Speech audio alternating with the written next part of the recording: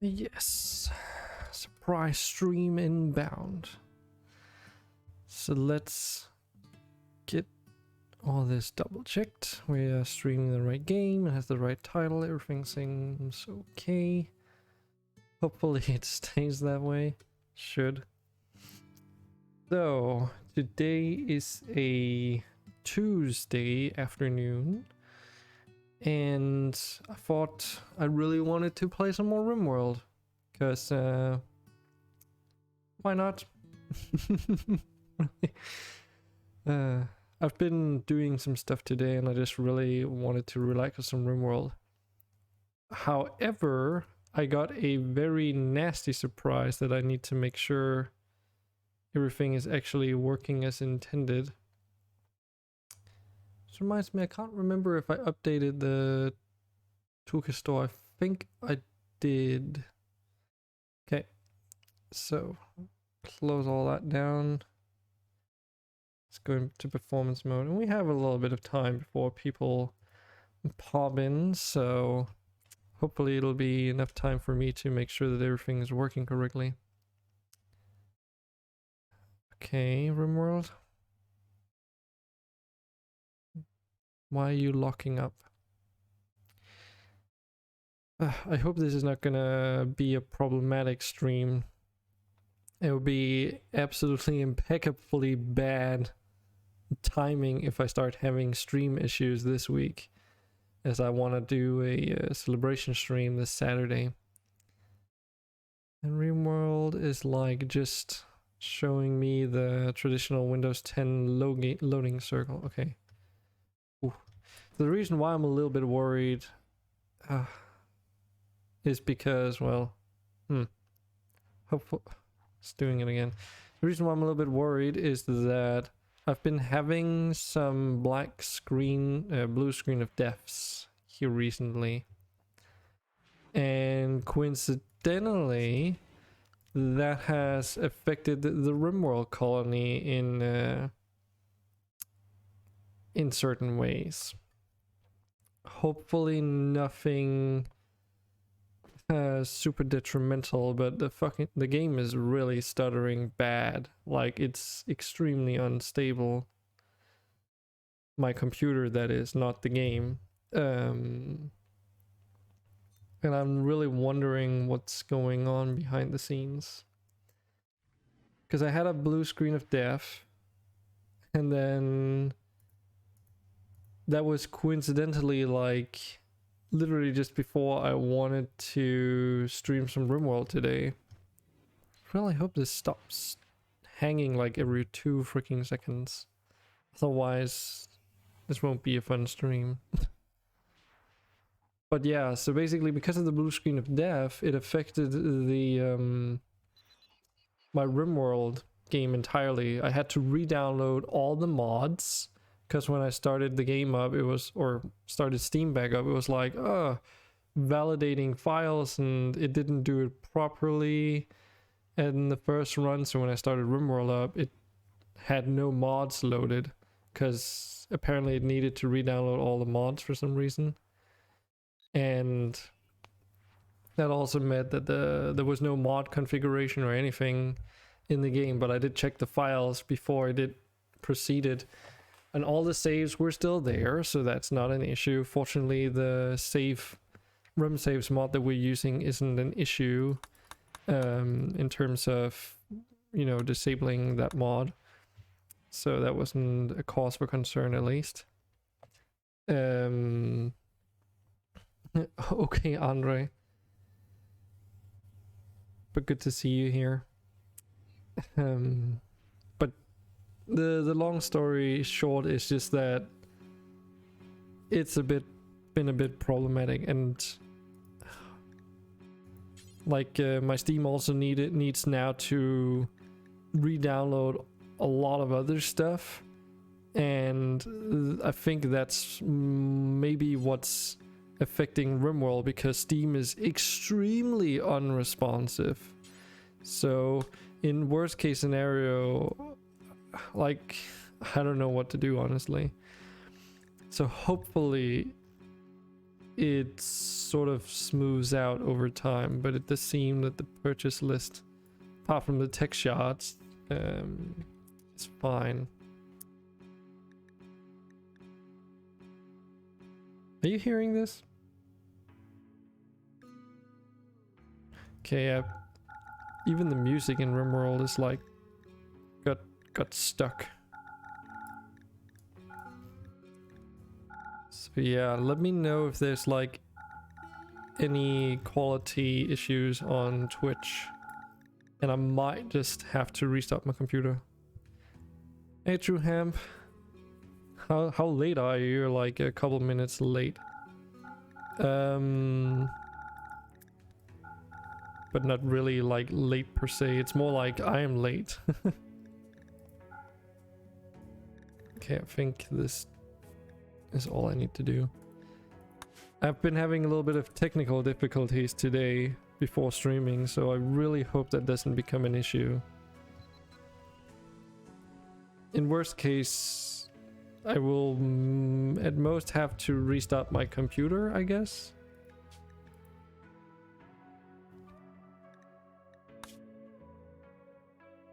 So yeah. Sorry, I was making my own scripting, my own language. Wait, what?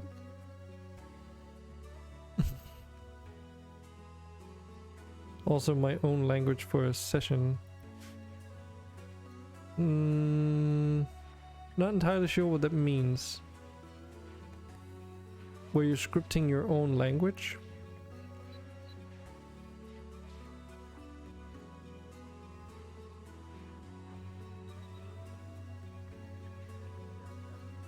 You were scripting your own scripting language? I can keep asking because... yeah. That's fine. Hadn't slept. Okay, I'll try not to correct you too much, True Hemp. But at least when I have trouble understanding what people ask, I'll ask into what you actually mean. I hope you're okay with that. Okay, hopefully it smooths out my... I think the Rimworld might be more stable now. Because basically, since Steam was being super unresponsive, it was like locking up my entire PC. And I'm not gonna sit around waiting for like 18 gigs worth of Arc related things to download amongst a bunch of other stuff before actually being able to use my computer. So... hopefully it's gonna be fine, otherwise I'll have to just deal with it. Let me make sure, yes, you're all able to use your pawns. So, good to have you two here already. There's been like a few changes. If I need anything now, not particularly. I'm all covered with tar. Oh, that sounds like a pain in the ass. Better not be a hairy kind of guy. But no, I don't think we need anything in particular at the moment. We're sort of just dealing with a situation at the moment. I'm really hairy. Oh, I feel for you. But Trueham, you might notice that you're currently in the hospital knocked down, right?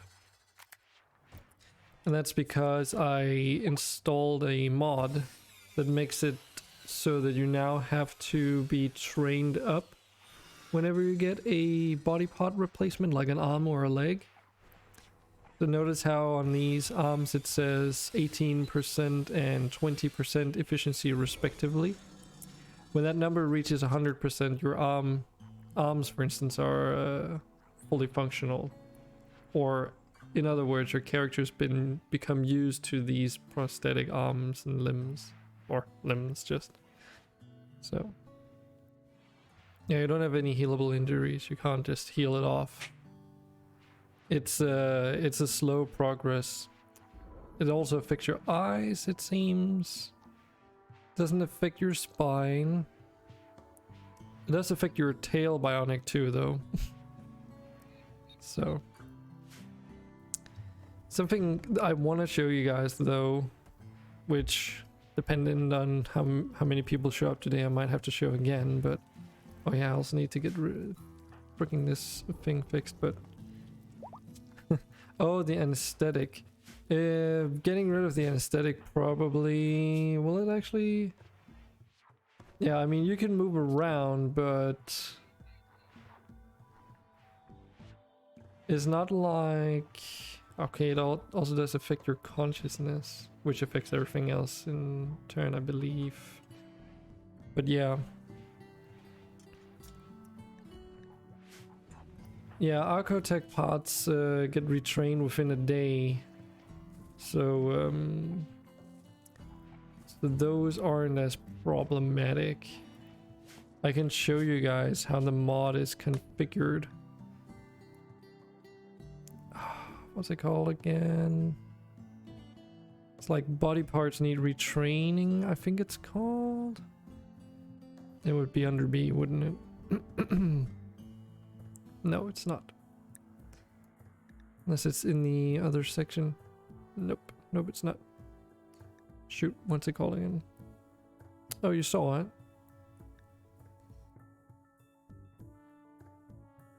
Ah, okay, I showed you guys already. Yeah, I couldn't remember if I did that yet. I also installed Burr and Few to prevent our colonists, hopefully, from dying from stupid shit. Oh, I can see it even does oxygen starvation and cabin and I knew it did toxic buildup, hypothermia and hyperthermia, heat stroke. Allow joy activities during recovery. Okay. Interesting. It basically changes how all the colonists are treating or dealing with cold and heat. Otherwise, and a bunch of other stuff. But mainly the cold and heat is what I wanted it for. Because it's a little bit dumb that it's like, oh, I'm literally dying from hypothermia. Maybe I should do about it something about it. You know, that's normally how it works. But yeah. Oh, I've told you this like 3 times before. Sorry.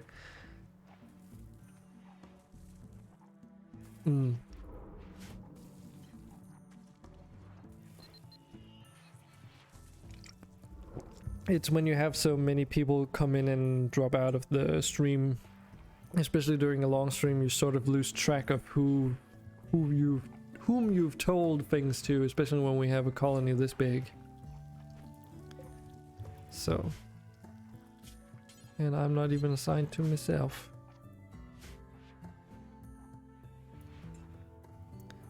Might just have to do that.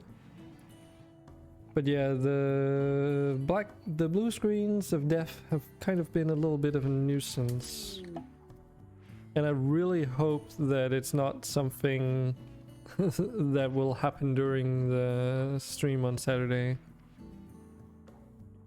Otherwise, yeah, I'll probably have a freak out.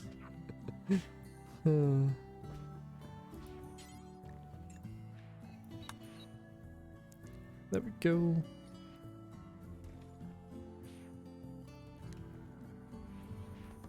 But yeah, today's just gonna be a chillax stream. Hopefully that was the intention at least, and then stream maintenance happened.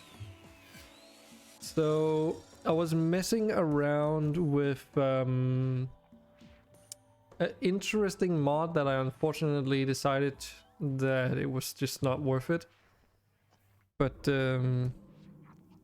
all streams are relaxed or nah. Okay. Depends on what you're streaming though. Shuttle crash. Whoa, that was awfully close, but no people? Oh, I was just about to say, where the frick would those people be?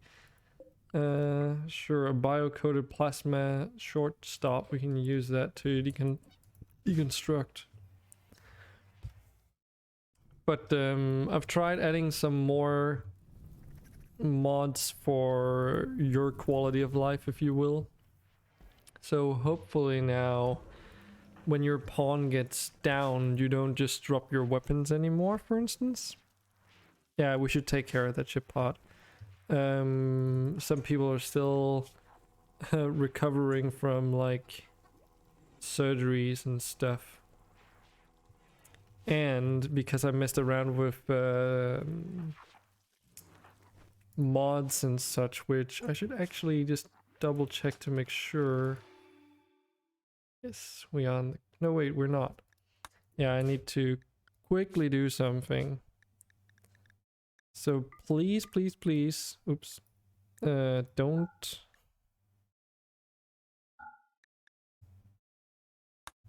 Please, please, please don't abuse this god mode, because I just need to go in here and do a very quick thing.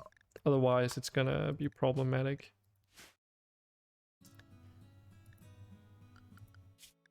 There we go. Also, what were we researching again? Hey, 7psych. Well, you guys get an opportunity to cast a new vote, I guess. But yes, it was basically one of the mods that I added was like the ability to grow ambrosia, for instance.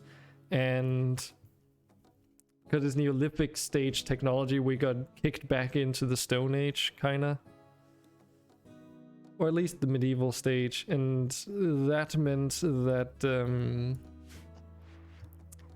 let's just say some people ended up dropping weapons and stuff.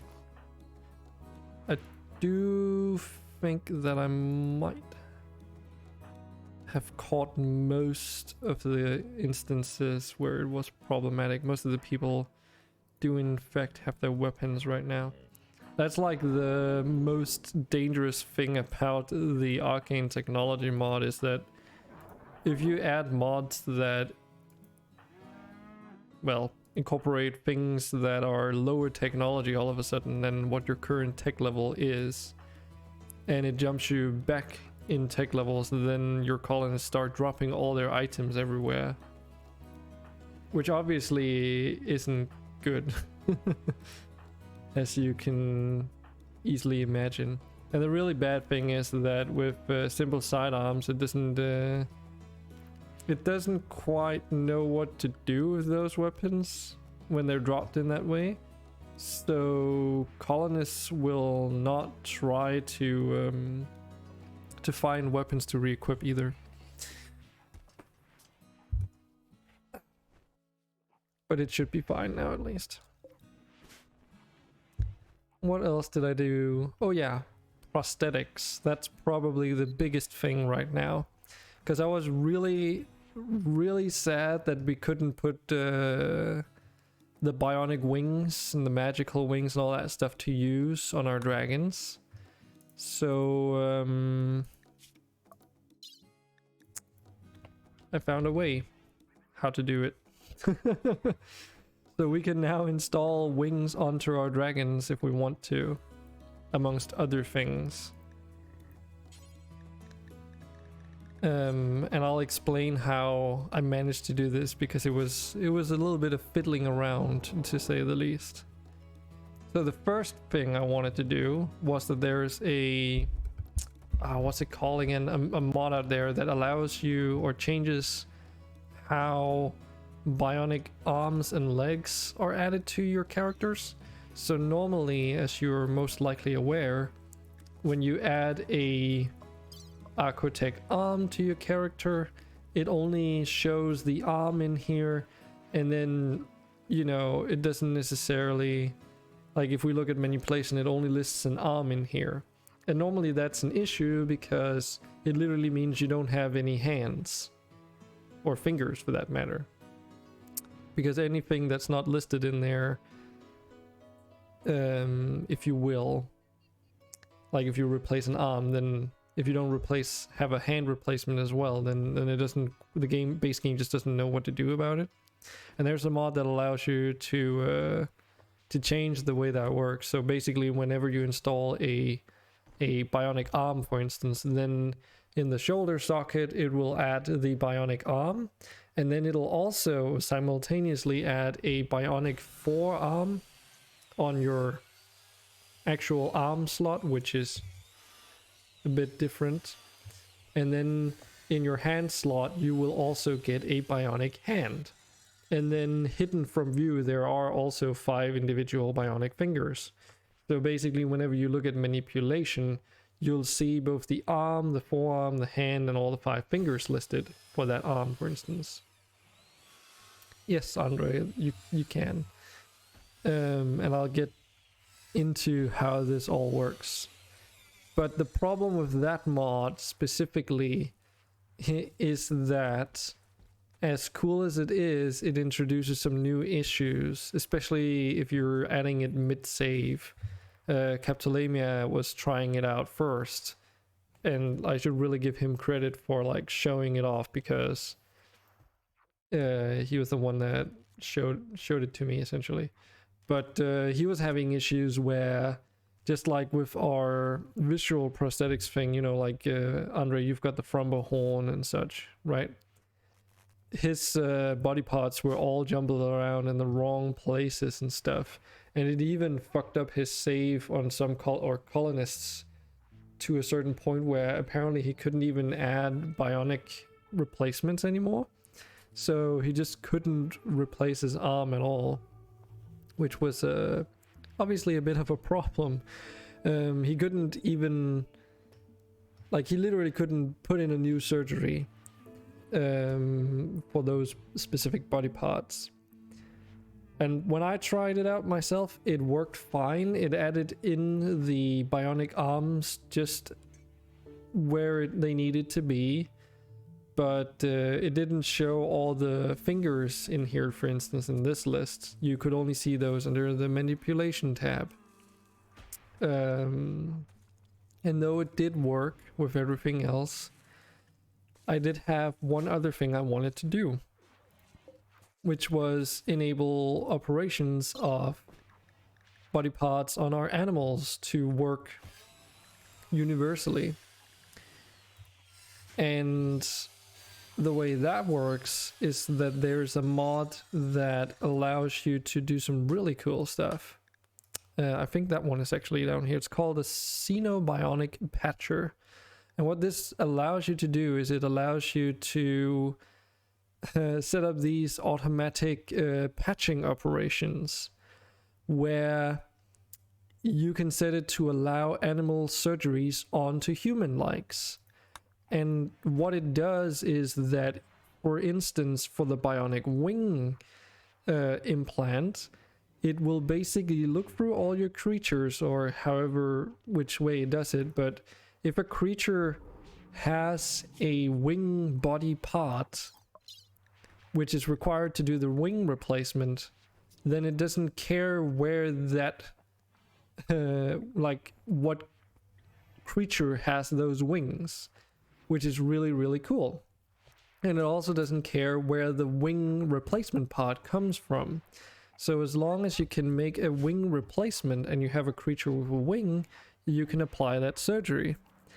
Which also means, if you set the patch operations up in a certain way, if you have animal bionic wings like the ones from Alpha Animals and the magical ones from Magical Menagerie, but you have a colonist that has a wing body part, then those replacements can also become compatible with colonists. And that opens up some really, really funky crossover interactions, which is why it took me like several hours to try out different combinations of mods. Because if we look at this dragon, for instance, you'll notice that we can do all these plasteel claw replacements on its claws, like all its individual claws. This wasn't here before. But this comes from the Orasens mod, and the Orasens are cat people, which normally this operation is exclusive to those races. And because a dragon has a claw body part, and I'm using these patch operations to allow humanoid operations onto animals and the other way around too, it means that you can actually do these plasteel replacements. And it doesn't just stop there. We can use the humanoid like this nuclear stomach. If we want to give the dragon a nuclear stomach, we can. Dragons, they have ribs as well in their rib cage, so we can install rib replacements. What else do they have? The dragons have tails, so because Orasans add a cloth tail, we can use those on these creatures. The bionic tails that we can use in humanoids, we can use on the dragons as well. Everything here, as you can see, is like compatible to a certain degree, which is really, really cool. And dragons are kind of weird, especially the true dragons, because they have, or I think actually all the dragons have this.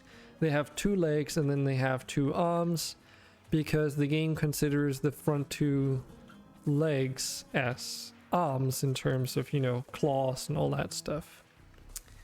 And what's really funky about this, of course, is that this is a human bionic leg. But because of the patch operations, it allows us to put them onto a creature. And what that means is that, for instance, a dog set doesn't have animal archotech legs and arms and whatever, eyes even. But because we have those for our humans, we can buy those and install them on the creature. Conversely though, that also means that if we really, really wanted to, we can make, let me get the example here. If we wanted to, we could also put it the opposite way around. So if one of our colonists wants to, you can actually install an animal jaw onto yourself if you wanted to. However you want to roleplay it. Some of these bionics will have different stats as compared to the human parts, basically, and vice versa. So, you know, a little research and caution is probably advised, but it should work. And that also means that colonists that now normally don't have a regular, you know, organic tail, well, because the tailbone is where it's installed, any colonist that has a tailbone, which is everyone, can now have tails attached to them. So if you wanted a cloth tail as a human, you can. If you want a bionic tail as a human, you can. There's literally no limitation on that. And even more so, it also allows for patch operations for robots.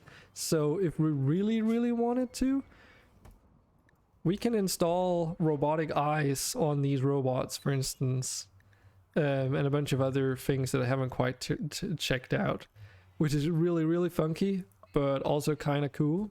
So basically, if we wanted to, if we have an architect eye, I wouldn't be surprised if we can actually put them onto our auto haulers. If we get mods that add more robotic parts, then they will be universally applicable. Can I get wings? Well, Andre, probably not, because you don't have wings naturally, and as such you can't get a wing replacement. You need to have the actual body part already on your colonist as a thing in order to get the body part replacement. And yeah, it's just really, really cool. So for instance, if where are you? We have our Anima Colossus somewhere, but why is it oh, it's in underneath all this. So if we, for instance, take a look at our Anima Colossus, because they have like 6 legs and 6 eyes, that also means that they have room for more bionics. A blizzard, okay. Extremely strong snowfall and strong winds reduce accuracy of ranged weapon and slows people down. Okay, that's fine. But yeah, it means a bunch of very, very interesting cross-compatibility things. I wonder, can we install a quad Tesla cannon on a pawn? Yes, you can. I have no idea how this would work though, so I would also preface this by, or not preface it, I would like to emphasize that you should probably be a little bit conservative with what you try and add to your own colonist, because I have no idea. So yeah.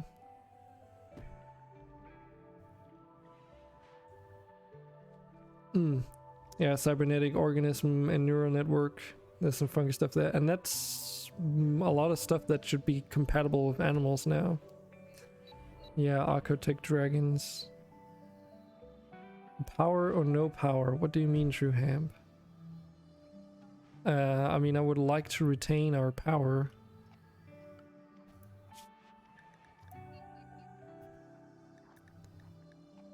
We don't have the power tab yet, so I can't see how much we're actually producing. But yeah, it's not entirely flawless because preferably I would have had it so that it would only be one way, so human body parts applicable to creatures, just so that we can allow for Archotech legs and other Archotech related stuff and such, and brain implants. What is our research going to give right now? We are going with combat improving bionics, so that is the cybernetic organism and neural network stuff. I have no idea what any of these do. So Cyclops visor, it's the hybrid bionic eye. Okay. That gives these stats, I suppose, and then has 120% efficiency. An elastic Achilles, which is a leg module.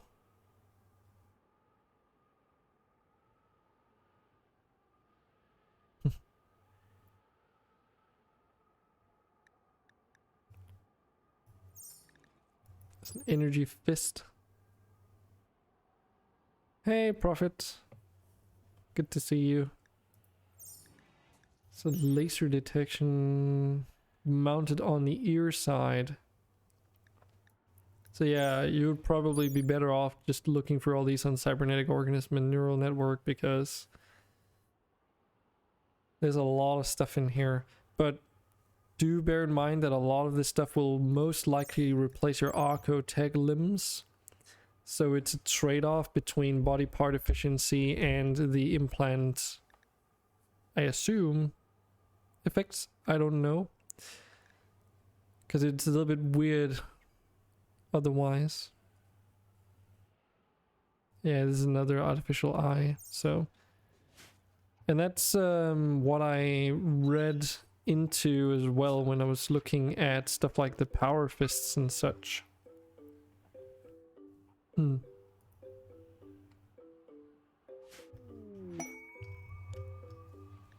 Huge phantom brigands.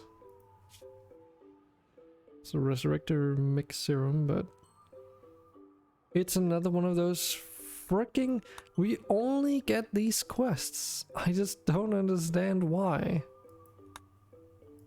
We get caravan attacks, and we get the freaking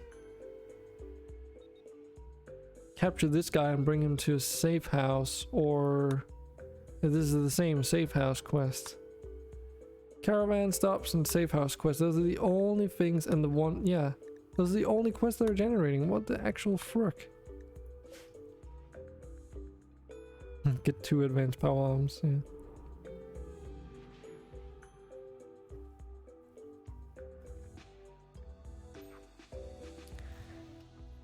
That's something I wanted to look up though, because the really weird part about the quest generation currently is that if we go into the reward preference, it's only supposed to generate Broken Dominion and Exile Dawn quests, because those are the only ones, but it's still generating a bunch of other crap for some reason. So either a storyteller has just queued up like quest generation into like the next millennium or something, or it's like completely balked. So Rimworld reset storyteller queue. That's one of the things I wanted to see if we can't fix before this weekend at least.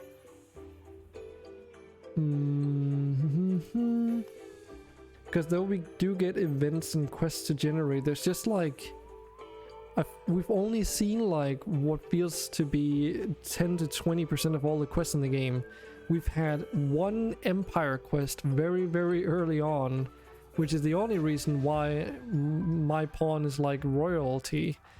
But, you know, it was only enough to, bring up to the first level here, and that's a long way to go still.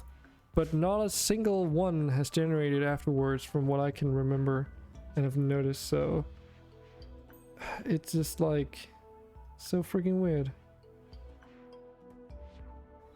So let's see. Okay, it's in your save file. Always make a backup first. So what if we do a story fix? Let's just call it that. And then, like, I guess don't buy anything for a little while as I edit this. And I remember I've tried this before, and I might not have to edit anything, but the general gist is that I can go in and edit the file, and then once I save that text file, I should be able to load it from Rimworld, and then we should be hopefully okay. And I'm also just curious to see if that is actually the issue. My hunch tells me that my experience tells me that it is not guaranteed to be the case. I mean, it's still generating events. This is usually something you only look at when no events are generating at all. So it's not necessarily going to fix anything.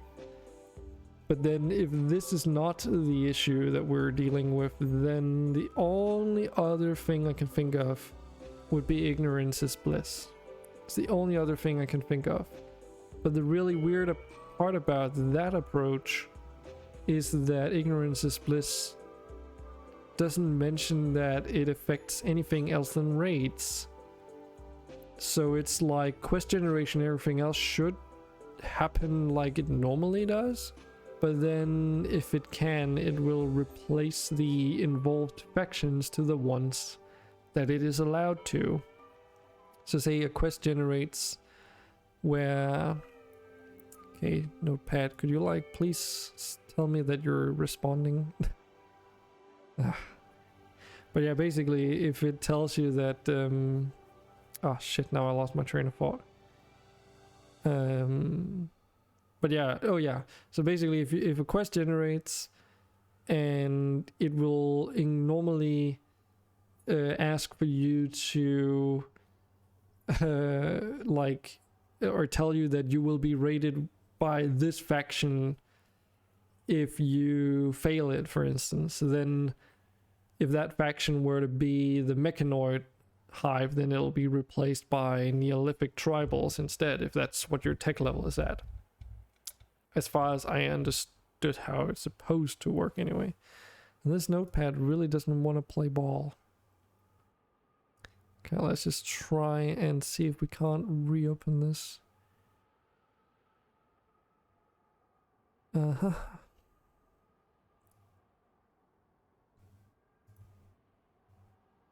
It really doesn't want to work with me today. So how's everyone else now that we're just waiting for my computer to behave? I guess I might as well have a chat with you guys. You're good, Andre? Okay. Yeah, you said that you were covered in tar or whatever, right? Or at least trying to get rid of it, I suppose.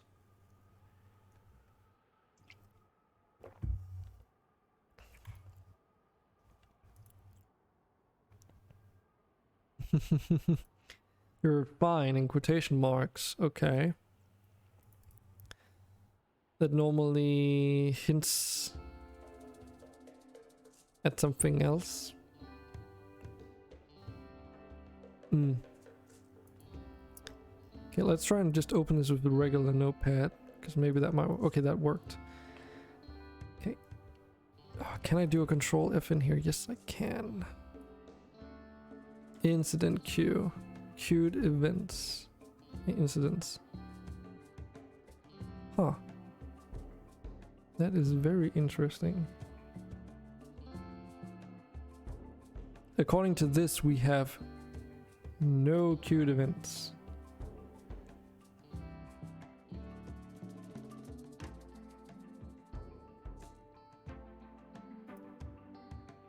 That is really peculiar. Difficulty, rough difficulty. Yada yada yada.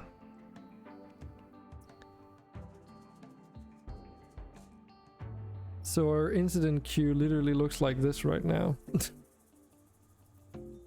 But apparently, if there's no events, it shouldn't say queued incidents in between.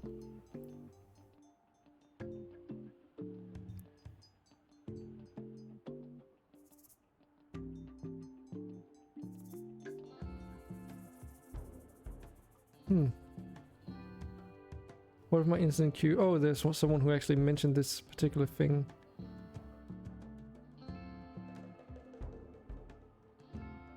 If your incident queue looks like that, then you don't have any bugged incidents, and this solution won't help. You'll have to figure out which of your mods alter the storyteller system. Alternatively, you could change storytellers to one that provide more action, like Callisto Complex. And or install a mod that adds additional raids. Okay, so basically, according to what I just figured out, we should be fine. But then, what really gets me is this thing. Because this is a weighting of all the different quests that can generate, right? And if we scroll down, we should see the Vanilla Faction Expanded Settlers quest here. Caravan Raid Quest Selection and Wanted Quest. Those are weighted at 0.05. Which means that I have a hunch. But it basically, yeah, it means that, and this, I didn't mean to close that. It means that it shouldn't generate those really that often, to be honest. But something that also confuses me a little bit is that we don't have any queued up events. Which sounds kind of weird. Wouldn't you always have queued up events, especially this far into a save? Still sick, naps made me had today. How is Dragon King? Well, Dragon King is feeling okay, I guess. But like this really grinds my gears. I have no idea how this... See, something here that actually could be a problem.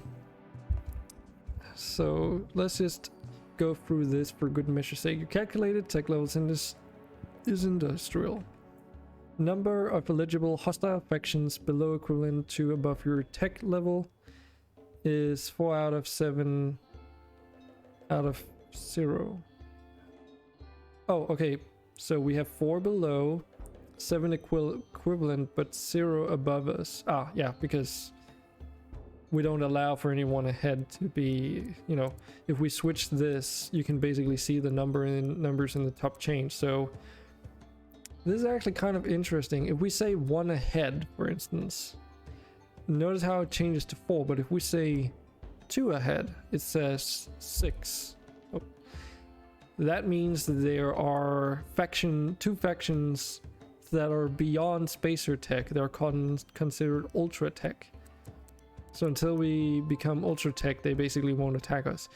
So what that to me tells me is that when we go into spacer tech, I will probably change this to 1 ahead, because spacer tech and ultra tech is like, you know, why separate those? It's not like that massive of a difference. Huh, okay, this is really interesting though.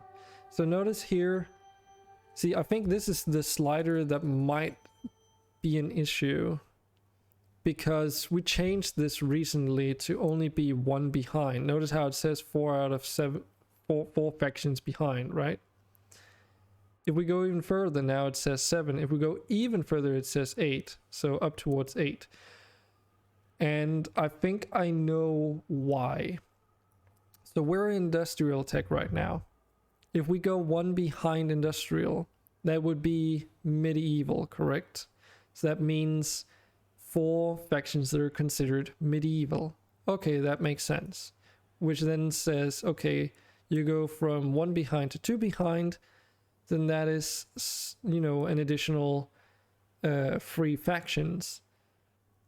But that would be Neolithic stage. So what's that last one then? Because there's one more if you go 3 behind.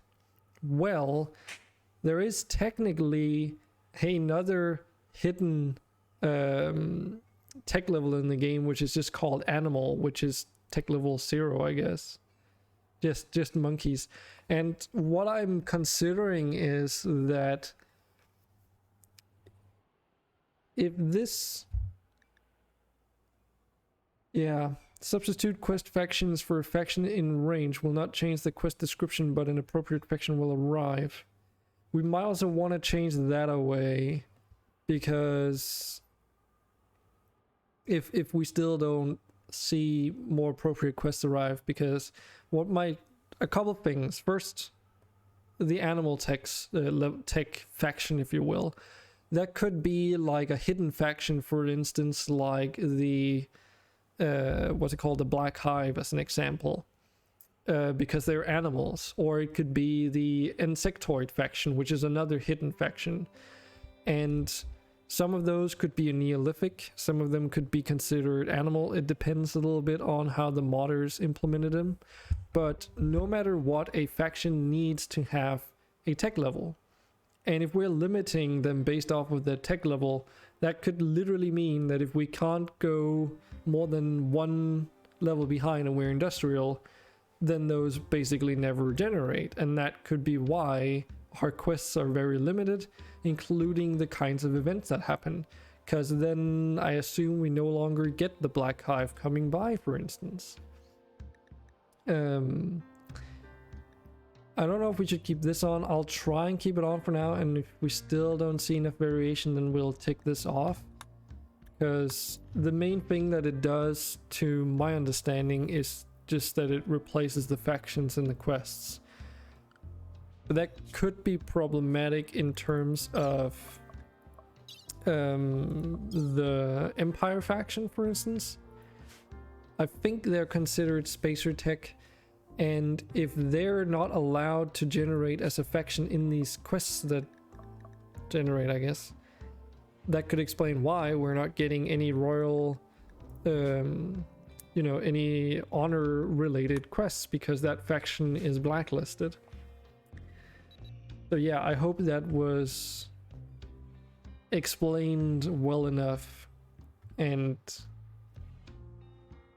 yeah, the reason why I'm also explaining this is kind of so that you guys, of course, know what's going on in my brain, but also because maybe you guys have some insight or future related things. If we're like going through these things again, you can remind me of stuff. This seems legit. Thanks. So yeah, that's at least my current hypothesis, since I've done so many other things to try and bump up the quest generation that I just can't see what else it would be. We've been running with Callistra Complex, because that was another thing that I was thinking, oh, maybe the Vikings quests are not generating because we need to be running Freya Fierce, for instance, and only she can generate them.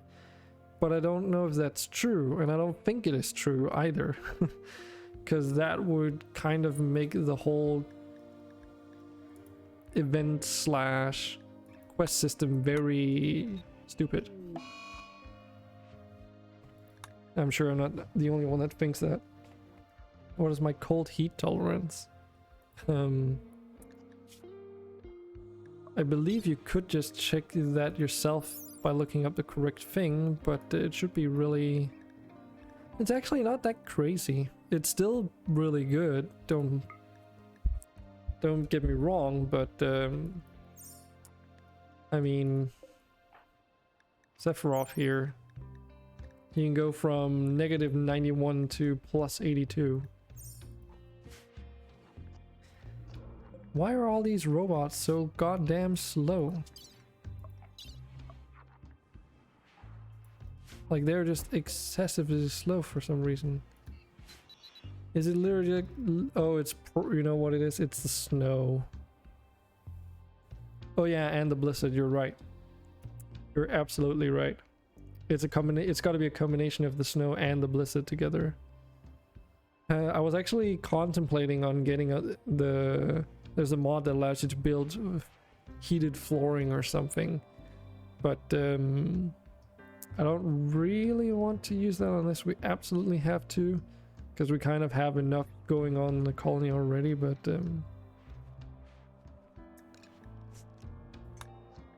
how is silver so high? Wait, what? Oh, his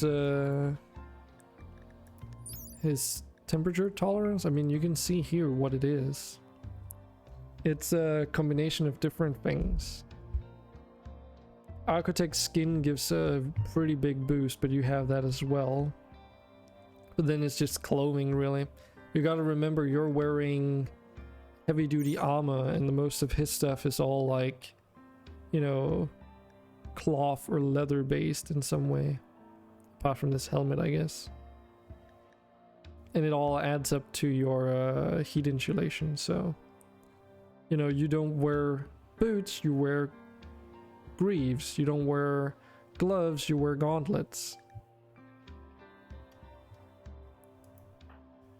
Mojo have like a little bit of a difference there too. I mean, it's not like you're crazy far off either, but yeah. You'd also have a cooling rib, which helps with your temperatures. But like for instance here, minimum comfortable temperature, because you have a cooling rib, that actually increases that number. And then your heating rib drags it down again, and it's the same on the opposite side, I guess. And then your perks make like a small impact. But yeah, you can see here on your chainmail and your plate boots, it only gives you a 0.2 degree reduction to how, or yeah, reduction on how into how far down it can go. So we take Sephiroth in comparison. And look at that, same, it was coal, right? All of a sudden it's like, you know, 13 degrees reduced, 9 degrees reduced, 6.5, and negative 25 from the leather cape, you know? So that's kind of how it works.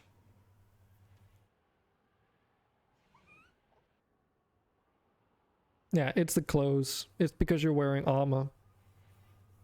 Armor doesn't give good insulation as a trade-off for the defense.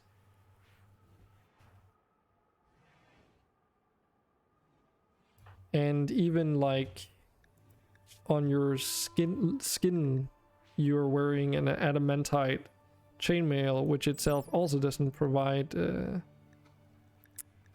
high heat insulation, as you can see here. It's like basically non-existent.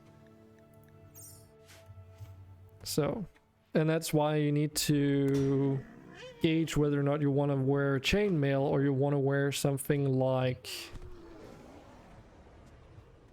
well, anything cloth based really.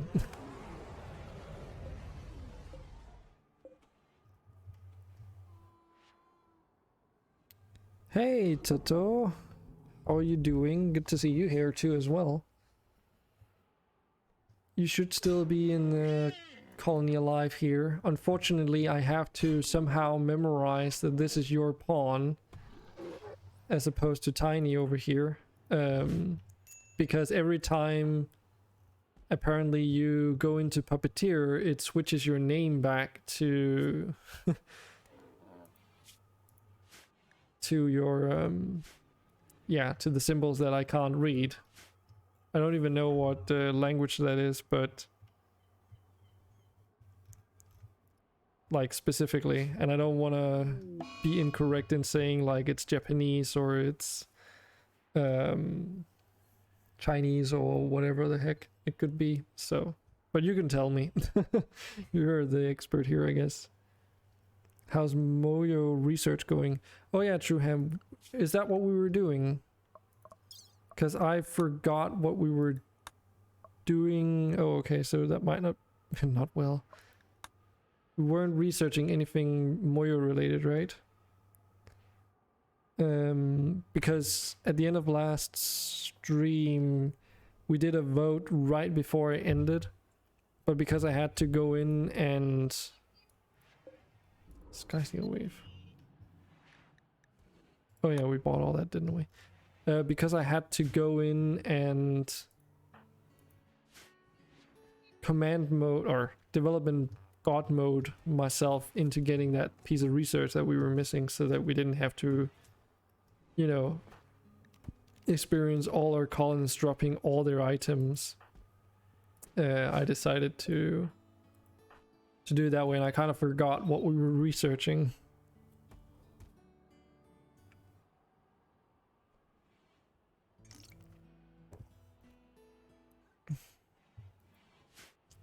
Also, this snow is really impactful to the performance, I believe. Kinda. There's some really cool stuff with Rocket Man, I read. Apparently now Rocket Man has the capability of potentially speeding up your mod loading. So after a few mod loads, it like speeds it up through like a caching kind of system or like approach. So it caches the mods that you've loaded, I suppose, and uses that as a reference whenever you start up the game again. So it's like, oh, okay, all these mods were loaded last time, so these are just the ones that we're going to load again. And it should speed it up, which is pretty cool. It was the Mojo research, but it's fine. Everything's fine. We'll do combat bionics and then we'll just skip the vote into the medicinal deep blue, I suppose. Because that's the only thing that's available, so I assume that's what we were doing. Right? I mean, can't really be anything else. But why do we want to do that though? It's like, is it because you want to get to deep blue synthesis? I don't know. Because it unlocks all... Oh yeah, it unlocks blue med, which is actually really cool. Don't know exactly what we need to make this, but my hunch is gonna be it's gonna require deep blue serum. Increases medicine's effectiveness while having no worries of deep blue dependency. Yeah, so it increases the... Cool. Don't remember how. Okay. But yeah, it's like the weapons require us to do charge, pulse charge munitions, which is all spacer tech stuff. And recon armor is also spacer tech in the main research. But it's like really expensive to research recon armor. And even if we did, we couldn't use any of these armors yet. So we would be rather pointless. Because yes, we can technically increase our tech level to spacer tech if we do 50% of all spacer tech research, but it's based off of the fact that we're 22% in and there's still 81 projects left and a lot of them are going to be super expensive. It's probably not the best approach. Say one race from the Forgotten Realms. Yankee. I should have said Mind Flayers or Illithids. Just because they were apparently really weird. The Gif Yankee is the one I mentioned first. And then I said otherwise. That's in Rimworld. You said say one race from the Forgotten Realms. The Give Yankee are in. I can't remember, do we? Yeah, we have a Give Yankee in our colony right here. Slanderfell's a GIF. Forgotten Realms mod. This is the Forgotten Realms mod.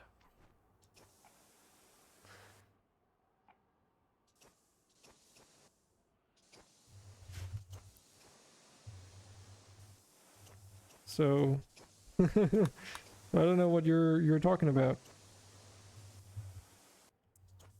The other race I was talking about would be the Illithids. Is it because I said GIF Yankee and because they're in here just called GIF? Oh, okay. You're not being stupid. You're just being blind then.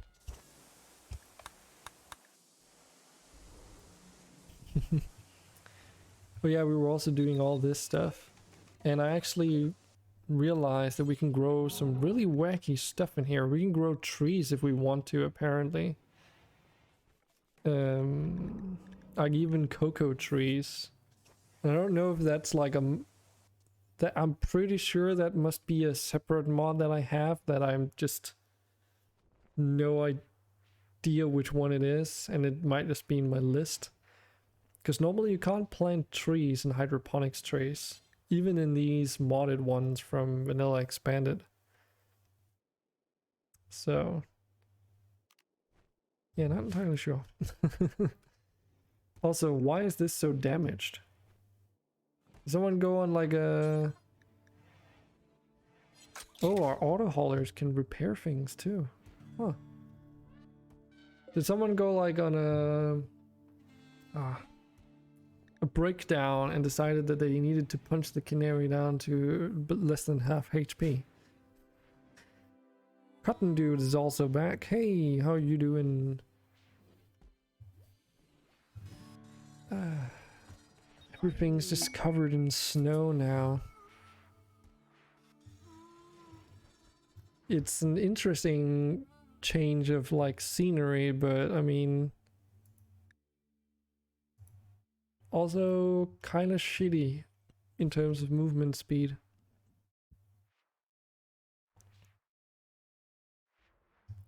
Heatwave is maxed.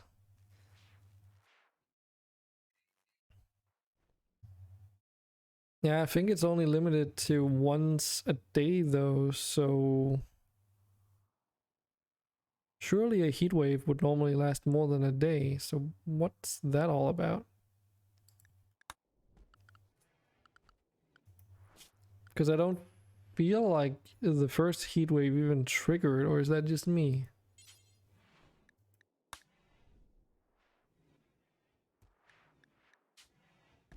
Yeah, once each in-game day.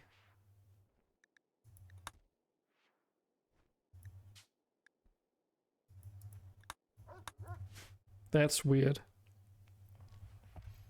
Because it's just foggy weather during an ice age right now. Yeah, I have no idea what that's about. Well,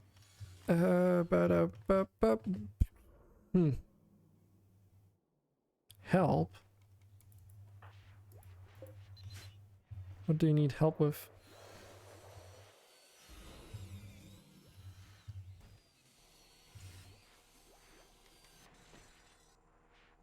Can't buy stuff. Okay.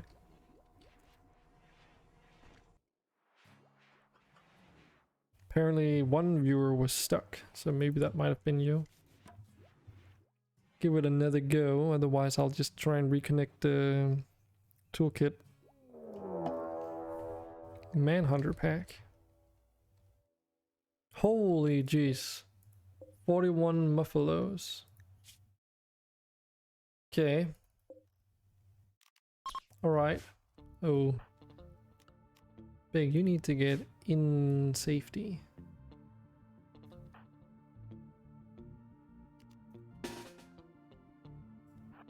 Okay, let's get everyone down there.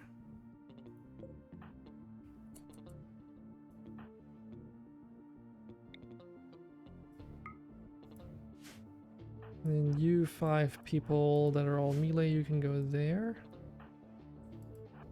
But yeah, I don't have any automated turrets anymore. Oh, sorry, man turrets. I only have automated ones at the moment.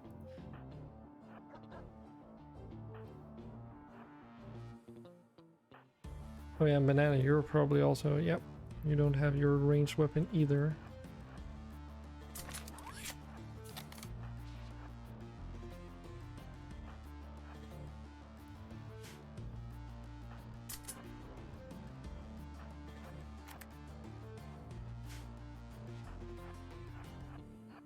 Get you all in. I should really get a mod that allows me to just like do a drag line or something to place everyone. And I know though there's a mod that allows for it, but I just don't know which one it is. Because I have seen other streamers use it before. You can actually use this door lever real quick.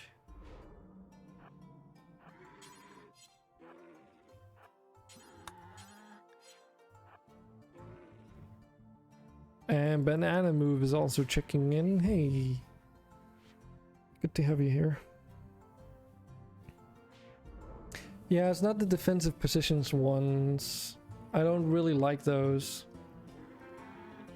Because it doesn't really do much if you're changing your positions anyway, and it's only useful for the most, you know, generic approach. But if you're getting drop pods in, then they become completely useless. So I would rather have something that's more flexible.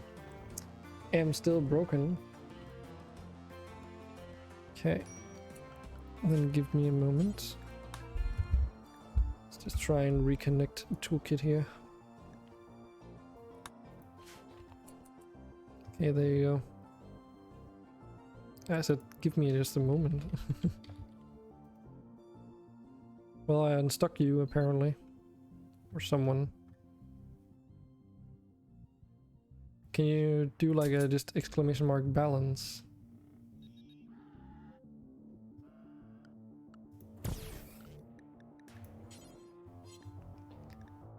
Okay.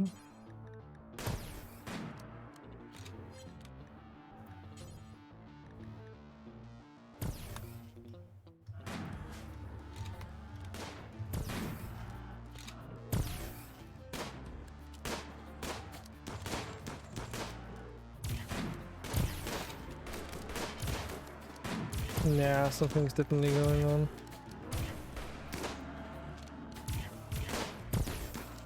I keep sticking you guys as well. Okay, keep getting stuck. And the unstick command should fix you, but then it just doesn't seem to do that.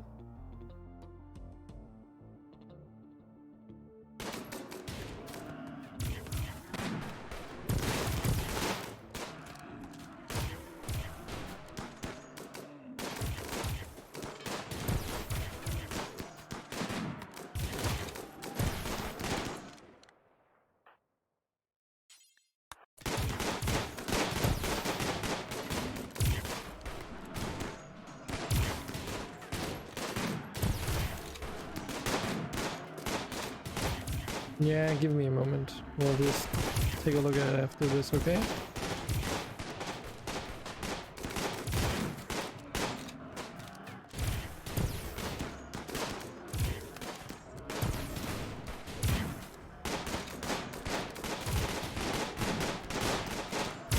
A bit of free target practice, if you can even call it that. Mass genocide.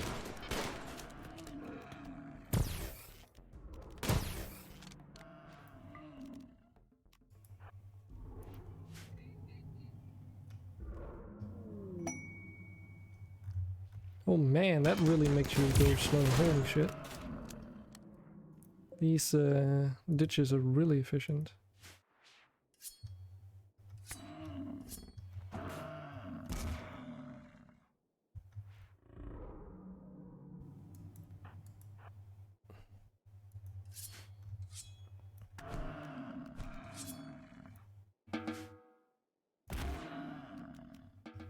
Okay, gobs, you need a weapon.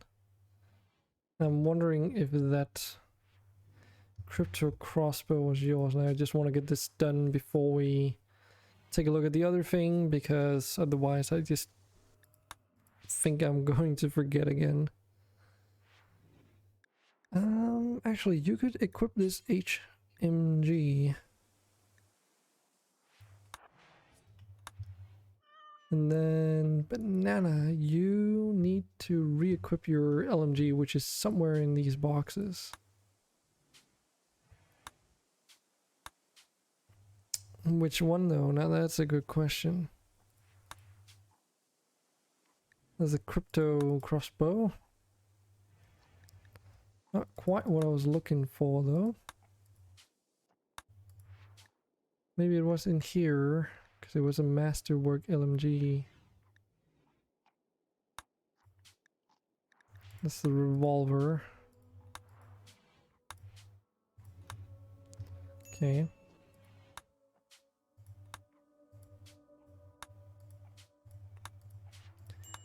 EMP grenades.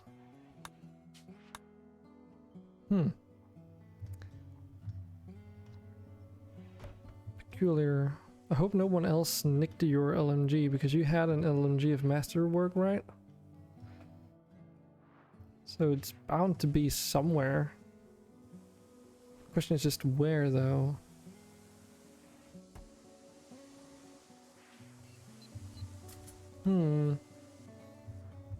Okay, let's see if we can't find it some other way, huh? Let's only look at the ground.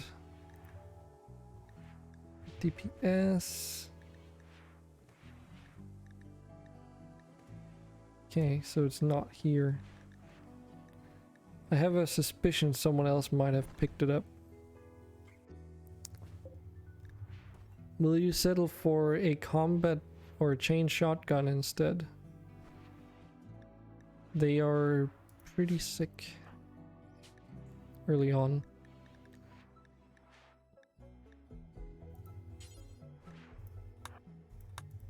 Welcome back, Andre. Okay, so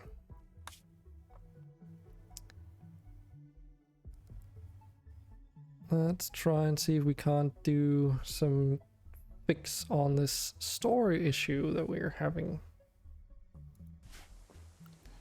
First, toggle store, because I don't want you guys to try and use commands literally just as I'm trying to fix the issue, because I have a hunch that is part of why it's not being fixed. And I just want to be 100% certain, because just because Toolkit store says it's like enabled or whatever, you know.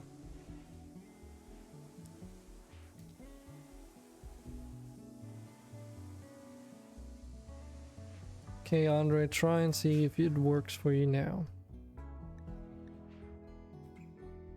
If you would kindly.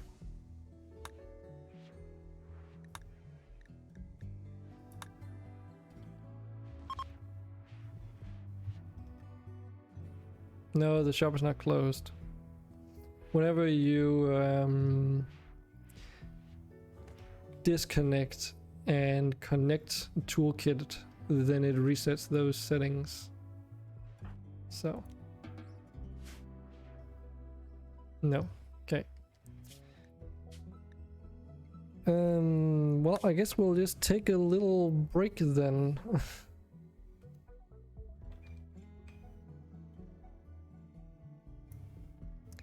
As my game will have to reload the mods and everything. So if you need to go to the toilet, now would be the time. I could also just try and load from the main menu, but I have a hunch that's not gonna do it. Because normally that's not enough. Should we try? I think we should at least give it a go, just because it takes so long to load the mods.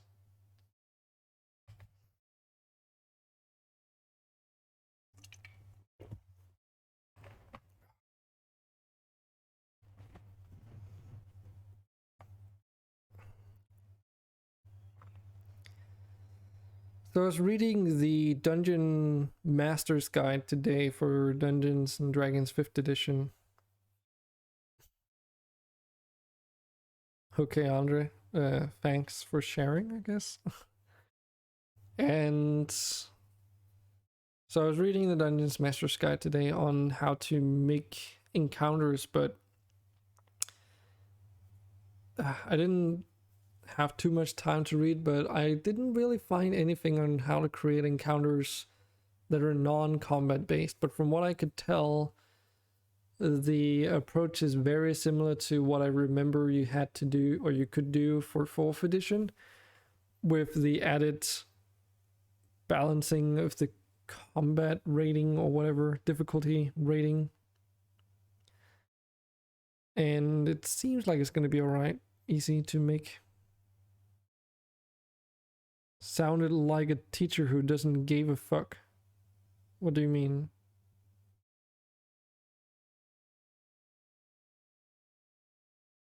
I mean,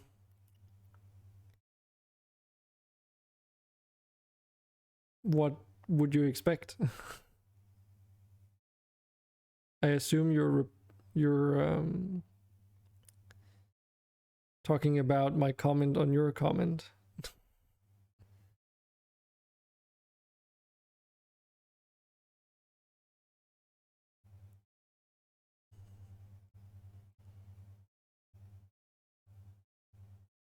It's like I don't think anyone cares if I have smelly feet. Not that I think I have smelly feet, but okay. The heck? Just like free clear weathers all just back to back. I didn't expect you to say, oh, that's cool. Just sounded like a teacher.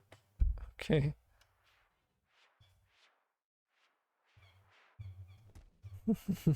Okay. Well, I did also say thanks for sharing, I guess. So, I don't even work right now. Oh, I think it's because it... Nope.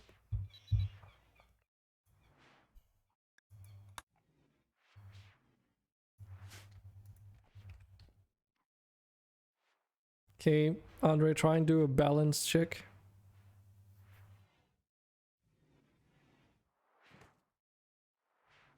Okay, not what I asked for, but I guess it'll do. So you can't... But it's because it's not called hay. Called something else. Isn't it? No. What? I thought it actually would be called hay grass or something. So you can take your balance, but you can't buy things. Huh. Okay. And the unstick thing will say no unstick stuck, no stuck viewers. Try and see if you can buy the hay now, I guess. Just curious to see if there's any difference. Because according to Toolkit, there's no viewers that should be stuck right now.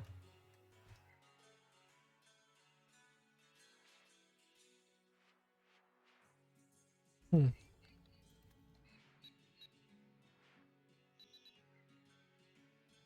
Well, I can't buy hay either. Hmm.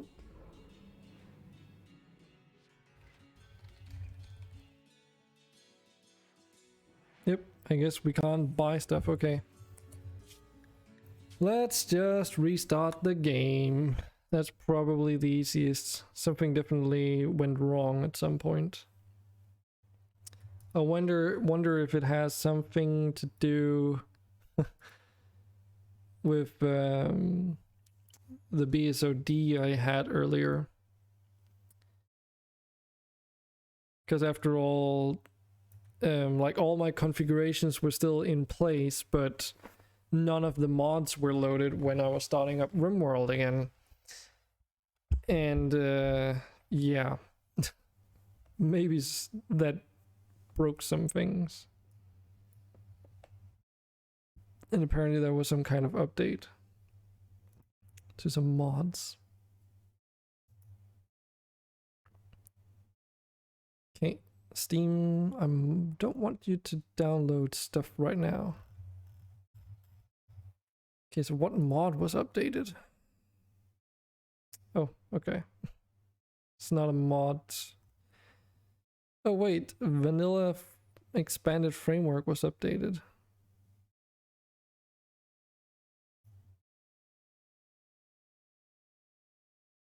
But when was this?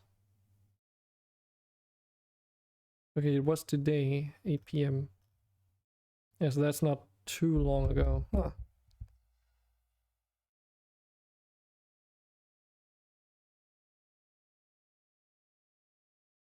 Okay. Well, hopefully this is gonna be fine. I mean, we've tried this so many times at this stage. Yeah, I know, Andre. I was just about to mention it myself, actually.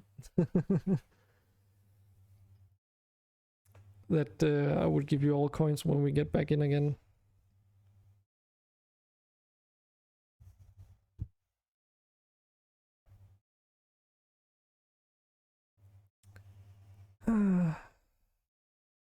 Rimworld, slow loading.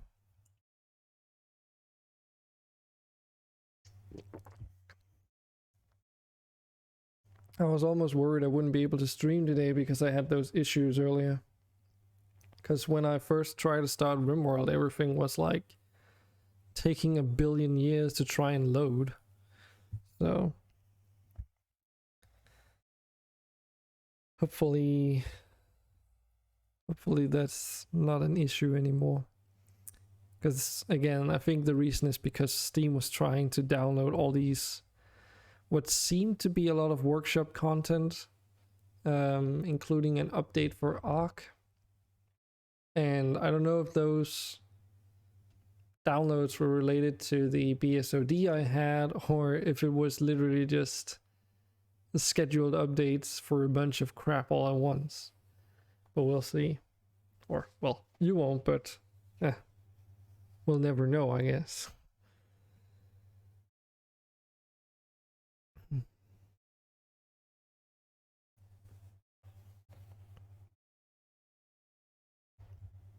But yeah, something that was really weird about trying to get the bionics to work in the way that they do now was so I first wanted to try another animal bionics mod, the cyber fauna one, because that one did actually have Arcotech prosthetics for your animals, if I remember correctly,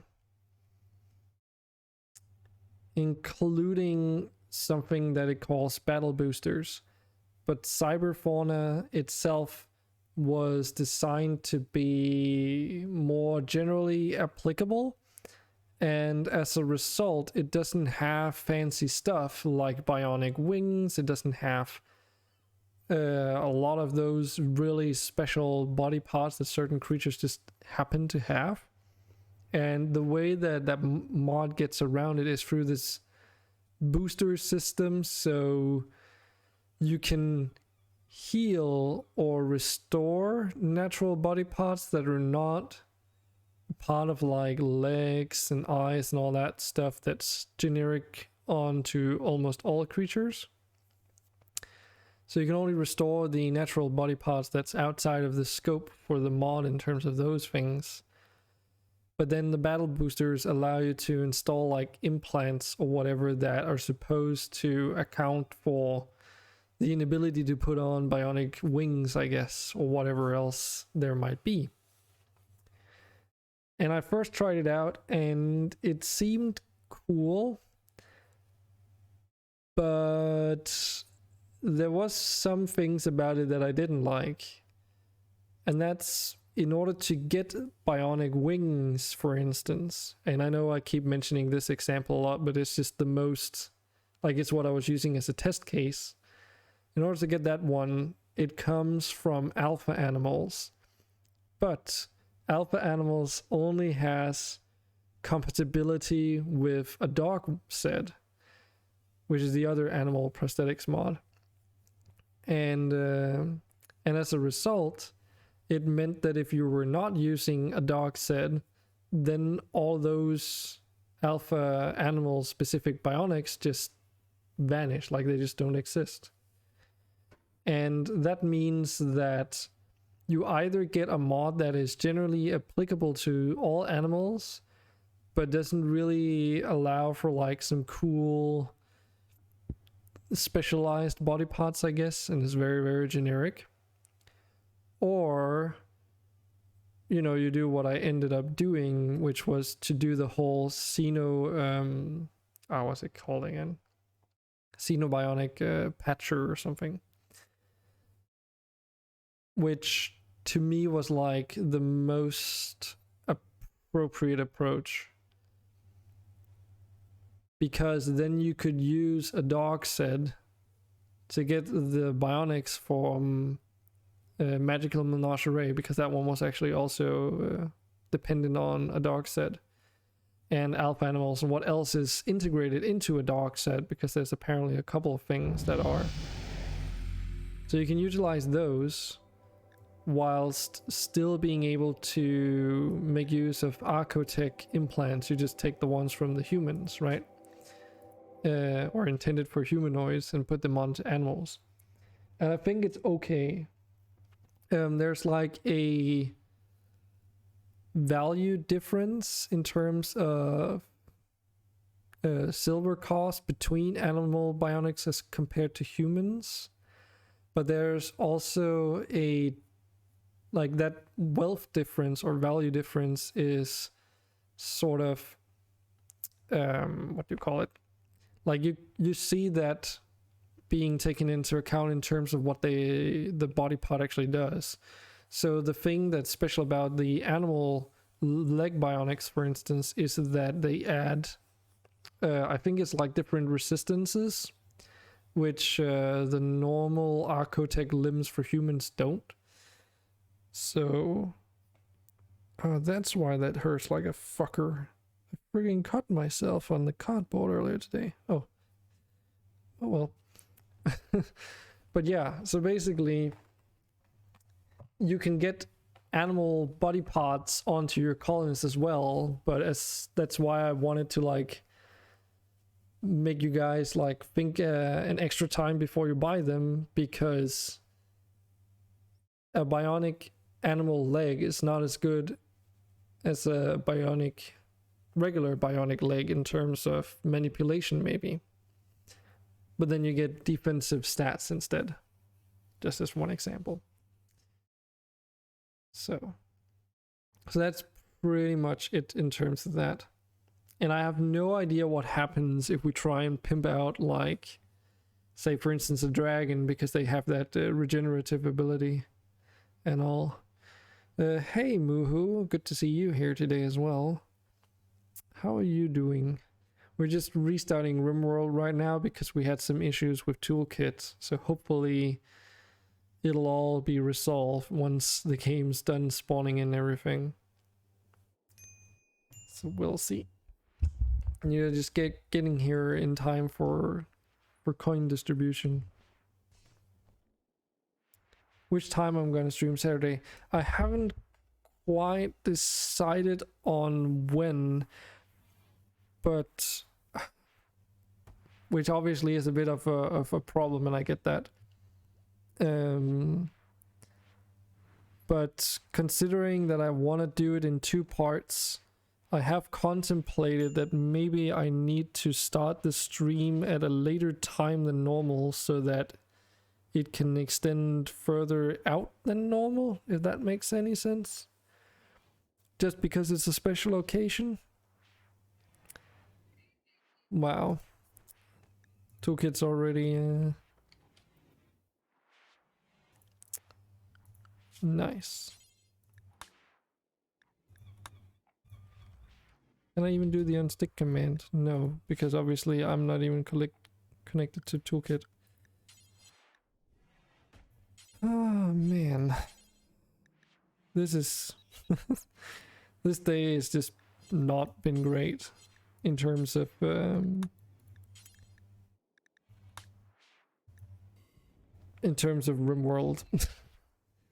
Just a lot of stuff that's not been working correctly.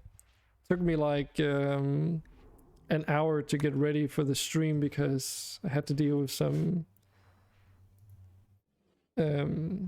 issues, I guess.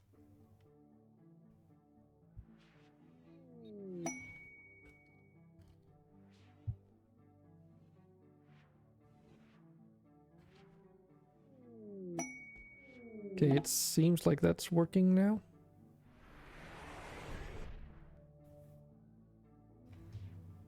Oof. I hope it stays that way. Would really suck if it didn't. Amethyst meteor. Yeah, right into our wind pumps. Excellent.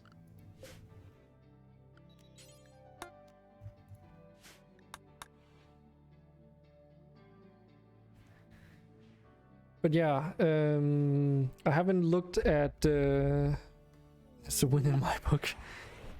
I haven't looked at server providers for the server either, and there's also the matter of what mod pack, because I realized sort of yesterday and today that oh, maybe we should like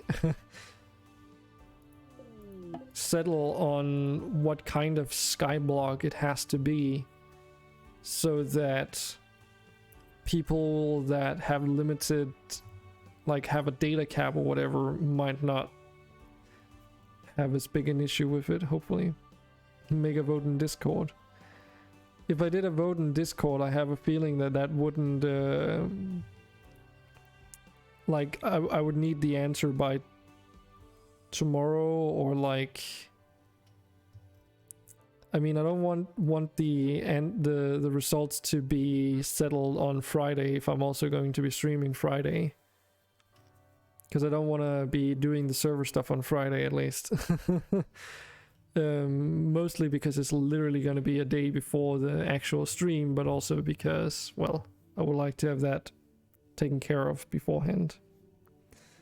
So I don't think that a vote would do it in time. I might just settle on one and then we would take it from there.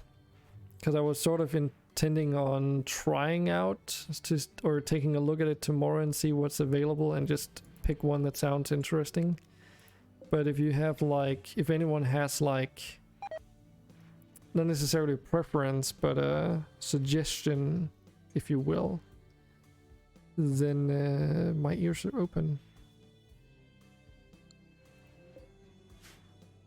You can also list some, just do it on the Discord, of course. Sky Factory, Sky Odyssey, Infinity Evolve, Skyblock. I think I've tried Sky Factory at some point. Let's put on this Moyo research because I kind of overwrote that vote from last week, so. Okay. It probably won't make a massive difference. From all the times I've tried Skyblock, it's been pretty similar. I assume they all use ex nihilo to get started in one way or another, so like just as one example. Yes, Andre, you can always request something. What do you want me to show you?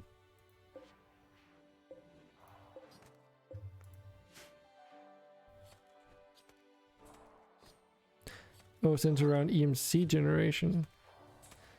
EMC, is that the is that the what's it called again? Is that the mod where you make stuff out of nothing, making a philosopher's stone and all that stuff? The DPS of an advanced power arm. Sure.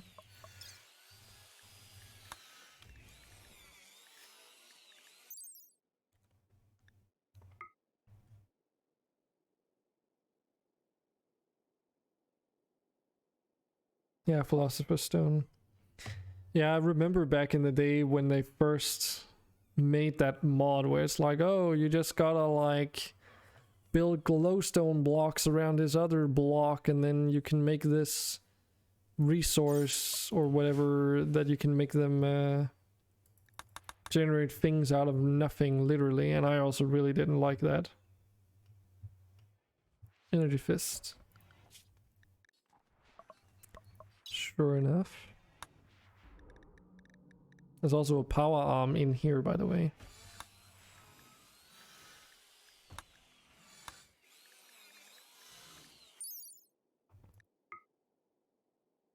Holy moly.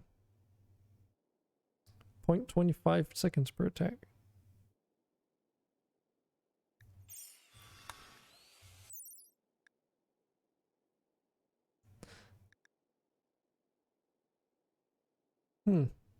This is a little bit different though. Wow, 75 carrying capacity. Holy shit. So this one is really special because this requires you to wield a blunt weapon very, very specifically. So this is a multiplier on all weapon attacks made with blunt weapons only. Why only blunt weapons though? Or no weapon? Oh, that's actually a good point. Because unarmed combat is considered blunt. That makes sense.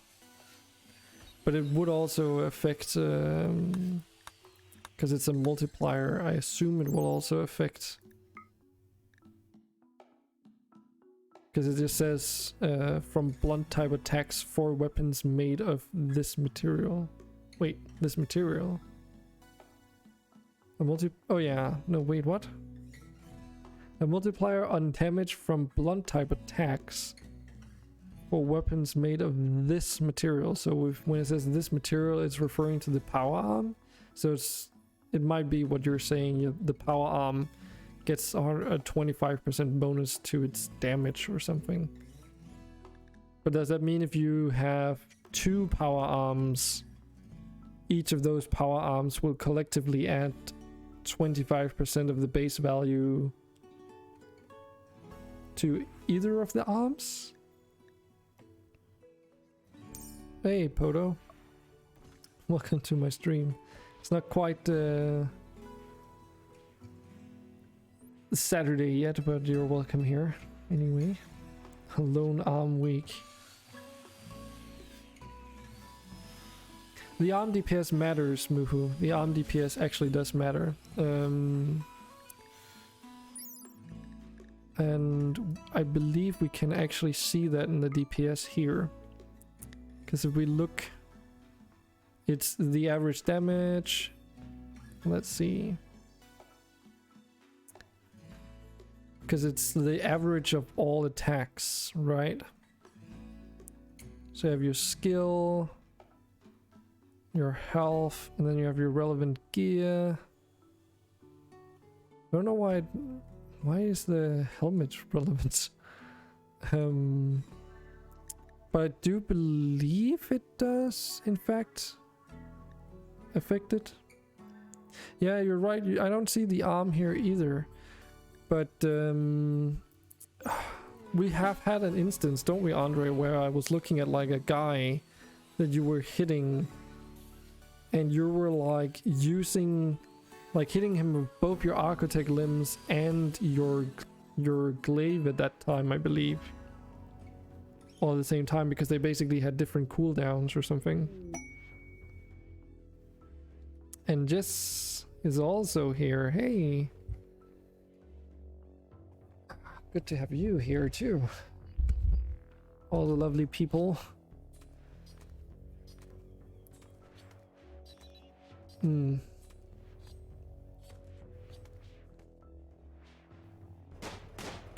if you get the implant.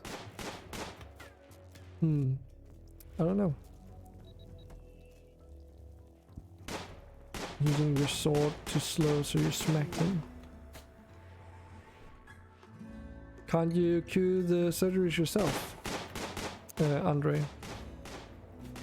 Wouldn't it just replace any applicable arm with whatever you cue? No? Does it? You tried? Okay. Very well then. Oh yeah, that reminds me of another reason why I didn't want to go with the other prosthetic system. there was a difference between different types of bionic arms, for instance. So there were different grades of bionic arms that you could choose between. So you could have like a codenamed Muffalo arm or a codenamed Complete arm and a bunch of other random stuff. So no longer could you just buy a bionic arm and have it added as a surgery, because you had to go into the actual bionic leg, for instance, and tell the game what type of leg it was. And they didn't appear in the store as individually buyable items either, so I assumed that would just cause problems, so I decided to not go with it. But it's the inner...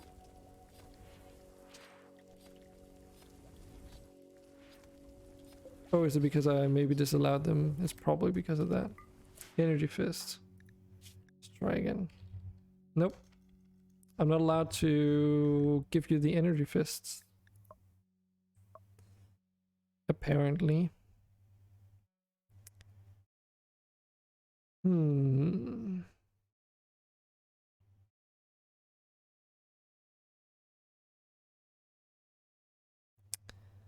wonder why that might be.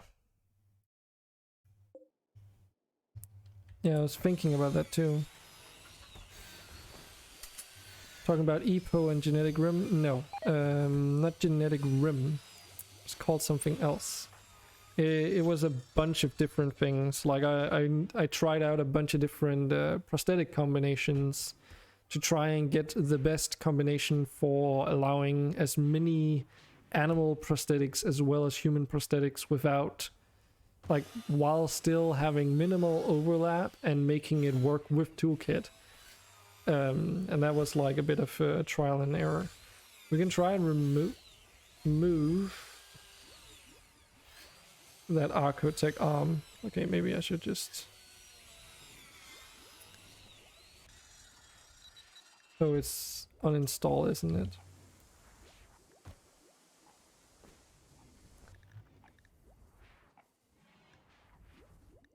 Okay. Is it remove part then? No. Because of the ribs. Architect skin. Shouldn't I actually be able to just say arm? But I can only install things. I can't remove the architect arms for some reason.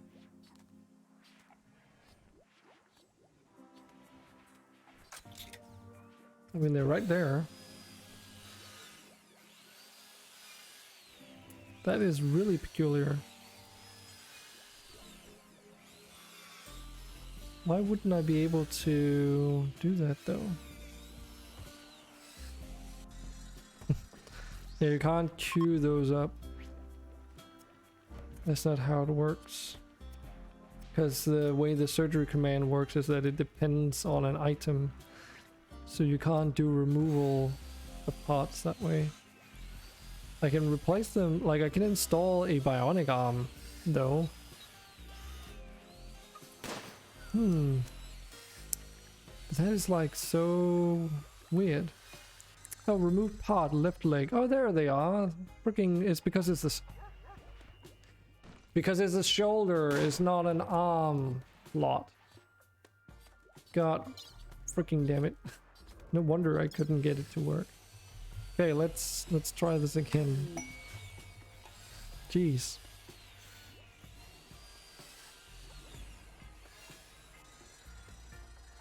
Okay, Muhu retreats back into the chambers. Oof. But it was you, Prophet. Yeah. So Prophet, just in case you didn't catch that when I was talking about it. So essentially what we can do now, because a couple streams back we were trying to install bionic wings onto our dragons because someone saw you could buy bionic wings and thought, oh, we have dragons, they have wings, should be able to freaking install them. And apparently some creature's been stuck in there, so that was not allowed. Oh well. Interesting. But because the bionic wings were added through alpha animals and not patched to work with Dragon's Descent, it meant that they weren't compatible, or applicable, I should say. And I was like, that's dumb. Should be able to. And now, by the power of mods, we are indeed able to install bionic wings or magical wings, if we really want to, onto dragons, including a whole slew of other things. And it's this really, really cool mod that's called Xenobionic Patcher. Just to show this to you as well in case you're curious. They were just bionic wings, just generic wings that are of bionic make. So wing replacements. Just to answer that question. But basically this mod allows you to configure generic patch operations for anything that's like a body part replacement. And the way this works is that you, for instance, say, oh, I want human-like surgeries to be applicable onto animals, or I want all animal surgeries to be applicable to other animals. So basically, it tries to patch them into animals that don't already have those parts accessible. And then what it does is that it goes through all the different pawn kinds and animal types. Apparently we have an infestation now. Let me just finish that thought. And then it checks, okay, so we have this bionic wing, right? Because that was my test case again. And in order to install a bionic wing, you need a wing body part on the creature. And dragons do have a wing body part because when they get hurt, their wings can take damage. So that is a legit thing. But because the bionic wing comes from alpha animals and weren't made to be compatible with the dragons, you're just not allowed to install them, even though you technically should be, in my opinion. But this mod just goes in and sees, oh, these dragons have wings, and these bionic wings just need to be installed into something that looks for the keyword wing. So, whoop-de-doop-tee, magic patching, and now you can install bionic wings onto your dragon, or magical wings from Magical Menagerie. Or in our case, if you really wanted to, you can put regular bionic legs onto the dragons. You can put regular bionic eyes onto them. Or other things like you couldn't do on the dragons either, because I don't even think a dog set worked with the dragons in generally speaking. Apart from maybe the peg legs for whatever godforsaken reason that was. Some other interesting things it allows us to do is that if we buy Archotech limbs, then those Archotech limbs can be put onto animals as well. Which is really cool because a dog set doesn't add Archotech limbs. It just doesn't do that. Once we deal with this infestation, we will. Just seems like a small one though, so shouldn't be too big of a problem.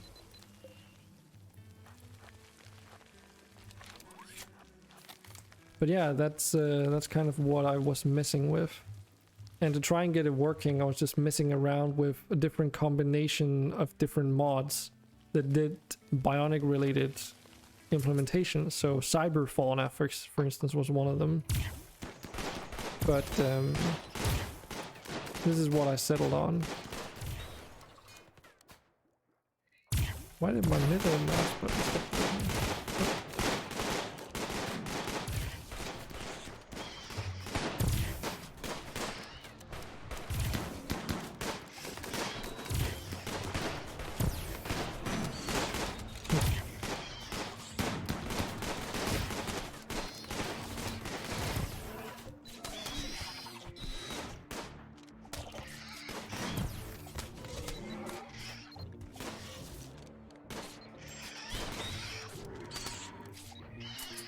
Yeah, I need to change that working setup for the clothes for the nudist again.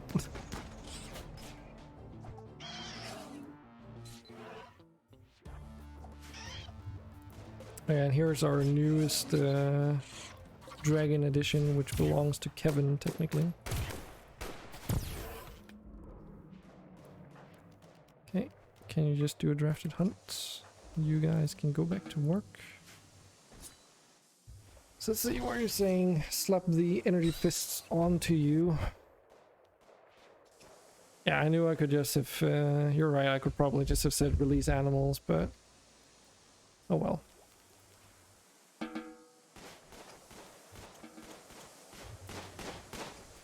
Let me just... check that energy fist. Nope. Still can't do it. So what gives?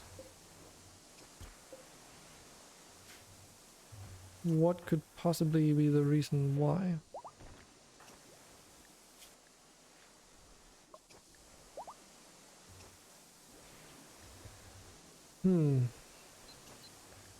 So beer wine spears can install the energy fist.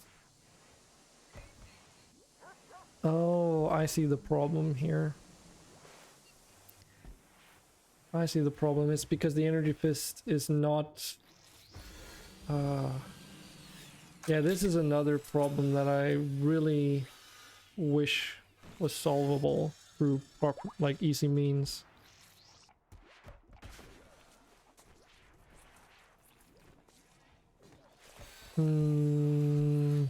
Complete a research. No, it's just because the energy fist is attached to the hand slot, and this is what Captalamir was trying to fix in his own playthrough with the shit, what's it called? It's a mod that basically segments body parts so that whenever you install a bionic arm, it would also install a bionic forearm and a bionic hand and 5 bionic fingers additionally, to the point where they were on your character as removable and replaceable parts. And it also added module slots. So for instance, if you wanted to, you could have an Archotech arm and forearm, but then have a power hand drill or whatever the fuck you wanted in your hand. Including these energy fists, they would work as well. But yeah, combat-oriented hand replacement consisting of a technological hand and an implemented pumping system inside the wrist. The wrist allows for quick controlled punches. The mechanical trigger lets you have control about its sheer power with its powerful speed boosts bounded on neural connectors and energized by an ultra-tech micro battery. So this is like, to me also sounds like this is just a hand replacement and designed to be a hand replacement due to the part about neural connectors and what that stuff means. So it's like only available, or supposed to only be available anyway, if you have a regular arm. So if you want to, Andre, we could install a regular arm on your person and then replace your hand if we wanted to. Yeah, you need a normal arm. Is that what you meant with it? But yeah. So that would be an alternative solution.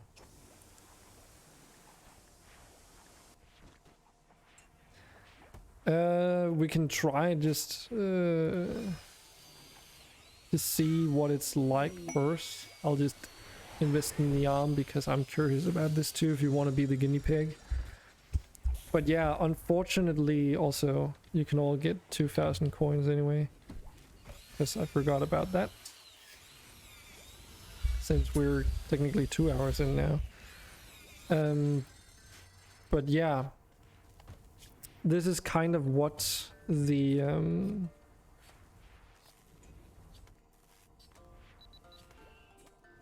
Install arm in your right shoulder. So this is what the other mod was supposed to like remedy, the fact that when you install an Archotech arm, you technically don't have a hand or fingers. And an easy way to sort of check this when you're not in bed, I guess I can do it on Sephiroth here. So if we look at Sephiroth, notice here how it says for manipulation he only has arms and a spine.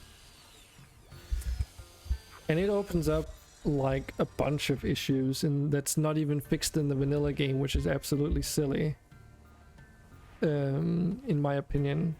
And I can understand why when you notice this that people get like super frustrated about it, because even in vanilla this is a problem. Bionic's arm replacements have the exact same issue. Well, I guess it's not really noticeable there, but for instance, gloves, right? If you add gloves from vanilla expanded, just as one example, those require you to have a hand, which means that having an Archotech arm means there's no HEDIF for you having a hand all of a sudden, which means you can't equip the gloves because there's technically nothing to equip them on.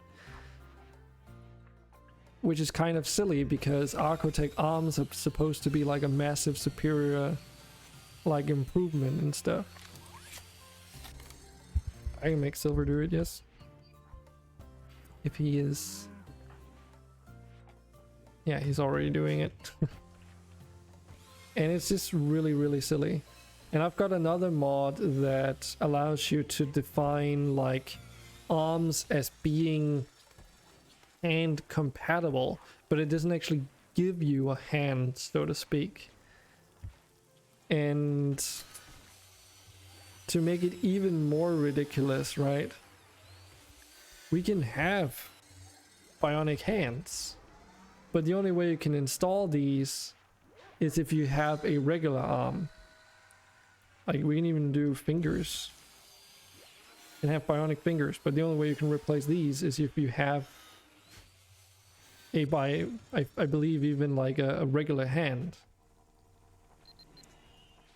And here's why it's all kind of weird, because it basically implies that if you have, let's say, an entire arm with hands and fingers internally, because obviously when you take damage, your fingers can be lost or your toes can be lost, because it's the same deal with your leg and your foot and your toes.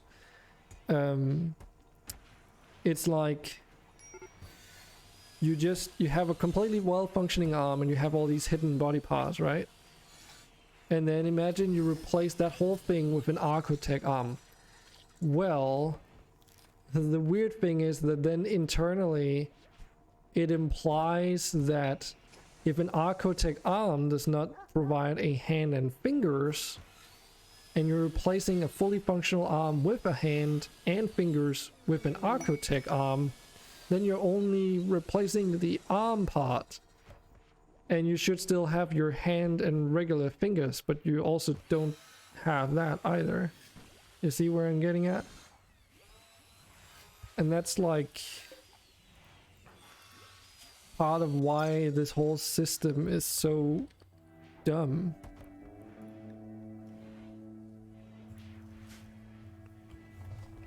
But unfortunately, the mod that's supposed to remedy this complex issue doesn't work well with the Xenobionic Patcher, because animal limbs have a different set of segments, for instance, depending on creature type, in order to be compatible.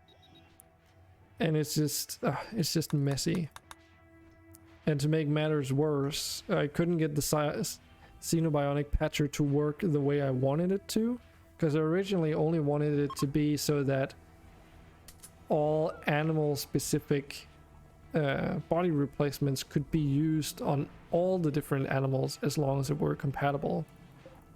So like, for instance, I assume it's going to work on this Feng Huang here. to install. Actually, no. It's kind of weird. Okay, it doesn't have a wing apparently. So just ignore that. Feng Huangs don't have wings even though they're birds with wings. Ignored the wings I bought. Did you buy wings, Banana? You want to update your dragon? I can give your dragon bionic wings if you want to. Because we have those here still. Bought magical wings. Well, I don't know which is better. Oh, it's a bionic magical wing. Is this what you bought? 125% efficiency, free, and 1% extra manipulation as opposed to... shoot. Where did you go? There. Okay, so they're basically the same. My hunch tells me that it'll just be called something different on the thing. Maybe. Most likely. So did you buy bionic magical wings or just regular magical wings? The better one. They're the same. Okay. Andre bought an arm. Andre, I should probably remind you of something a little bit important here that you need to be very, very considerate about. I know you already bought the hands, but do remember that the Archotech arm increases your body part efficiency with 50%. And manipulation affects all your crafting tasks and your research speed and a lot of other things. So just thought I would mention that. You're mostly for combat. Yes, I know. But your manipulation affects your DPS as well. According to this formula in here, but I don't know. It says 12x impact, so... Do they also give 150? Okay. And then that makes it even... Okay. And see, this is like so dumb, right? Because... like that really grinds my gears. Because if we look at... do I have that as an example I can show? Because I looked into some of the different parts here. I think it's like this. I can do it like so. Also, we have some research, so feel free to vote. But yeah, if I go in here and look at the advanced power arm, for instance. Okay, it's just under the regular power arm then, I believe. Because it's a minor detail, but no, actually this one doesn't say it then. There was like some bionic upgrade you could get. It might have been like an elbow blade then. Or something. There was at least like some bionic arm replacements, like the retractable knee spike, for instance. And in the description of the item, it says on the more advanced versions that this is like a retractable knee spike that has been built into a bionic leg, for instance, at the cost of a bit of its efficiency. So that means, although the item is called a knee spike, it is technically a bionic leg with a knee spike, and that's like where it gets a little bit weird. No, you can't, Banana. You can't have a bionic hand with your Archotech arm. Nope.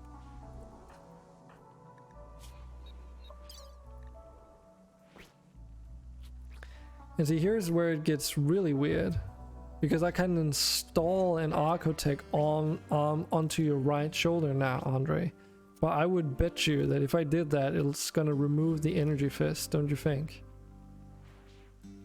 And that's like really weird, right? Because now you would think, oh, but I already have like a bionic hand, so if I install an Archotech arm in attachment to that hand, then I have an Archotech hand with a energy fist, Archotech arm with an energy fist hand, right? Yeah, probably will. And that's just, grr. Like I can understand why people get so mad at that, because you should be able to have an Archotech arm and then decide whatever the heck kind of hand you want at the end of that arm, right? It's just, it would just make for such a better prosthetic system, because it already has the framework for it. They're just not using it. Well, framework, they already have the body parts in there. They're just not, they just don't have the framework, I guess, to support that actual system. So if like a future update should do something, I really want them to add that functionality. Sure it can, 7Psych. You can just make it so that the default Archotech operation, like the Archotech arm operation, comes with a forearm and a hand and fingers, just like the mod that I was talking about because that's how that one works. And literally, once you install the Archotech arm, you can start replacing the individual parts. So when you replace the Archotech arm, for instance, if you wanted to do that, it doesn't, I can't remember if it removes all the parts. I don't think so. And that's where it gets a little bit weird and tricky. But what it does is that you can have an incomplete arm essentially, so that it's only the upper arm essentially that's attached to your shoulder, but not the forearm and the hand and the fingers, if you catch my drift.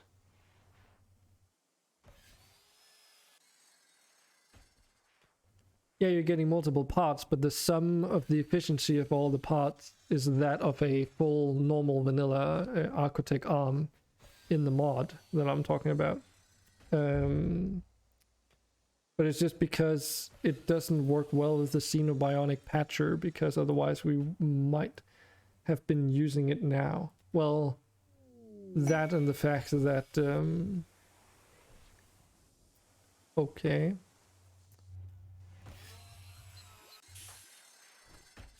That and the fact, and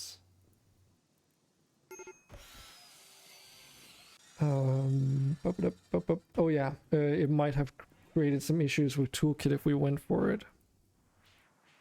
Yes, Andre, I can try at least, but I first wanted to find the mod in case some of you guys in chat were curious what it's about.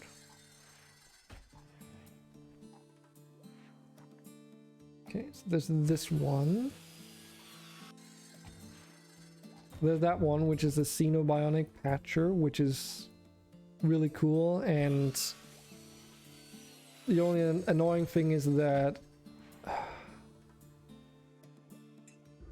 it takes a bit of fiddling to try and get it working correctly, like the way you want, because if I remember, doesn't say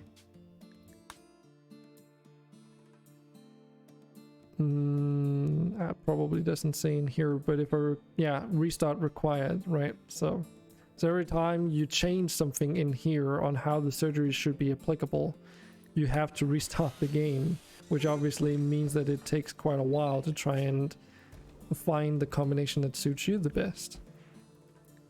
So you bought well, the thing is, this is going to be like a foot implementation, so you'll be replacing you also have to replace your feet, I believe.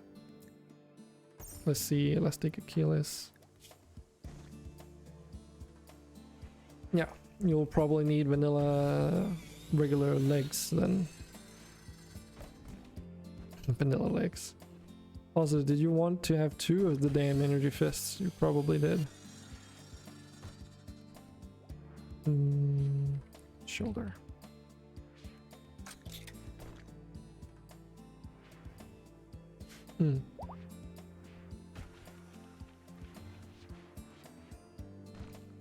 So you literally just want me to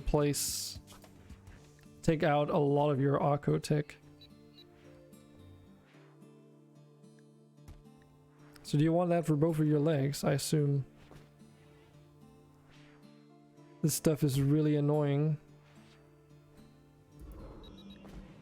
Yeah, and that's the point, right? If you could just have an Arcotech leg and install whatever the heck kind of foot you wanted to, then we wouldn't have this situation, right? Because it's not just like this would be an issue without Toolkit and Puppeteer and everything when you're just playing on your own.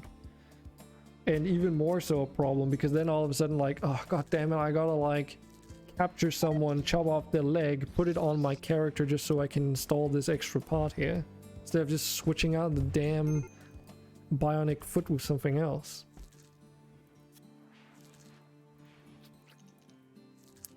Yeah.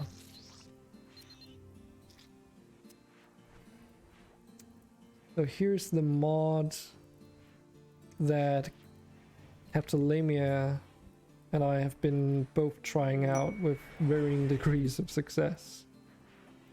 And if you look in there, you can see in one of the first images what it's supposed to do, basically.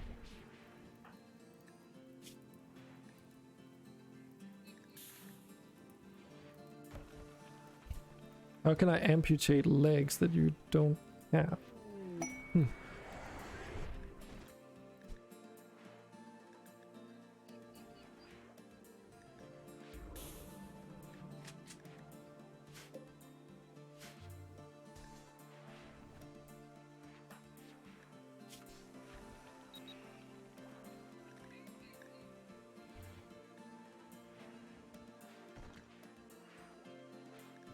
I also know why we can install... Oh, there they are. We can also install power claws into our legs, but that's... Yeah, that's just part of how the patcher sort of sorts things out.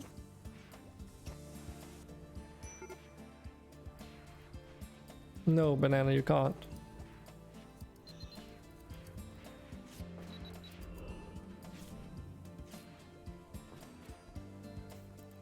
Like you can't install a bionic foot onto a bionic leg, believe it or not. And it's the reason why is because technically in the game it's like, oh, you have a full-blown leg coming with a foot and toes, and as a result you're not allowed to add a foot onto this thing because the stat bonus you would get from that foot would not be taken into account, so to speak. So basically when you're installing an Arcotech leg, I assume the logic is that the combined like efficiency of that part is supposed to cover the leg, the foot, and your toes all at once. So because it does that, and there's no system to sort of give you like a varying amount of efficiency based off how many subparts internally are in there, because they are technically non-existent, it's just assumed that they are. It gets a bit messy. So why didn't you get the mod that makes stuff normal? What do you mean, Andre? Also there's research. What do you mean make stuff normal? Are you talking about the mod that I just listed, medical system expansion 2? So the reason why I didn't do that is because it It doesn't work well with the Xenobionic Patcher, because then all of a sudden you have a brand new issue where if you want to try and use an Architect arm for humanoids on an animal, because the animal doesn't have the same sum of parts necessarily, it's not universally usable or something like that. It gets a little bit weird, and and I think part of the problem there is because even this medical system expansion mod tries to do some stuff to be more user friendly or less micromanaging by generalizing things on it in its own kind of way, where if you install a bionic arm, it automatically adds the forearm and the hand and the fingers and something called like internal supports too, in order to allow for the modular slots and a bunch of other things. But because those are non-applicable to animals, then it ruins that cross-compatibility, if you will. And it can mess up a lot of stuff. On Capitolamia's stream, like, he had pawns where for some of his colonists he couldn't replace their body parts anymore because it just completely screwed them up. The arms were being put into the arm slot, which is where the forearm components were supposed to be, for instance. And it can be a little bit messy. So yeah.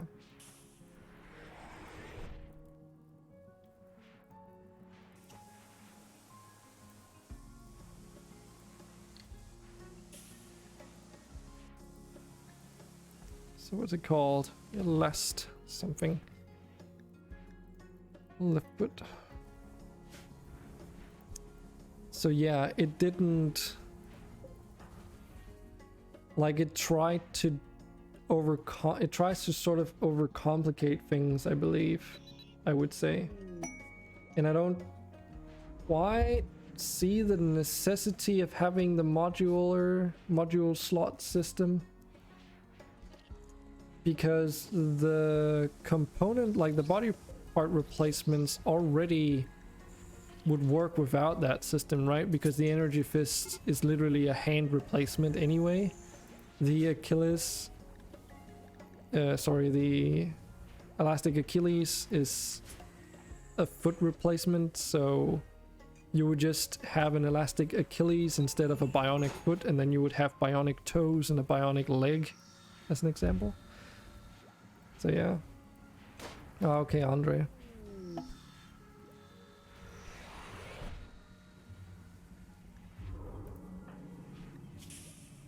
Okay, and why can I only install that on one of your legs?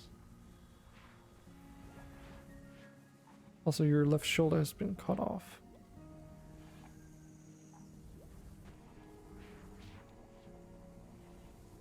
Now, obviously, this is just as messy too, right? So, especially because with this, you have to wait for the arms to be put into place. And I wouldn't be... See, this is another thing that I'm unsure about. Does an Architect part have... I think they have higher hit points than... or do they? I'm actually a bit unsure now. But if they have more hit points than a regular body part, or some internal damage resistance or something that makes them more resilient than a fleshy human part, then it gets really difficult to try and assess the like how everything is put together, if that makes any sense. Sensoric ear side, melee dodge chance. Holy shit. At the cost of hearing. Okay. But yeah. The biggest concern I had was just the potential incompatibility with Toolkit, because it might break your ability to just buy a bionic leg or an Architect leg, because those needed to be specified to be a certain variant or a certain kit variant, so to speak. Yes, your dragon wings. I will try and find your dragon. And this one also needs to be assigned to the correct person, which I don't know if I can even do. Nope. No, wait. No, I can. I'm opaque. There we go. It's not old enough to actually be ridden yet, but oh shit. Whose gold dragon was that again? Can't remember if I've set it to the right person.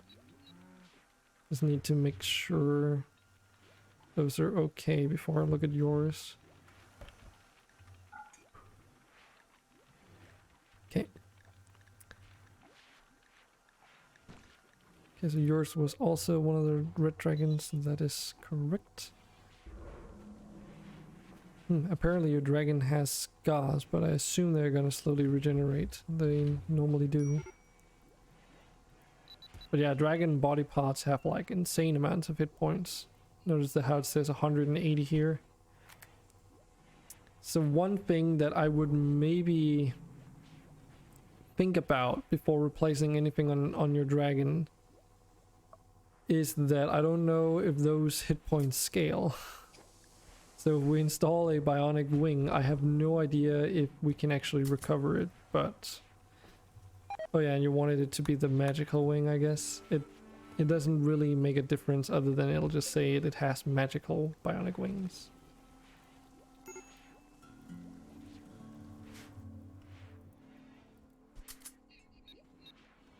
Muscle wire.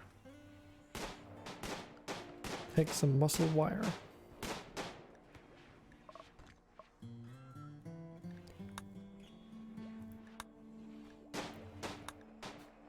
And it's not researched anyway, so you can't do it. Complete fusion of all muscles in the body with wiring channels, enhancing movement speed and agility drastically. It's an implant. And that's another thing too in here, because you can do the organic optimization research so that you can boost regular body parts. I wonder if those can be used on, say, a regular arm, even if you're using, you know, those energy fists. Because technically you still have a fleshy arm in there somewhere. So that might actually be a possibility. But it's like anyone's guess, really.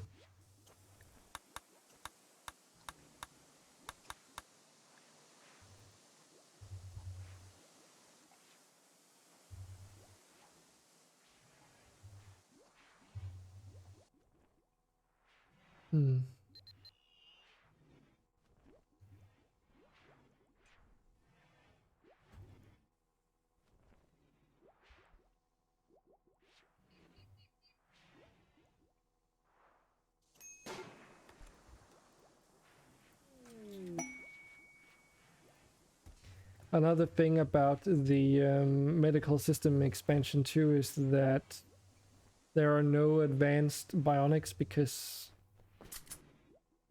they get changed into regular bionics. And instead you make an advanced processing module onto a normal bionic limb, which, you know, just adds unnecessary complexity in my opinion. Hope the wings comes with sparkles. I mean, you can't, it doesn't visually change the dragon, but we can roleplay that it does if it makes you happy.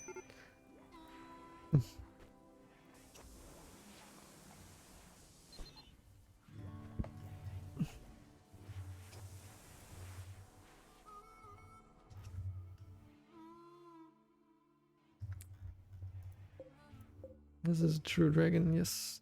It's even my own dragon. There you are.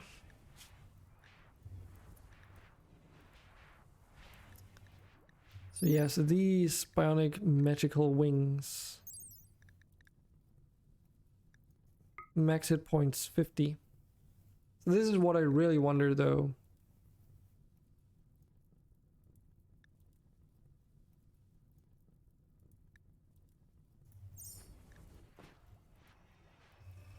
Because was that the hit points of the item when it's in storage? Because those are set to 50, I think it might be. Or is it the hit points of the actual body part?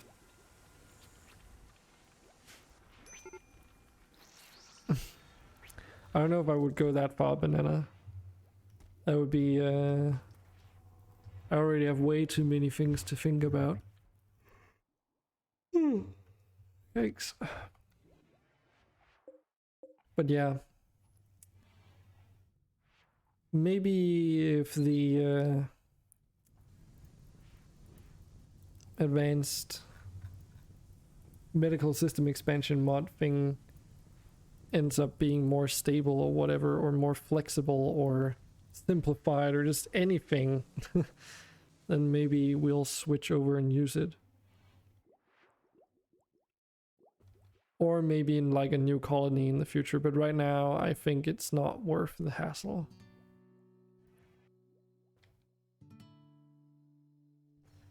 Okay, we have some iron down here. Don't know if we quite have horror all that way down there, but we'll see. But yeah, a really cool thing about the patcher is just we have our robots, right? And robots are also covered by the patcher, so any kind of implant that might be applicable to them, like you can install Archotech ears onto these if you really wanted to, right? Or bionic animal eyes. So it's kind of cool. How do we repair it though? We can even install ear bandages on them because they have hearing sensors. Apparently that's applicable with ear bandages. Let's give them wings. Can't give them wings because they don't have a wing slot.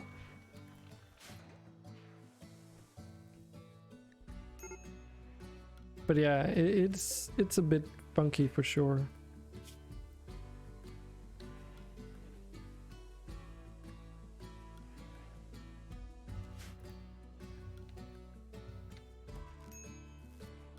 Okay, so one of the cruisers got destroyed. Cool, cool.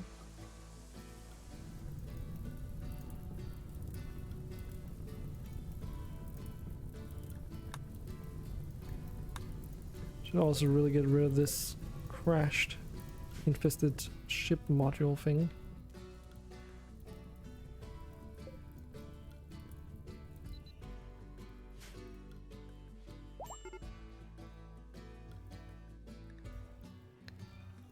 Fire. Oh, this bug still. My old nemesis pursues me.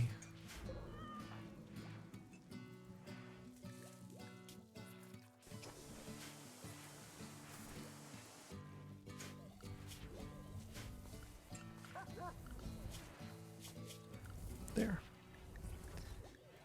Melee.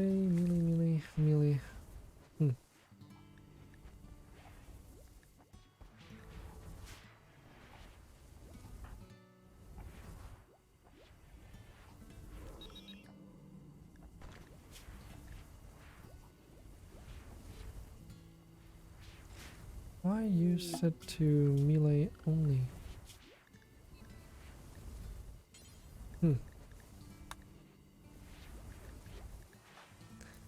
Interesting. Okay, so we just had a Brachiosaurus named Brownie come down in an animal transport pod of all things. Don't exactly know how you fit a Brachiosaurus into one of those things, but let's just say that it's very interesting.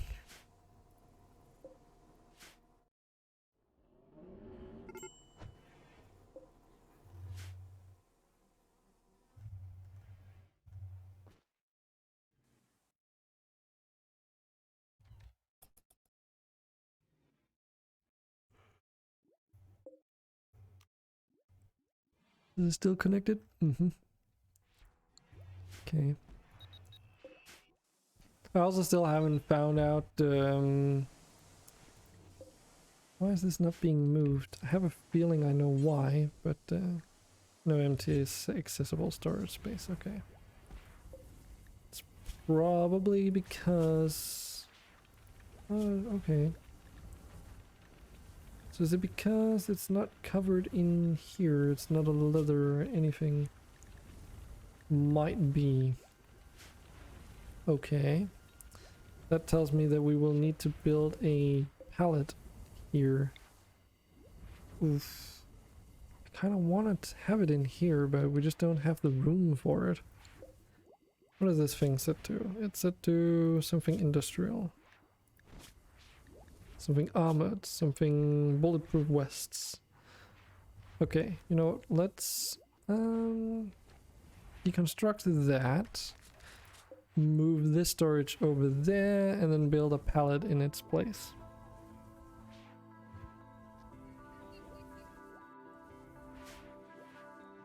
Can I get a surgery for all the ones on surgery? It takes forever for them to get to do it.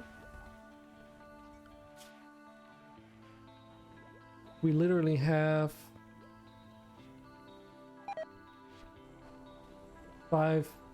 6 people that are set to priority 1 for doing any kind of surgeoning task.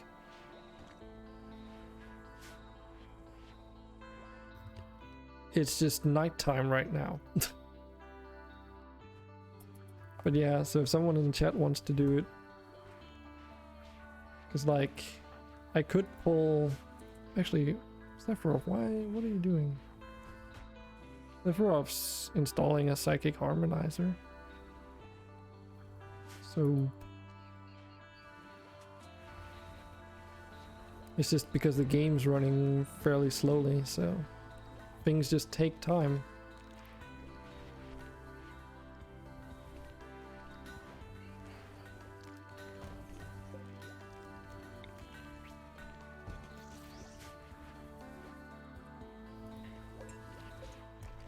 Polymer plastic pods.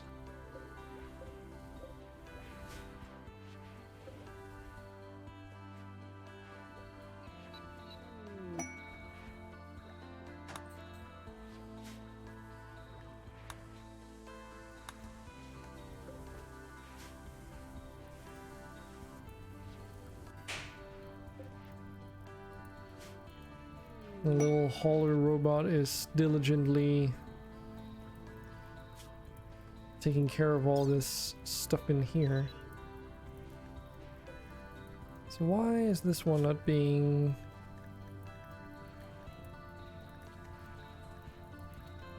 sort of burned?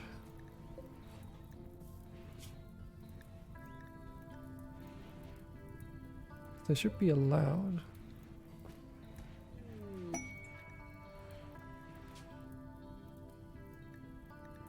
All human-like corpses, just not our colonists. And none with bionic implants, but none of them have bionic implants, so what gives?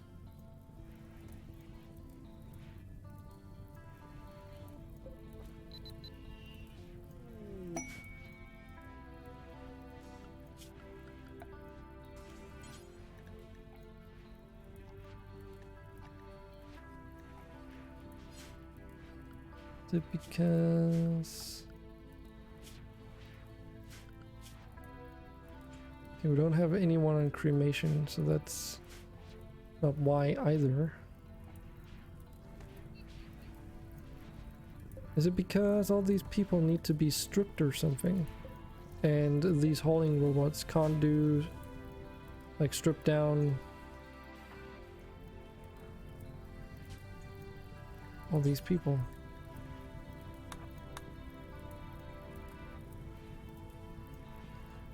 Because it could be, but I don't know. Since if it is, that's a bit of a problem.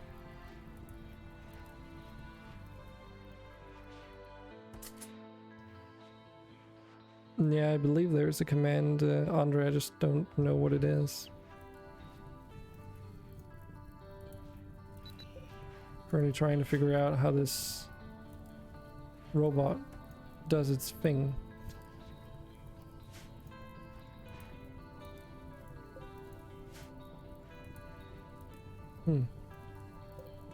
Peculiar. So why are you not doing this one?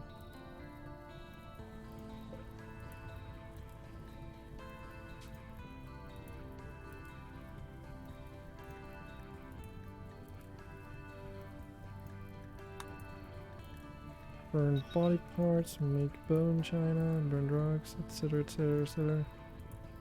So what if I just say cremate corpse and allow all?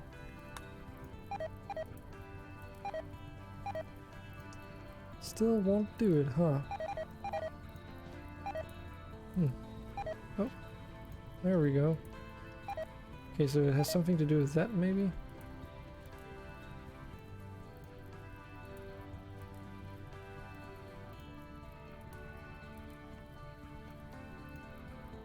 But they don't have implants, though.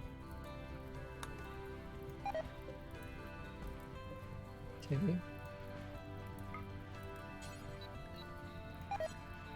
So what if I go in here and say allow all? What will you do now? Because it could be that you're not allowed to make fresh human corpses into compost or something. Like you can only do it with rotten corpses, and thus it's not allowed. Which might seem to be the case. So that means if we just do another cremate, whatever, and then basically say all alien corpses are included here. I guess those can go as well. Possible to harvest, but just not with bionics, then magic. So basically it'll cremate any other, so it'll prioritize burning them for compost. If that's not available, it'll do the animals next, and then if that's not available, it'll do all the everyone else that just don't have bionics. That seems to be what I just needed to do. Okay, cool. Let me just save the game just so that I don't have to redo that at some point. Yeah, I know you're missing an energy fist, Andre. That was the thing I mentioned. I can't queue them up ahead of time, which is why this is like excessively annoying. I have to wait for you to actually get your limbs removed, then I have to wait for them to install your regular limbs, and then I have to wait for them, and then only then I can install the energy fist, for instance. So it's a bit more involved, let's put it like that. So I don't even, yeah, I've got the sensory ear side.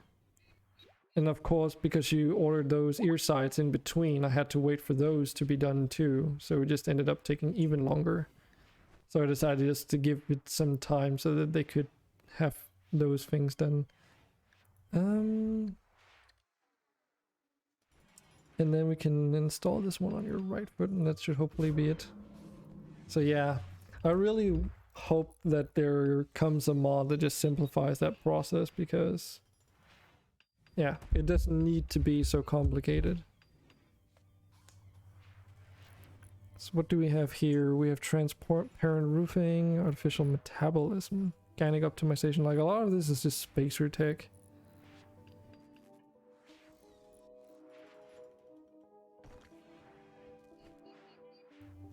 Like organic optimization, I'm pretty sure is spacer tech.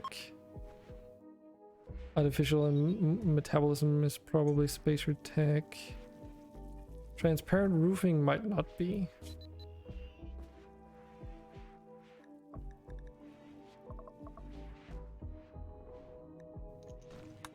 But yeah, spacer tech. But if that's what you want, then that's what you vote for.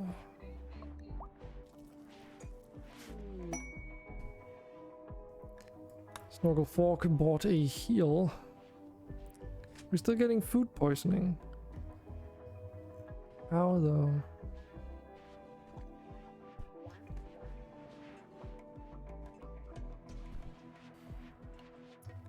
Is it because this thing produces meals, and if the surrounding area is not clean, then it's like, it's not clean.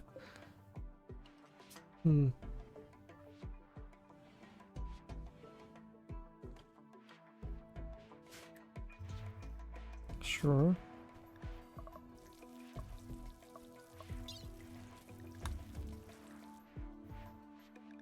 Outer blade. Combat-oriented forearm transformation consisting of a mechanical implementation of a telescopic blade behind the ulna. It is deadly in combat, and its plasteel breakout weapon can pierce through nearly anything due to the hydraulic forces applied.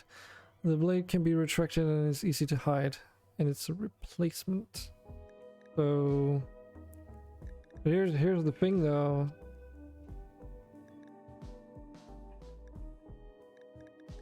What does it replace? And the body part, whatever it replaces, is only down to 90% efficiency. So is it like a hand or is it a full-blown arm? No one knows. So yeah, I have no idea.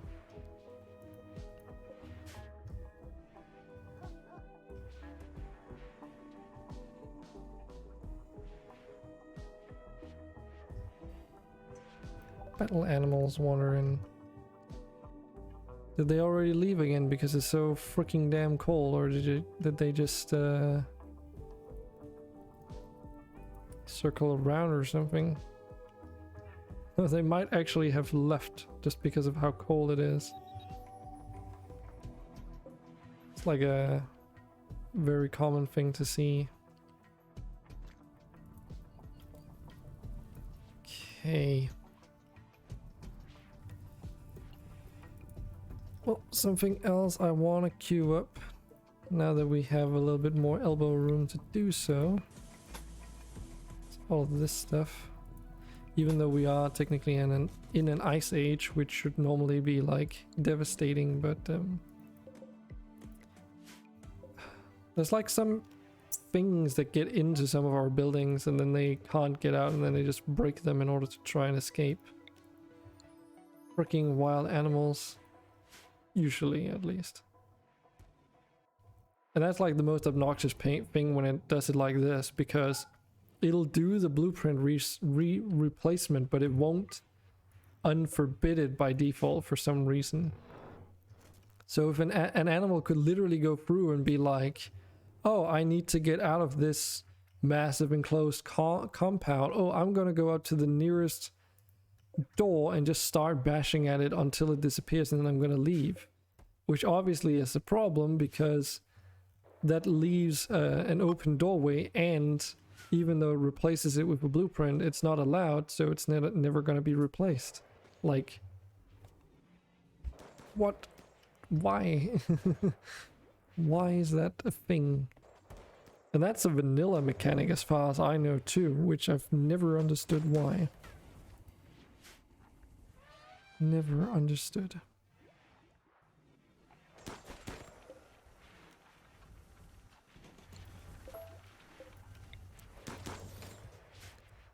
So yeah, I love playing Rimworld. It's a great game. Just has like a few issues here and there.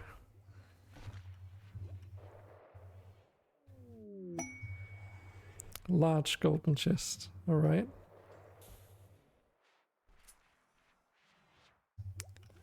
So something I wanted to check was the temperatures, especially in this area here, because none of these will grow because bad temperature. Oh yeah, we do have radiators, but obviously because the door broke for some reason, plants stopped growing. So it seems to me we could use with some plasteel, actually, if anyone's interested in supplying some of that, it would be massively useful. Also, True Hemp, are you here right now? Because I think we're ready to do some Moyo exploration. At least that's what Catalamia's TTS. That's how that pronounces it. Moyo. Plastiles. Alright. Yeah, these are pretty expensive in terms of plasteel. It's 5 per tile, so that's already 60 plus this times 4.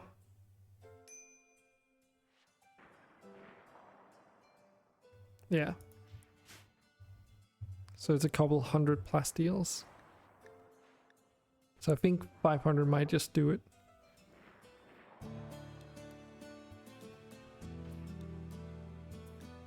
And we've fixed the door, at least. Now the temperature can build up gradually again. Of course, I don't know if one radiator on either side of the room is going to be enough to keep it all, get it all the way up to the temperature that it needs. Okay, we can apparently grow things in here now again, at least. But hopefully it gets a little higher than 10 degrees. So let's load some stuff here. So Sephiroth will need you.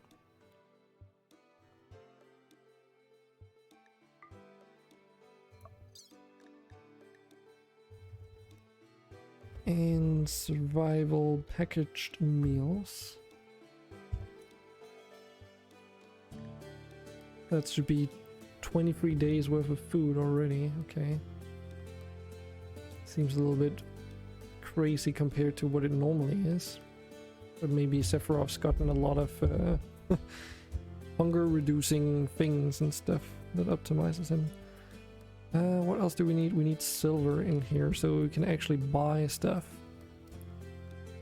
And why don't we just load up a whopping 40,000 silver because we can. Anything else that I can think of? I don't know if I need to add any recreational items. I might have to, but I don't recall. Because normally, you know, flying around doesn't take that long, so we should be good, I suppose. And they're literally just gonna be Sephiroth flying around doing deals. Yep. Every time they land, the caravan's gonna be immobile, but that's because of how SRTS works. Okay, Banana, you say you're ready to open the chest. Well, let's see what's inside golden chest number 1. Okay, so we got a basic holodeck, a pulsar of some sort, psychic animal pulsar. Fills lower minds with terrifying imagery, driving all animals in the region into a manhunting rage. Okay, our creatures won't be affected. An Eltex vest, a Harpist cord, I think this is. Yep, a Drago Harpist cord. Which I guess we might as well install in here or something. Where though? Here maybe? Yeah, let's just add it there. So is it good to finally have like a water treatment facility? Though actually do think we should consider getting these pumps here. Do need a bit of steel. Oh yeah, I thought oh, maybe I didn't.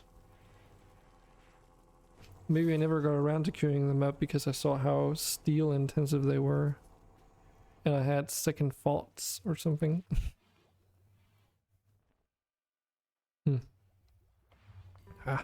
Whatever.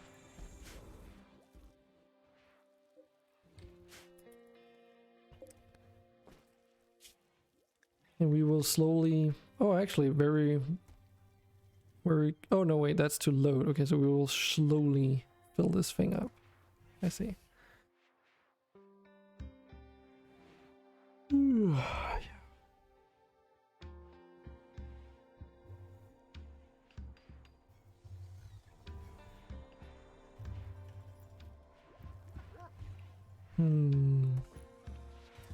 have I added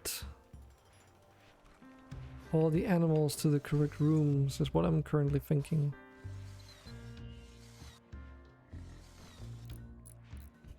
Well, our hauling bot sure is busy. Apparently a lot of the clothes are like being put in here. That's because the washing machines are being overloaded, I guess. I think all the things that are out here... No, those are tainted. Oh, okay, never mind.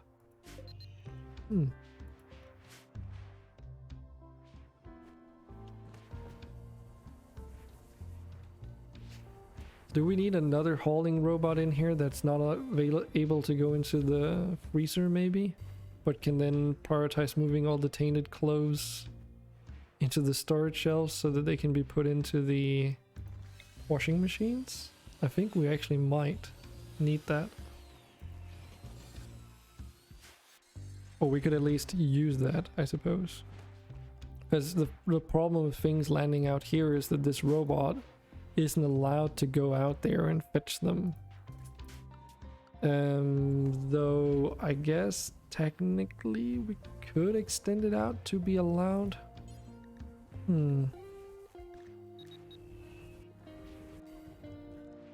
Because obviously it puts them in the nearest available tile, which it doesn't really care if it's on the opposite side of a wall. It just does it to a certain degree.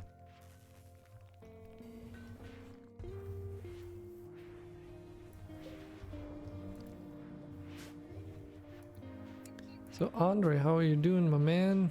You've got your elastic Achilles.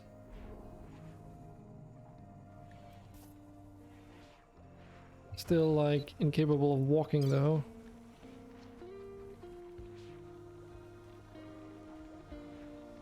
A little bit woozy from your anesthetic.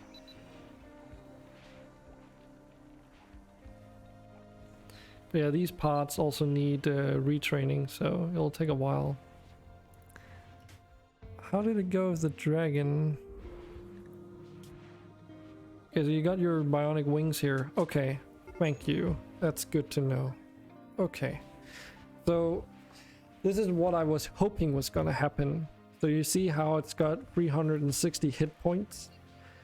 My guess is that those pod hit points are just based off of whatever creature it is. So what their defaults are, I mean. So because dragons have a lot of hit points on all the different body parts, when you replace them with bionic parts, then that also shows, which is kind of cool. And those also need training, which is kind of cool.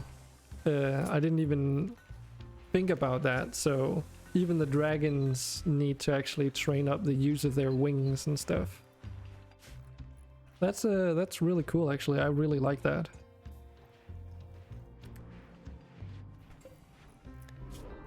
We can also give it a tail, by the way. Like if we want to. You can also give it Archotech arms, I think. Or Archotech parts, right? So you can give it Archotech legs, kidneys, eyes, ears, and arms for the front legs.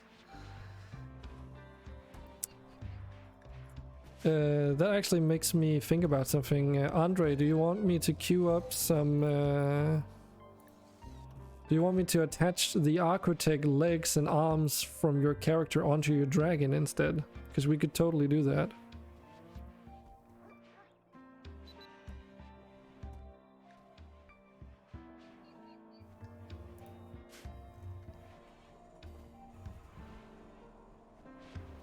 Yes, Banana, it should be possible. You can even buy it to yourself if you really wanted to. Because everyone has a tailbone. I don't know if it'll work for bionic tails, but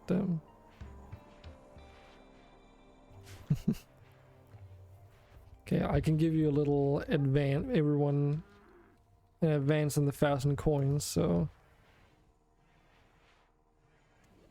Did that not go through? Give... Oh. I'm missing a letter in there. There we go. I'll try it on myself. You sure you want to try that? Actually, you should already have a tail because you're a kobold.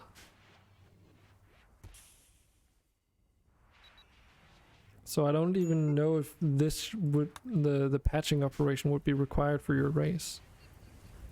Okay, so here's what I think what is going on here is that could it be that because these things haha, yeah, there's a bit of a heating issue with these. Oh man, that's dumb.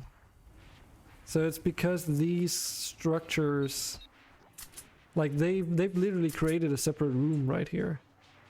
Notice how this room is like, that also means that this vent doesn't work where it's currently placed down. Like, it just doesn't work.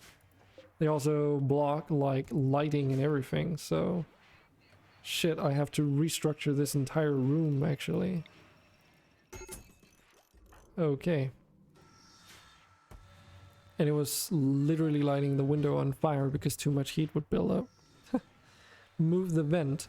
Even if I move the vent over here, this this smelter, like it'll only allow air to pass into these tiles. It won't allow them to pass through the room, let alone to the room on the opposite side down here. So you know. What I'll do is I'll move this one over to these tiles, and then I'll probably move this other one into a completely separate room over here, to avoid that exact problem. Because here I can easily put it up against this wall actually, even without issue, or at least I should be able to. It's fine. It's really annoying because I can't. The only annoying thing is that I can't move these things around because they're like non-minifiable. We're still only getting caravan ambush quests too. That is really starting to get annoying. I wonder if it's because the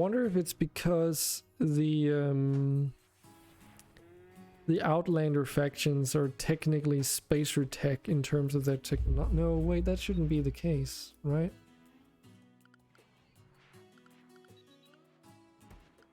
Could it be something else that I'm not thinking about? I mean, I know that with the Broken Dominion we're just neutral, so they should still give us quests. We have one civil Outlander faction that we're not on the good side with, but we have these 4 that are.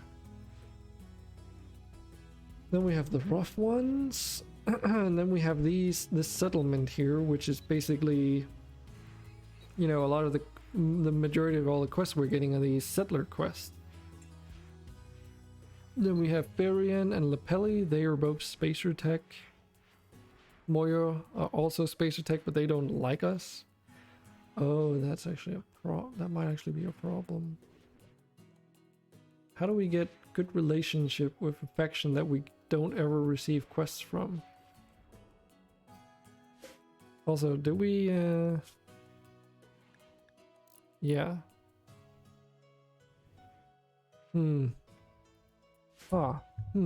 Also, someone for some reason dropped their grinder, and I have no idea who it is. Did someone drop their grinder through Puppeteer on purpose?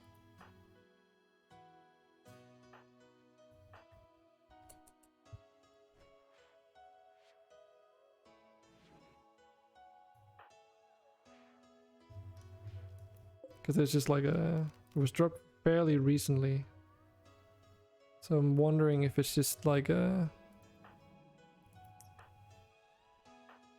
But no, that doesn't make any sense. People shouldn't be able to drop their weapons anymore because I added a mod specifically for that reason. But apparently they still can. Unless someone literally did it intentionally.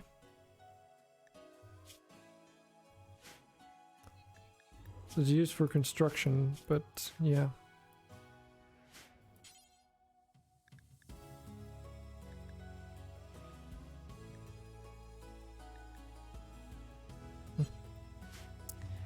I don't know. Oh, insulting spree, that could be, but one of the other mods that I just installed is that people don't drop their weapons when they get downed. So unless that's not working, it's literally just a mod called don't drop weapon.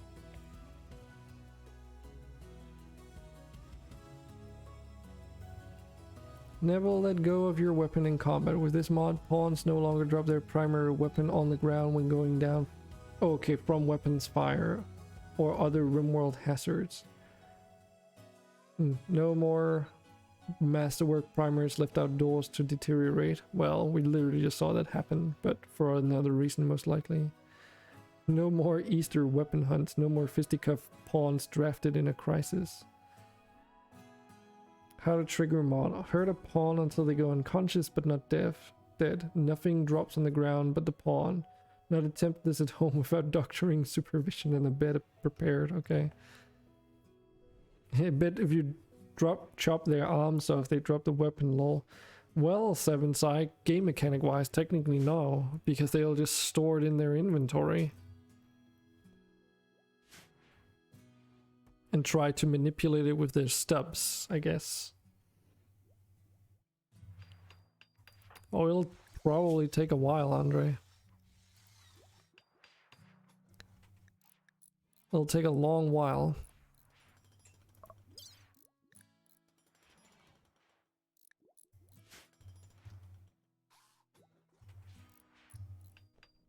Will martial artists disarm them? That should probably still work.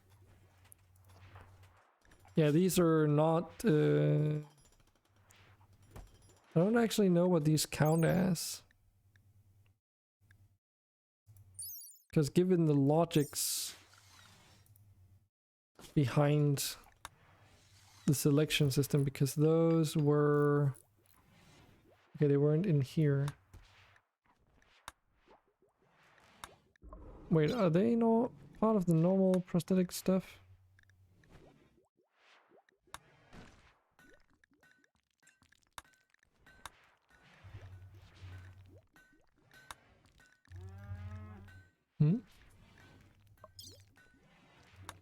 Combat improving enhancements. So you have the energy fist. Oh, sorry, I was just being blind. Okay, so this is spacer research. So if we take a look at the mod, if I can remember where it is. This was what I was having trouble finding earlier in the stream. That one. Doop-a-doop, doop-a-doop.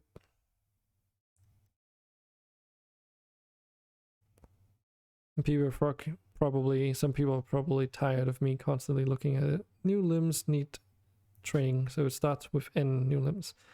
So it's spacer tech, so it's going to take you a full 10 days to recover for each body part that you replace. Hi Sephiroth. I don't know.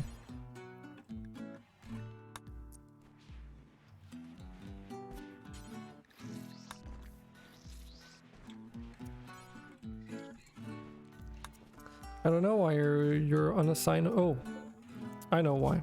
Haha, it's because you're in here. It's because you're about to venture out on a journey. And we have some research, but frontier weapons, okay. So The world's your oyster. Where do we want to go?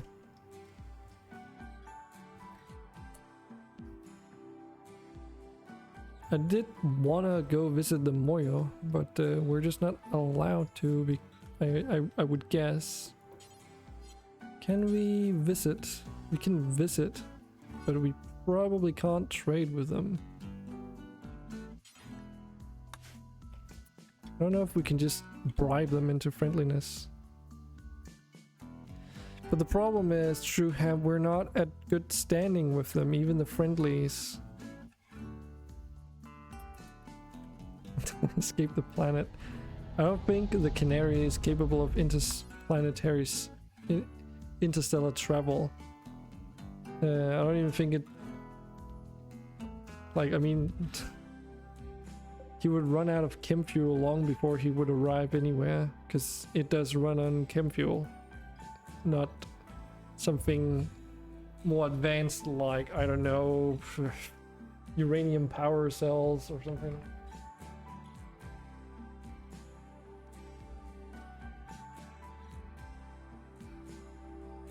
It literally runs on dragon juice.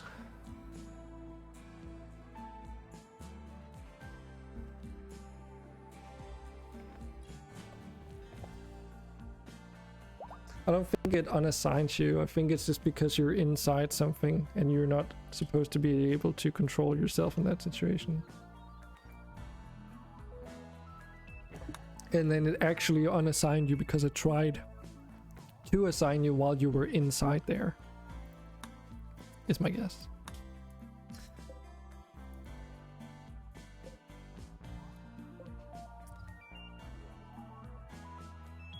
Oh yeah, this is one thing that's... I remember now from SRTS. We can't stop this caravan once you set it in motion. It's just gonna be like doing its thing on the map until it arrives.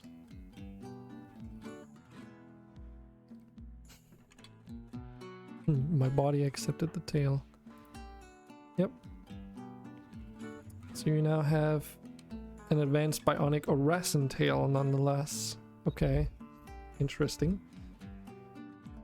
So what did you buy? Did you buy an Orasan tail specifically?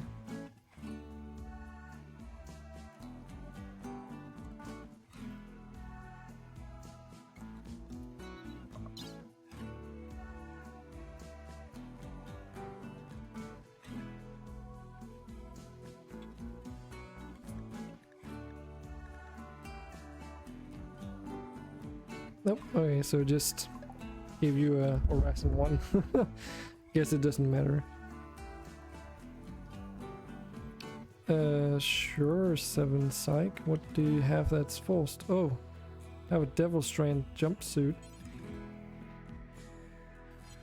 Isn't there like a way where you can... No, you can't. I would literally have to tell you to drop the thing, don't I?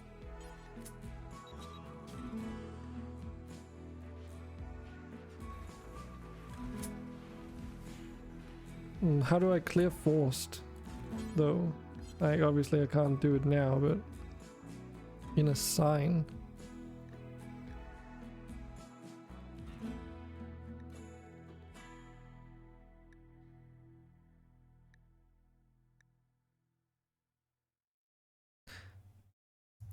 Oh, yeah, that's correct. Yeah, I rarely ever use forced clothing, so it's like... Okay, another searchlight from Murloc. Though we don't really have the need for it. Though this one is tungsten, so my guess is that it's going to be more durable.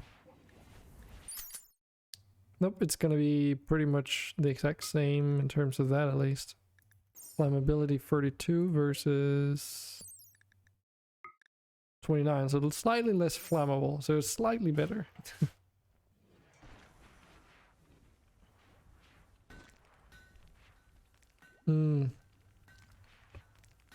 Okay, well, that's good. At least we can communicate through chat then. So, let's see here. Someone Okay, Murloc bought sweet rolls. Sweet rolls. Those. Another freaking caravan ambush. Is it just because the game really wants us to do these just so that we've done them at least once, because this is getting freaking old. Blue cat lilies. Sure. We have plenty of blue cat lily if you really need it for something.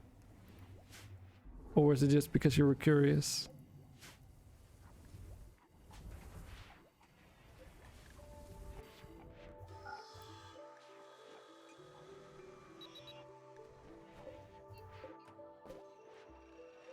What are they even? It's a type of cloth from the Orasens mod.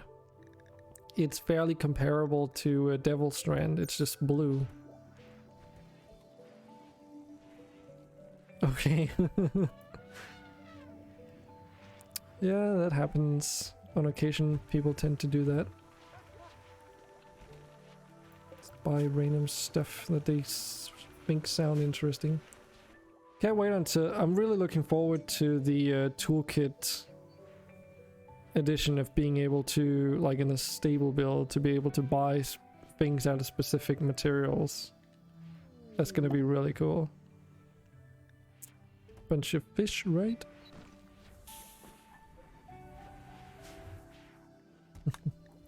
Apparently we have some idle colonists too. Shoot.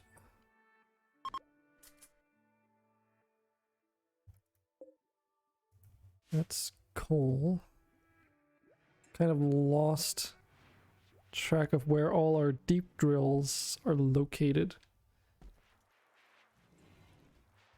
Because I seem to recall, yeah, we have one up here that's not set to anything. Because it is sort of like already mined up all the stuff that was available there. There's some uranium here. Maybe we should get that at some point. Another coal deposit, another coal deposit, and then we have iron over here. Oh, guess we could as well put it there. Great Scott.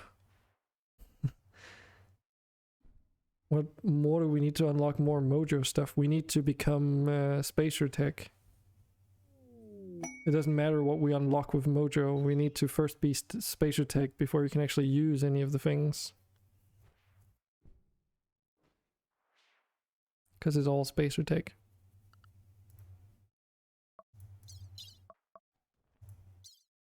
Because in order to unlock the weapons, we need pulse charged munitions, which itself is a spacer tech, which the research we get from all this won't help us.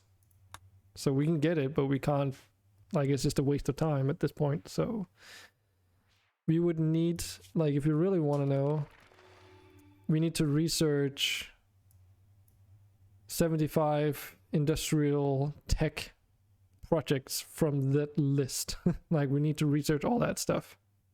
So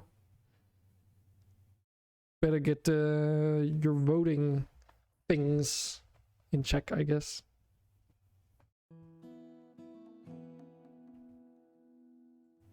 Because alternatively, yes, we could research 50% of all spacer tech to become spacer tech, but that's gonna probably take forever because of how expensive research point wise it's gonna be. Vanna roots. The heck is that?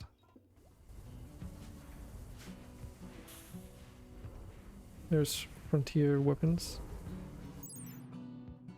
Vanna root. Okay, it's a save our ship thing. Okay. So fire foam, solar roofing, I guess, transparent roofing, soup cooking. Again, glitter wool fabrication and spacer tech. It is useful though, because that's what we need in order to make these hauling robot stations, for instance. They require a mechanoid component.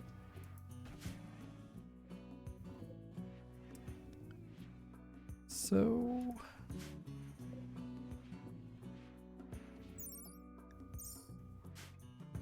do I want to do this in this way? Apparently we've managed to tame a parasaur at some point. I didn't even know. And woolly mammoths? What the heck? When did that happen? Did someone queue up the taming of those wild animals?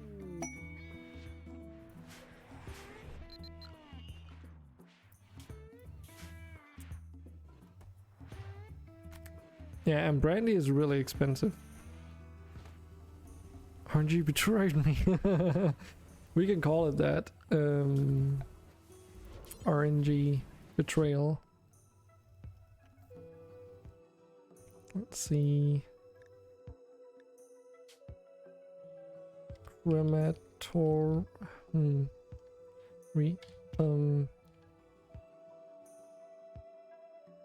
Close? Not exactly sure what to call this one.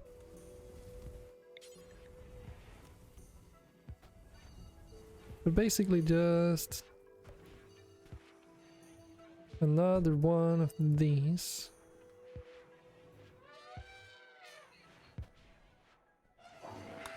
Bloop, bloop.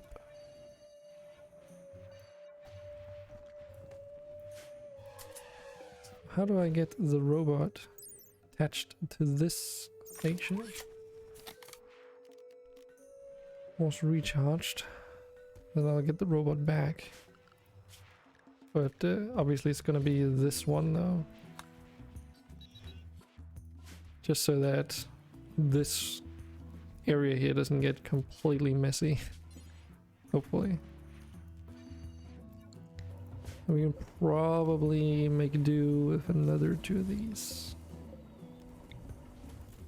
Should improve it. The Burninator Cloth Edition.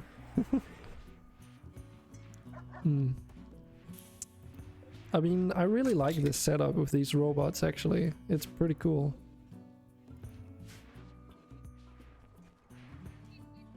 Because the one up here is capable of going into the freezer where we can store our bodies and stuff to be like destroyed or whatever. And it should leave out anyone with bionics so that whenever we get to a point where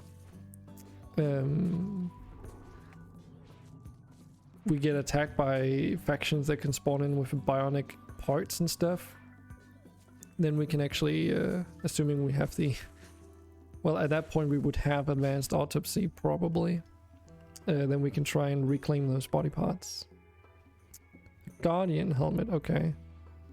I think that's what everyone's already using. Okay, they're still using Ravager helmets, some of us. Apparently we just can't get this freaking thing deconstructed because no one... Not assigned to building. Like deconstruction. Maybe.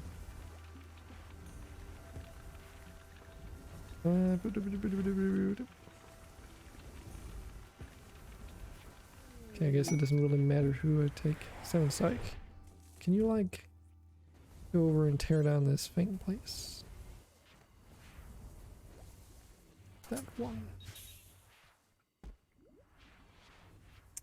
Oh, you didn't need to buy that. I'll explain in a moment. This is taking a little bit longer than I anticipated. Why is it so damn slow? Well, actually, I know why. Oh yeah, it won't say, will it? I would have to go into here. SRAF and look there. Yeah, poor speed as opposed to something like the skip here, which has... Oh, also poor speed. Never mind. What about the Pelican then? Excellent speed. See, that's what we want. The dropship. SRAF Tech 7. Normal speed. Is the Pelican intended for Yeah, that's also capable of carrying way more. So an AIS R2G or whatever. This is a advanced in situ road resource gatherer. It's basically for the road building mod, where if you bring one of those along with your caravan, then they don't need to gather or bring along materials. They can build these roads just through extended work instead. So it will just take them longer, but they can definitely do it. Eh? Why am I not allowed to do that? Eh? Is it because this chair is here?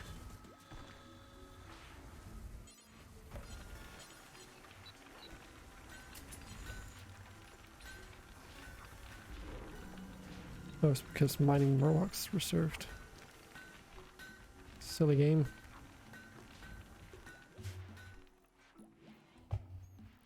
Well, cool, I guess.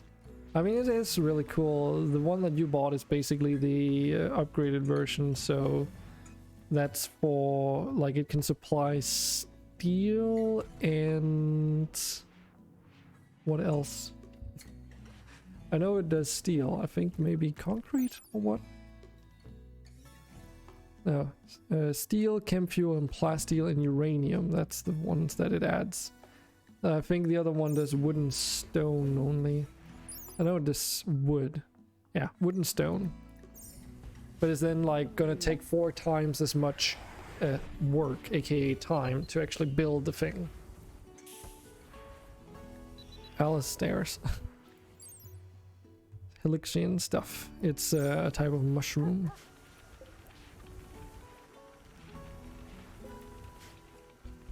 Yeah, it's a mushroom thing.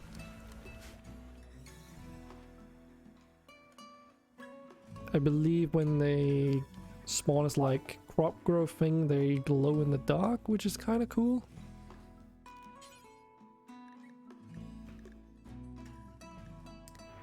Okay, so we have a lot of options here. I mean, we can even start growing ambrosia because I really wanted to be able to grow that stuff. Especially with all the fucking crazy ass temperature change mods and whatnot. Just felt almost necessary. So does it say anywhere what the growth speed on these damn things are? I don't think it does. There's a lot of power being used here though, but some synthetic medicine. Let's clear some of all this stuff though.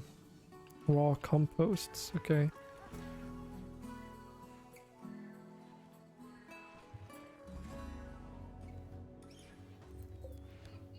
So this one isn't working on anything because I see. I think I have a solution here. So we set this one to low. Allow only clean. And please start doing something.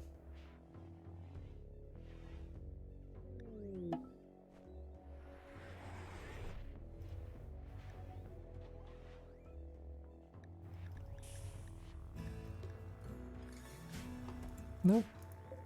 You don't want to, Robo? Because all these clothes that are in here right now, I believe, are gonna be clean. Because basically, whenever the washing machines they finish their load, because you can put 5 items in there at a time, they just like puke it all over the place. Cat's eye berries. And those are used for something called cat's eye berry juice, which is also an Orasan thing. You can also make catnip joints as opposed to smoke leaf joints by growing catnip or something.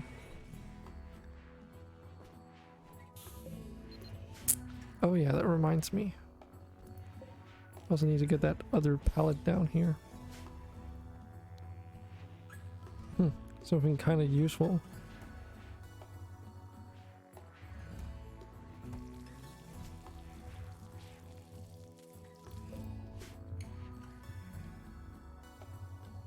Fancy a little gamble like.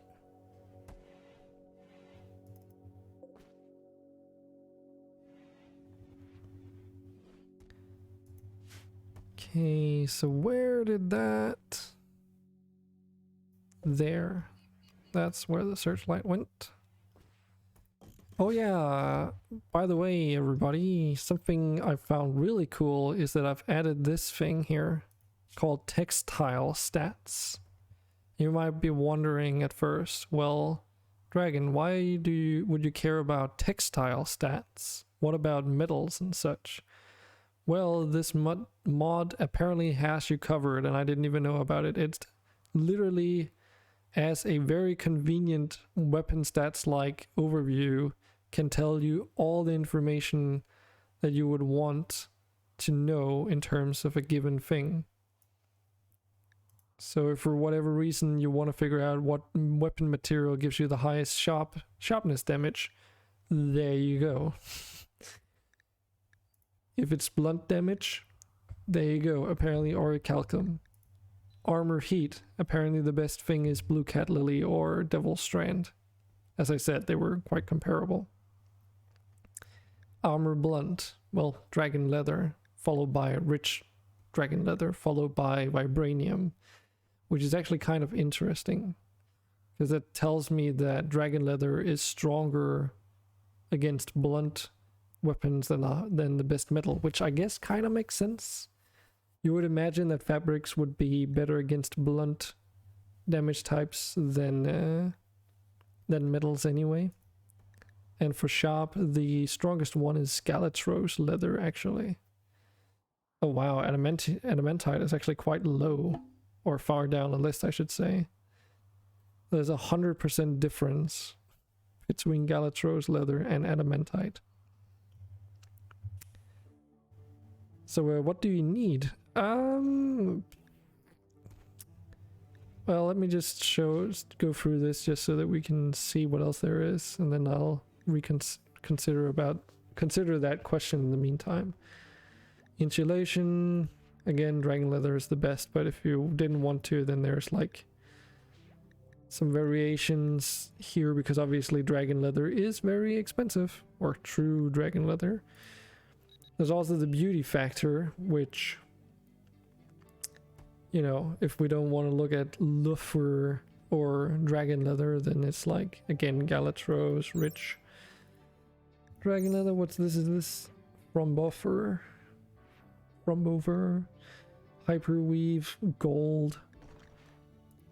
Flammability is another one that can be kind of useful. Like if you want to build structures out of a specific metal, then you can sort them accordingly. Like for instance, iron has 0% flammability. You know? Don't know if mass has anything to say.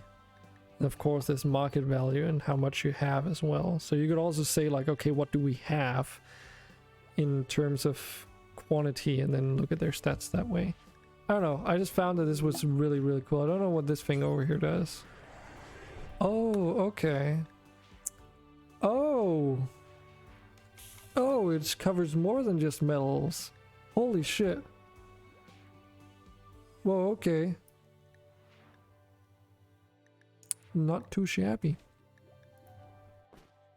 The most beautiful gemstone is emerald, apparently. What else is there? Fabric. So is that... okay, so that just covers the materials by type.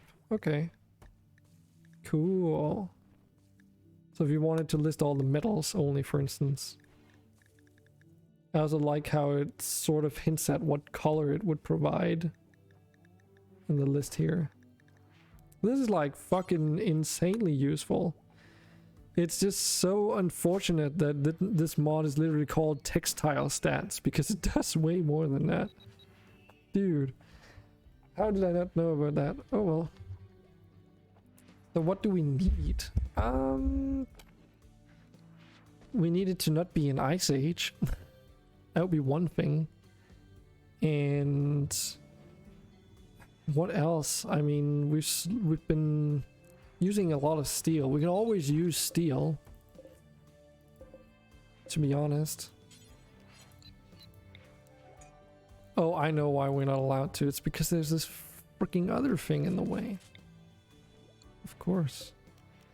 But yeah, I mean, we did start building all of this steel roofing and stuff in the most, you know, useful. I don't know if you can say it like that. Most pressing areas. But what else? Like, I mean, we've also slowly been thickening our walls here, which should really add the third layer for this place. So yeah, a lot of it is just really research.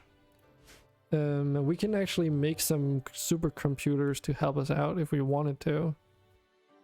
Simple soups. Murloc is just going crazy with random things. Okay, how far along is Sephiroth? Okay, Sephiroth has landed, but... Oh, he can actually trade, apparently. Okay, so we can actually trade with them, even though we're not completely positive with the Moyo. But they are not really selling any creatures, though. Well, they're selling Radjaks and some... Oh yeah, oh yeah, that's right. I also added more cat and dog breeds into the game, by the way. Won't allow me to buy pressure pods. Yeah, I'm trying, okay? I guess we can invest some of our silver here into useful resources so that, you know. Don't know if I should buy chem fuel, but we'll take a look at that in a moment. Steel will add up to our weight very quickly, though. We can buy a Pandora's box. Let's just buy this loot chest for funsies. What else do we have? We have a silent jaw. Version of the bionic jaw comes without a voice modulator, useful for abrasive patients. Oh, that's fun.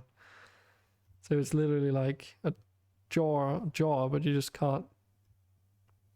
Wait, Sephiroth, why can we sell them a bionic tail? Are you carrying a tail around? I guess you were.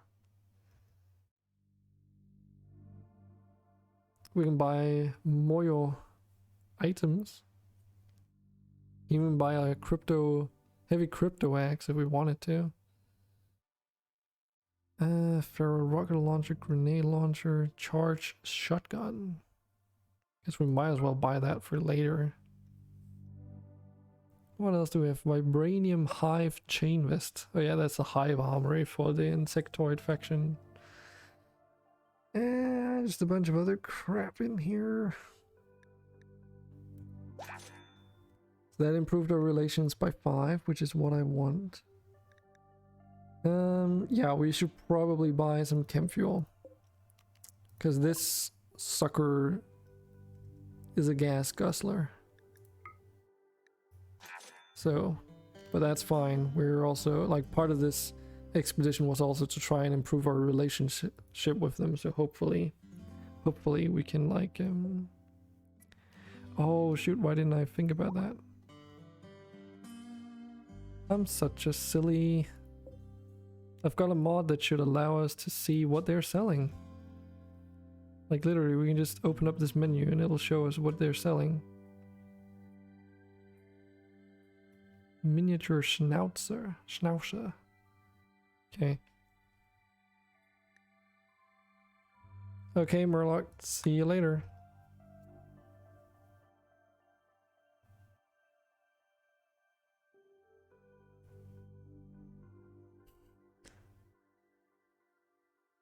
Goals so we can improve the relations. Yeah, I guess we could just like do it that way, but I don't know how you acquire them, if you even can by legitimate means. That's like, yeah.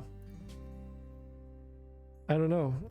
I don't know how it works. I've never had those creatures myself to begin with, so it's as much a conundrum to you as it is to me. But I'm wondering if it could be related. Only want one as a pet, yes, but if the mod is not allowing you to, then I can't give it to you outside of console commands.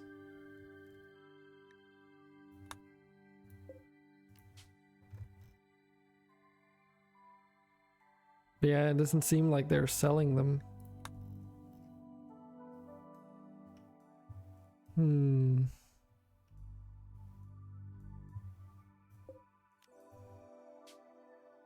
These guys obviously won't trade with us because that's a hostile faction.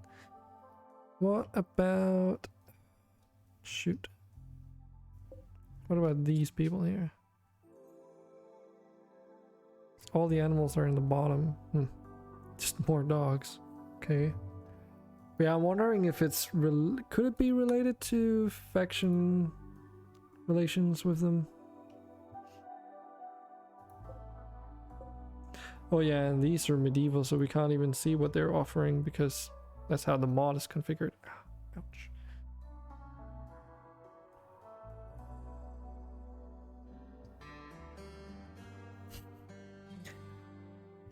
Truehab's just salty that can't get the Moyo specific creatures because no one is selling them apparently. And I have no idea if you're supposed to even be able to acquire them or if they're like made or something. So you're welcome to try and figure it out. Have you tried using it in single player? Because I honestly don't know. Like even these guys are selling Moyo specific stuff, but just not the creatures.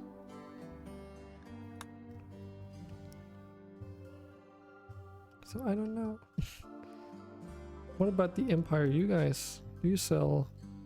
Nope, you're just selling donkeys and a can of amoebas apparently. And a Persona heavy mono sword called Confucius. Interesting. And a bunch of Arco. Well, not Architect, but Brownix.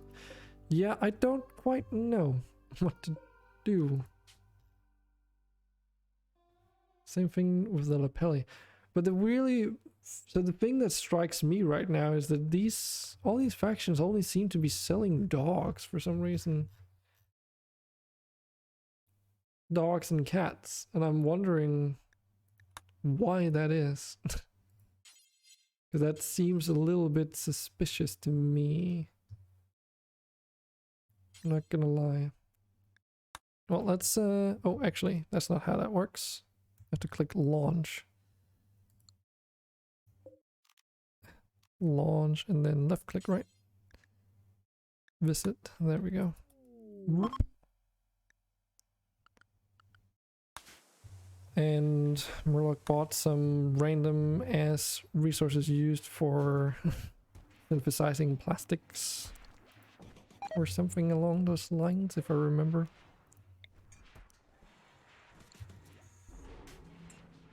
See, Banana, that's what I thought, but I don't know if that matters.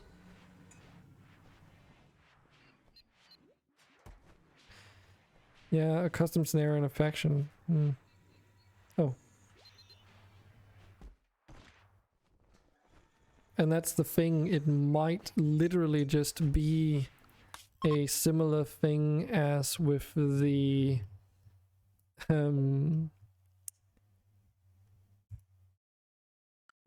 shoot, what did they call again? The Rimsnell factions, let's just say it like that. The Federation and the Feral clans. Those also have faction specific creatures that you can't acquire yourself because they're not supposed to be acquirable.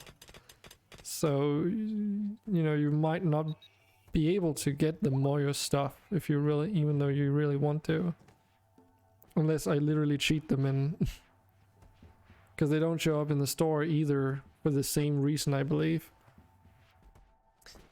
And when you look at the creatures spawn, like that have come in through other, like the actual factions, you'll see that their value is set to something really weird, like 10 coins or something. So I don't know. I have literally no clue how it works.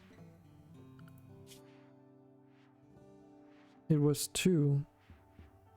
1. Was it just 1 coin? Or 1 silver?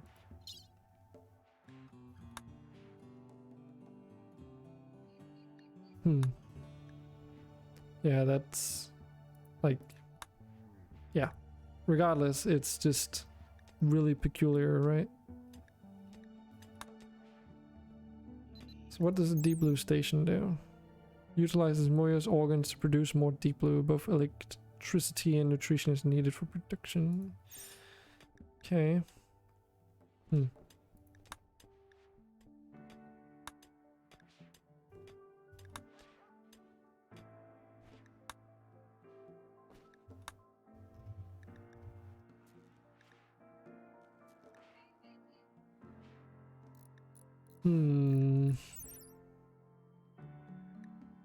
This is a structure.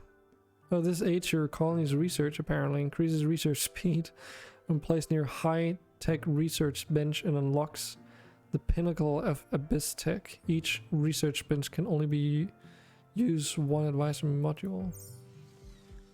Okay.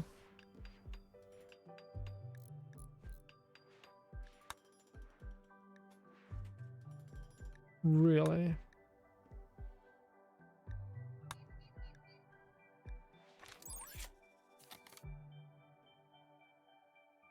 Unlocks the pinnacle of abyss tech. Oh, it's required. Okay, yeah, I was just about to say. Okay, so it's required in order for this one piece of research.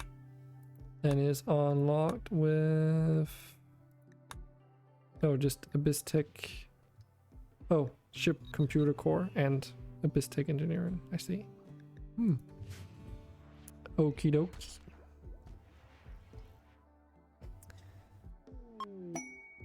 No good Nick. Hello. Well, hello to you. No good Nick. Or just Nick, I guess. I hope that'll do it.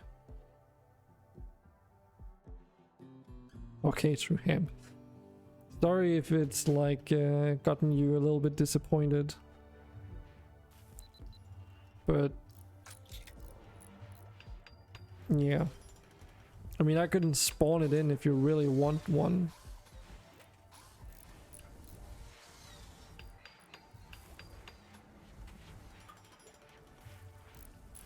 Is there room for one more pawn? I mean, we have room, I guess. It's a pretty big colony, but yeah.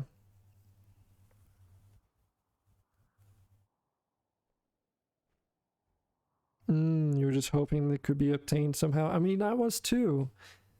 It's like, I don't see why you shouldn't be able to buy this from the Moyo. Like, they're there as a faction for hopefully more than just the fact that they can raid you that way. So, But yeah, we have many people, but you can join. It's a purchase list. There you go.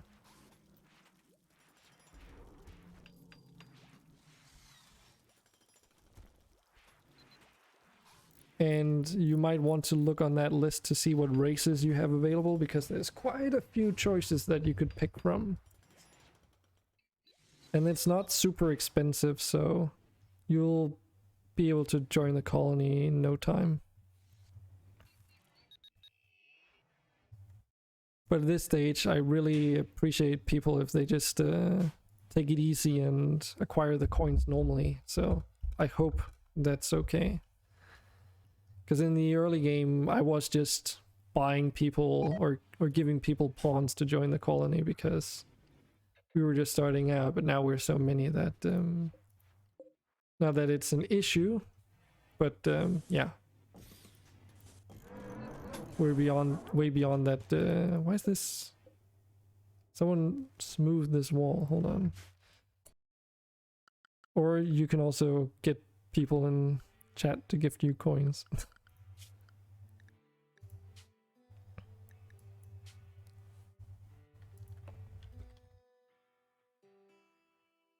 Then edit this, and then add, and then Control V, and is. No, wait, that's not what it's called, is it? There, smooth surface. Oh, smooth surface. Let's try that again. There we go. Someone was probably curious about this, because I definitely didn't do that.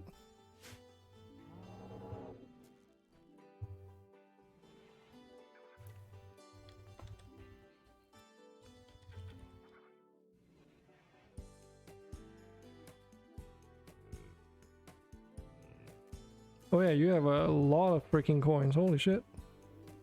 Okay.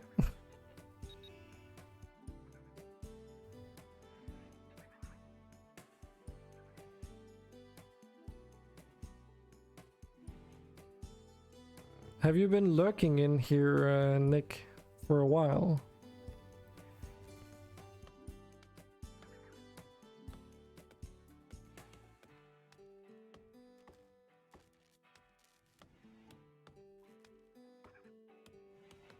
And yes. I lurk sometimes, but not that much, I think. Don't think. Well, the rate for coins on here to begin with is already pretty high. And I tend to give 1,000 coins each hour, so if you've been here for a couple of hours, that's already a couple thousand, so...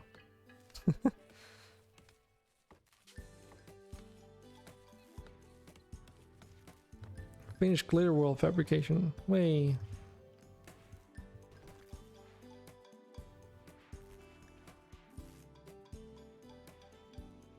I think defense emplacement is industrial. Yep. And it's really easy and fast to do. I want more combat. Andre, you're in the hospital. Because you insisted on getting like 4 full-blown body replacement all at once. You're not even capable of walking at the moment. But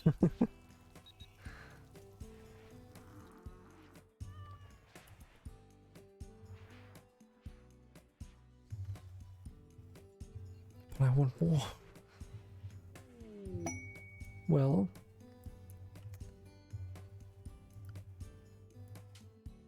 let's see here, storyteller settings. We can try and go back to parry persistent here.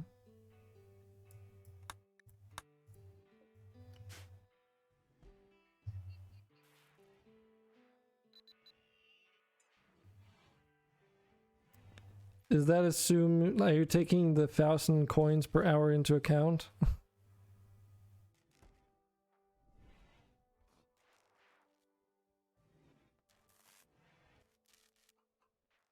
No. But that would still be a long time. That'd be too complicated.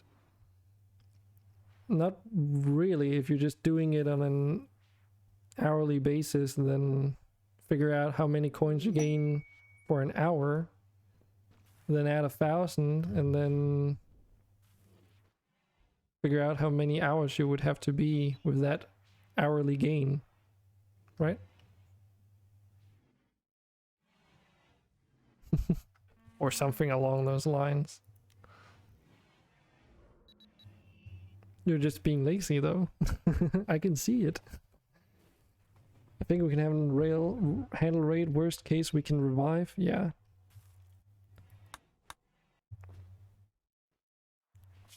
So defense emplacements will give us an AGS nest, which is like a grenade thing, I think. Yep. Yep. It launches grenades. A heavy machine gun, a missile launcher, and a portable machine gun.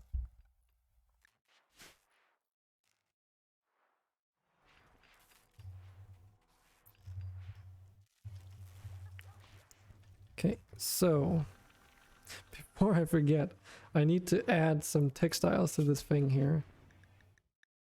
Ah, shoot, what's it called?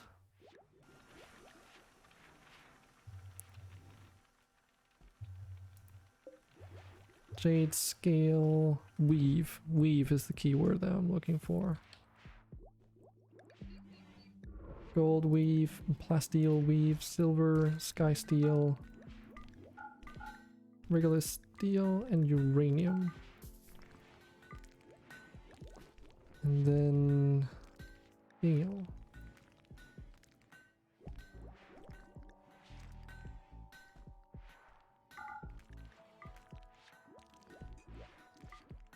There we go.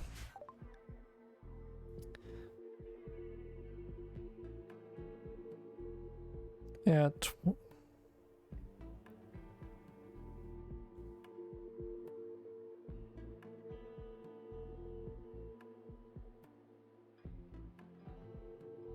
yeah, I was like, wait, what?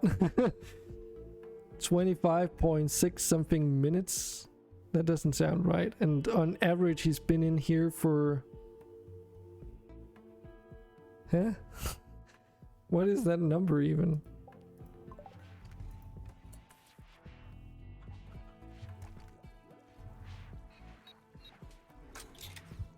See? Easy research.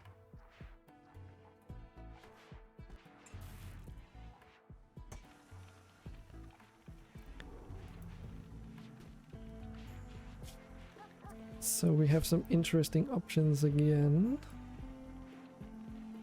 Can't remember. Industrial grade generators, I believe, is industrial. It'll essentially allow us to build larger combustible generators. Glitter row building is spacer tech, if not ultra tech. I think it's spacer tech.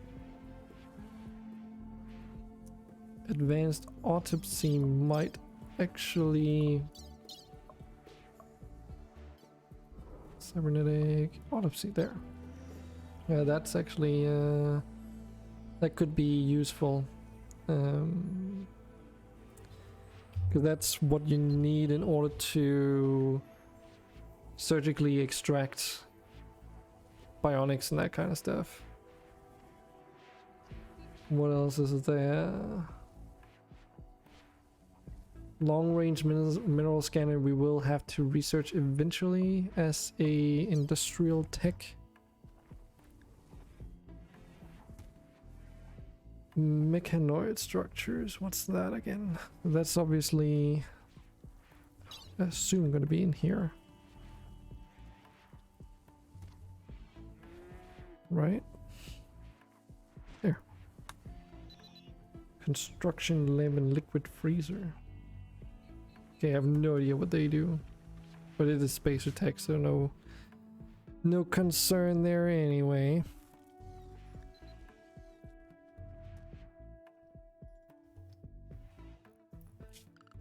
Oh yeah, so we can get rid of some stuff and clear out some things in our base. Like a lot of this stuff down here, I didn't even realize we lost a water tower at some point to a meteor. 16 coins per 2 minutes.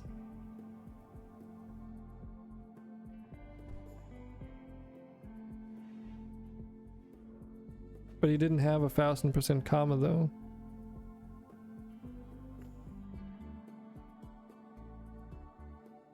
But yeah, I agree, it's weird.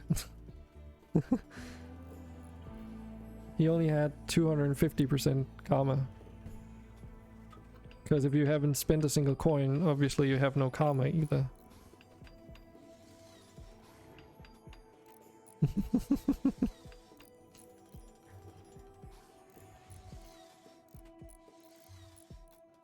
So let's see, how would I do it?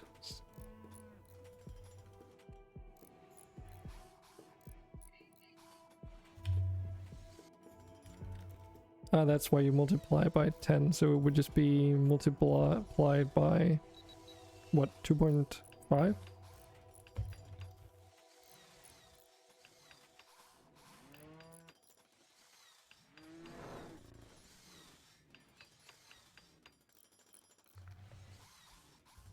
Yeah, and then you multiply that by 30 minutes because you get that every 2 hours, so you need it, or yeah, 30 times in an hour, I mean. Yes, and then you add the 1,000, so that's 2,200 an hour, right?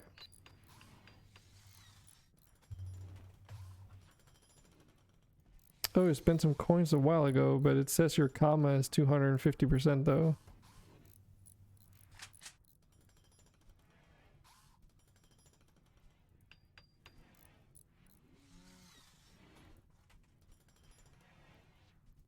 That doesn't sound right either.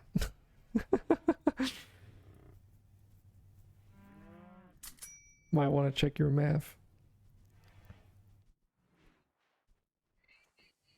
So you would have to divide 74,460 with the amount of coins he gets per hour to figure out how many hours he needed to watch, right? So 7,000.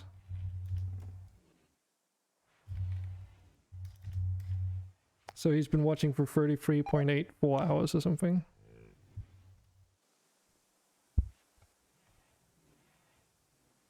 Yes. That's how long you would have to lurk in order to do that, which is a very long time. Yeah, I know. You were dividing in the wrong order, I assume. But we got there.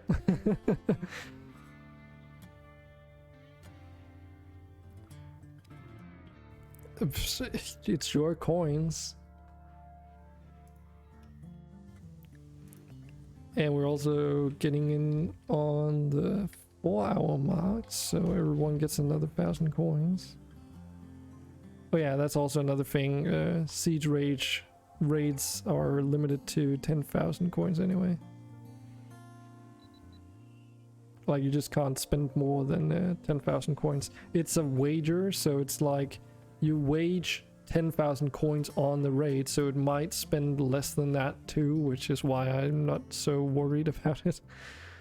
And it chooses only a faction that we should be able to defeat anyway, so... Actually...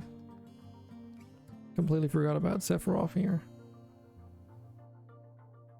Because he's still out and about doing trades and stuff. Okay, I have a feeling that the What Are You Selling mod doesn't show everything that they're selling. Because there's a lot of things here that weren't on the list. Like, they're selling freaking giant ass penguins, for fuck's sake. But that's good. That's actually really good. Because that still gives you hope. True hemp. Still gives you hope. Ooh, lots of lovely components. Buy Amrita. Should probably just buy a refuel here. Okay, that should be more than enough. Do we want to buy more steel? Whoa, whoa, they have a lot in stock. Can we can carry that much. Nice. What else? Anything else we want? Because we don't need a sample of all the stone types or that material thing anymore. Oh, right, I need to totally check that actually. We'll do that in a moment. Can buy some Psi trainers. We can buy an Archotech Neuro Trainer. Okay. Interesting. We can buy a bunch of stuff. Compression Jaw Combat AI. What does this do? Aiming time, health points, mental break. Okay. We're noticing the giant penguins, but not the human slaves. Mate, that's how you know that war crimes has been used a bit too much in your playthroughs. I rarely ever enslave anyone. I just take the hostiles captive and slowly groom, no, what's it called? Give them Stockholm syndrome until they like just become one of us. Is that a war crime? I don't know. Probably is. Psychic reader. Oh. Whoa! 50% negotiation. Whoa. Whoa. Whoa, that's cheap. The fuck? Hey Andre, I think I've got a thing for you. It's called a psychic predictor. It would give you an increased 10 melee dodge chance. Psychic harmonizer, an AI, auxiliary AI. Sorry, medical. Well, we could buy those. I take that reader. Yeah, that's what I was thinking too. Added to the collection, I guess. Like a compression jaw is like a weird thing too. It increases your eating speed.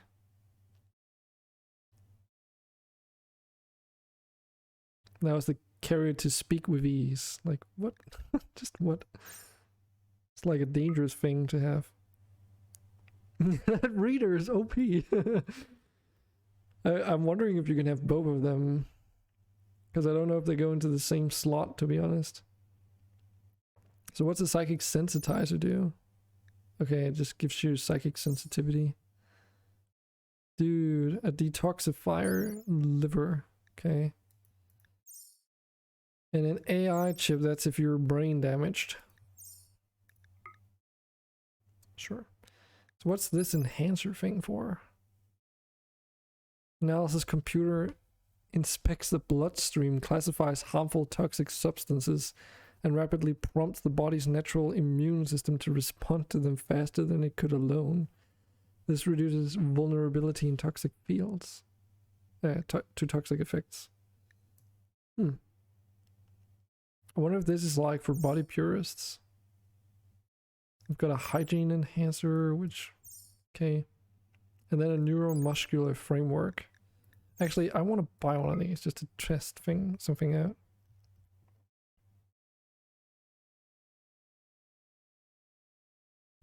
You want me to pay 100 silver for that? How about you give me that and pay me 100 silver?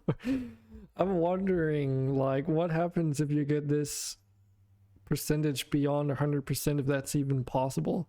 I assume it's going to be capped off, but let's just for a moment consider that it might be possible. There's also a Persona burst blade here of excellent quality, so it does even more DPS. Holy shit. I think these heavy weapons are going to do a ton of damage if you get them into like really high quality.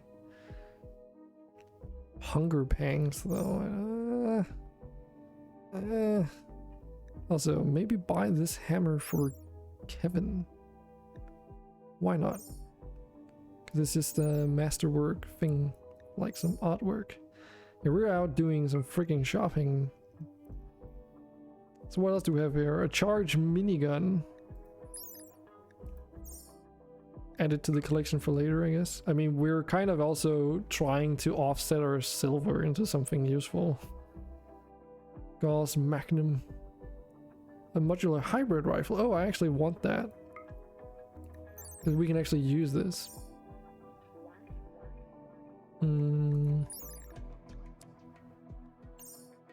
Nope. Could also buy like fancy armors that we can't use, including Moyo diving gear and stuff. But you need the research before you can equip it, sadly. Yeah, let's just keep it at this, and we can actually move, right? Good.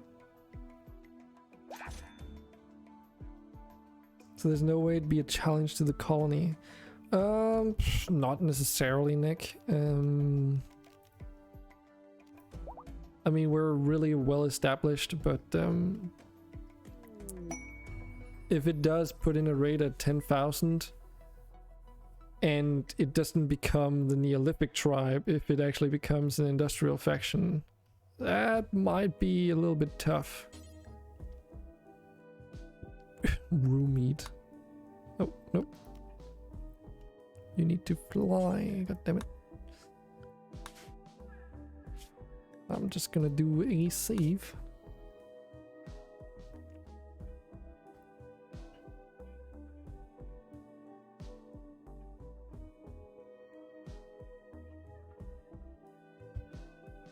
There we go. Game.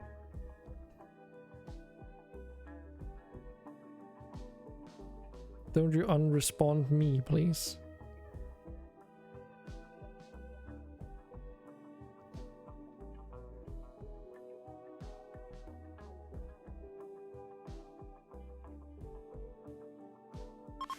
Oh, thank you. Oh, it's because the raid was bought.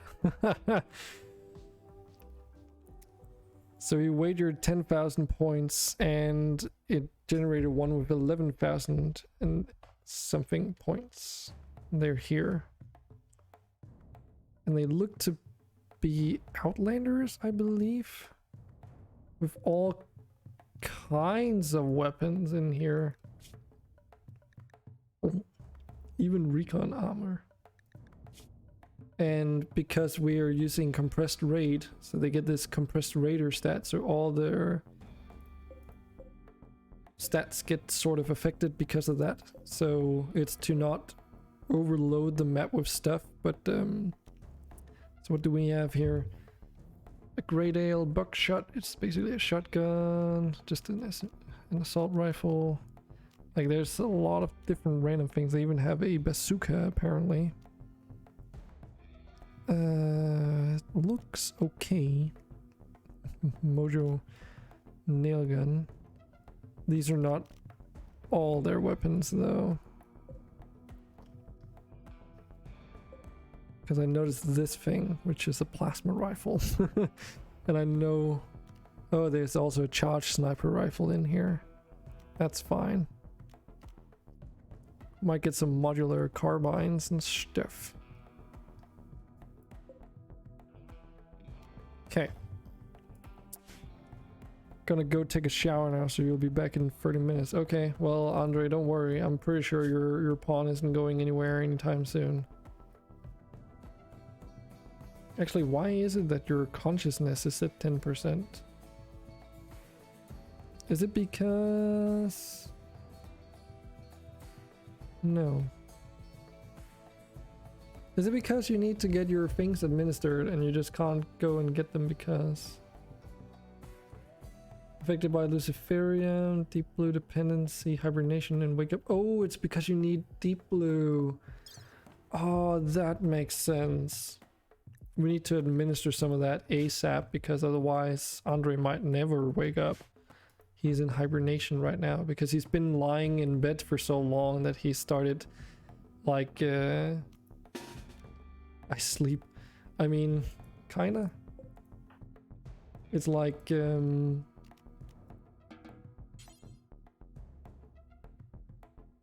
it's an operation. 7 psych. I need you to do that real quick.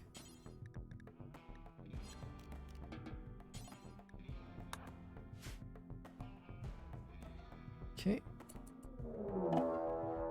And we get an infestation from Sephiroth at the same time. Great, Sephiroth, you're just gonna get all our weapons destroyed. I hope you're proud. Because I'm not gonna deal with that until the raiders are gone. Because they are attacking immediately.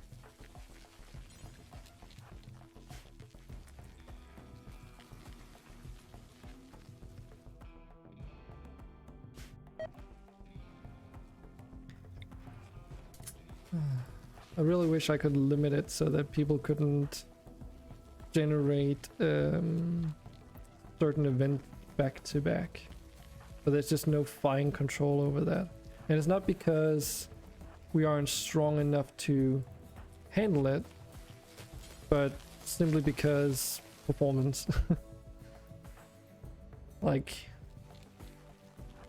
that's why the raid compressed mod was put in there to begin with.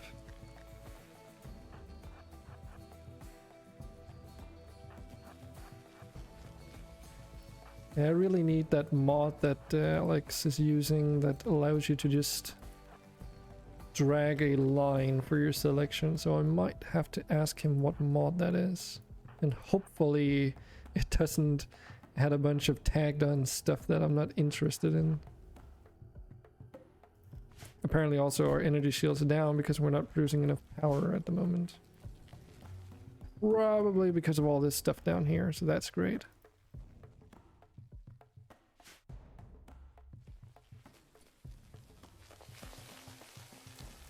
I could do that, but it wouldn't work though because they're all...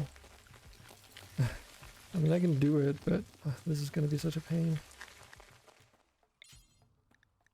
Because I'll have to remove this, and then I'll have to go in here, and then I'll have to find all the dragons here that I then also have to tell not to follow our people in battle because otherwise it won't work. And I have to do like this. And then there are some of the dragons that are going to be mounted right now. Maybe. Okay, maybe not.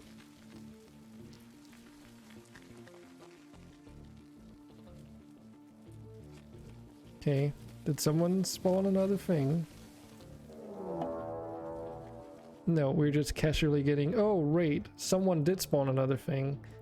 They did a ransom thing, so the Fiona Kingdom are also attacking us. And apparently these guys are going for I don't know where.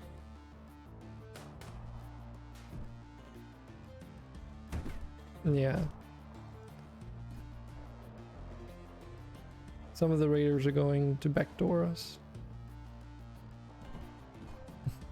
Military aid, I mean that's up to your guys.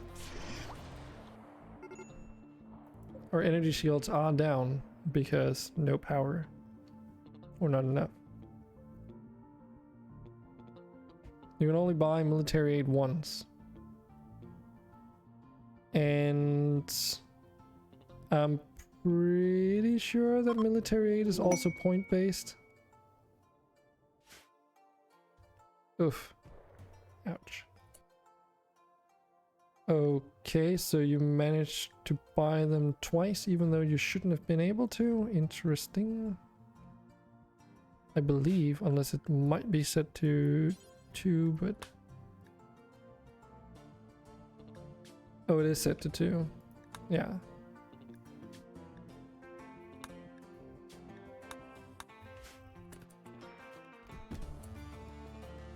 So you have... Oh god, they have a Colossus with them. Nice. And some Moyo. And over here we have a bunch of freaking tribals. With compressed raider as well, by the way. It works for military aid too. I mean, otherwise I'll eventually... Maybe I'll just have to set the compressed thing to something else. So that it's even less than what it currently is. Just so that it's not hopefully going to be as much a concern for you guys, since you can generate more than one type of raid after all. But it's just a little bit much with both, like, an infestation, a raid, and oh, there's just so much stuff going on. But the dragons should be able to take care of this, at least. I believe in them. Yeah. My computer is struggling with this a little bit.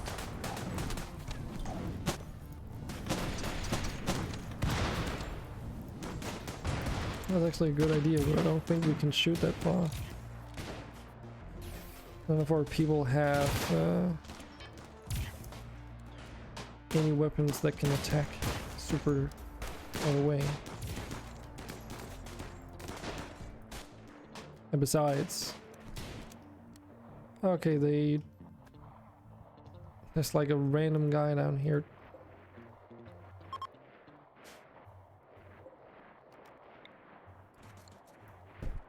Who's like, I'm gonna punch that wall.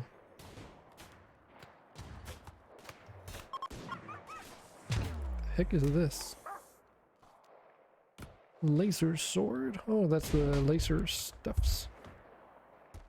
Also, apparently the don't drop your weapons on that thing only works for our own pawns, I guess.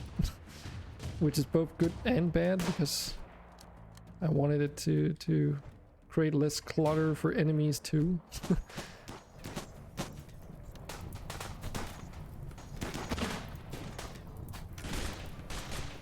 Okay, apparently the tribals got their ass handed to them. Just mass murder. I'm helping. Oh, Andre, you're back up again. Just thought I would mention that you're working under... You're not highly efficient because you have other needs, my dude. Might want to get your Luciferium and wake up. Or your Luciferium checked out. If it's actually reducing your thing still. I don't know if it is. Okay, it seems like this has all resolved itself. Okay. This has all resolved itself.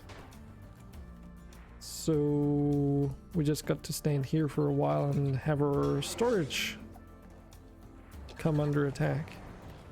I see. You guys probably can go in and just participate. Everyone here, you can probably disband.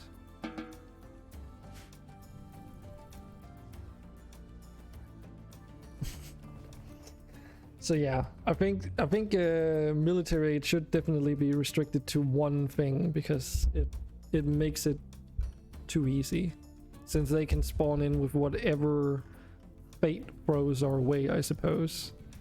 And something like a mechanoid with a heavy charge blaster is maybe a little bit OP.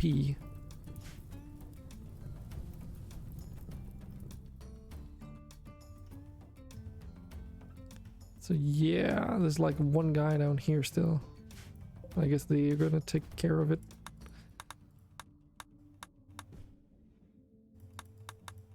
And we had a megalice animal migration apparently.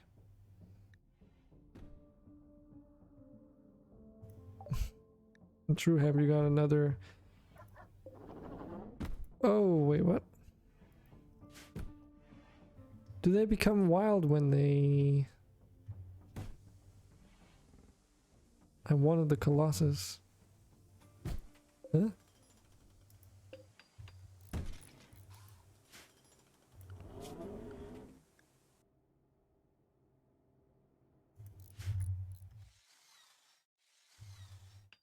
The Colossal Air Fleet? Oh. This thing. If you want that...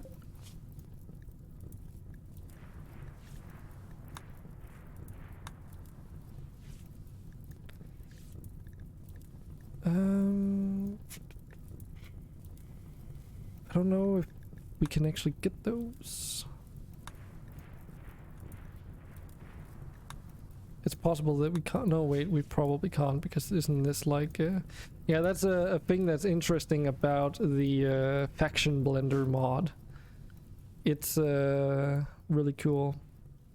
I want to name him Sonic. Got the head spikes for it. Yeah, but you can't. You can't have one. I don't think so. Because those are normally supposed to only be from or available to the Mechanoid faction. But because of how the Faction Blender mod functions, it allows for the Faction Blended mods to acquire those.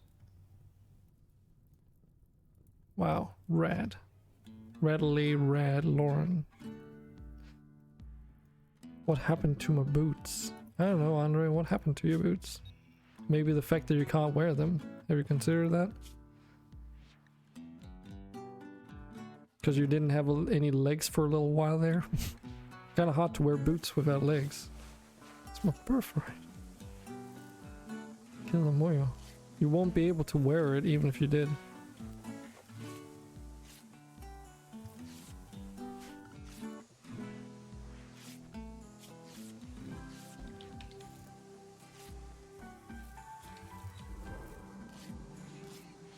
Yeah, now someone else has randomly equipped it because, hey, free armor, you know. So, dragons, ladies and gentlemen.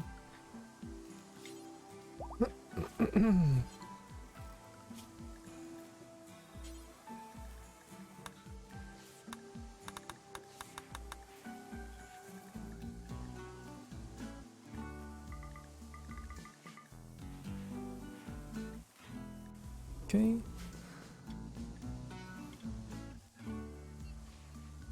But yeah, I hope that hasn't created an issue.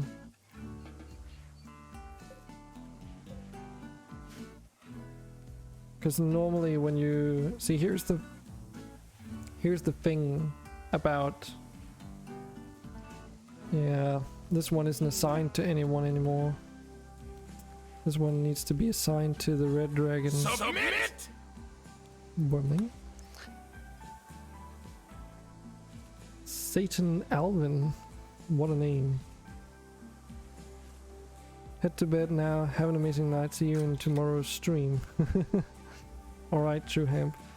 Thanks for the follow, Alvin. But yeah, I also probably won't be streaming for too much longer. Which is supposed to be a little test stream of the new Bionic setup. Lots of random inspirations. Oh yeah. Okay, Sephiroth, you're still on the way. And to another location. Still have dragon blood, right? You can see it on the left. You see any dragon blood? I don't see any dragon blood. Do you see any Luciferium? I don't see any Luciferium. Because apparently something got in here and destroyed stuff. So all our drugs are gone. All our drugs are gone. Wait, what? What happened? What the fuck happened in here? Huh? When was this destroyed? How would I even know? There's no deep blue either. It's all gone.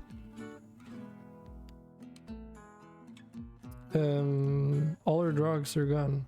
Oh wait, we have deep blue up there. Never mind. We have 86, thankfully. But yeah, we have no Luciferium. We have no wake up or anything, so that's your job to refresh that. Because I'm not gonna. But yeah, I don't know why, huh? What happened here?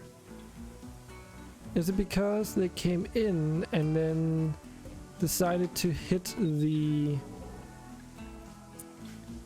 Because also we don't have any mead anymore. So is it because the mead got hit and exploded? Could that be it?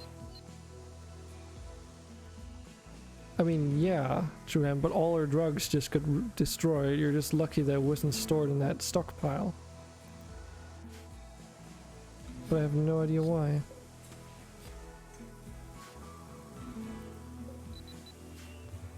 Some Luciferium.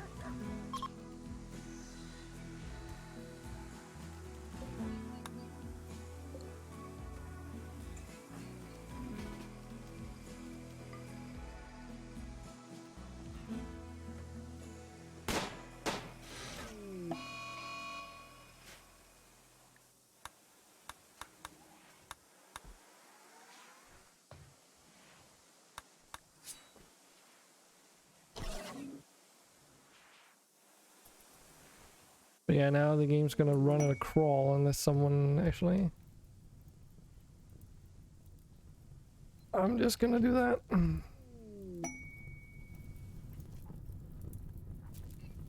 Louis Yo-Yo, you've bought a pawn. Okay. You sure you want to be a human? You're right down here. You're incapable of dumb labor and caring. Also, I don't remember seeing you around here.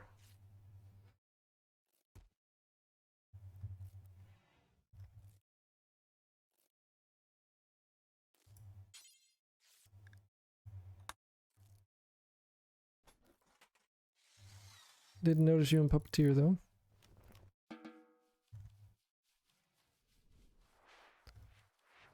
The mess in here. Good thing we have cleaning robots.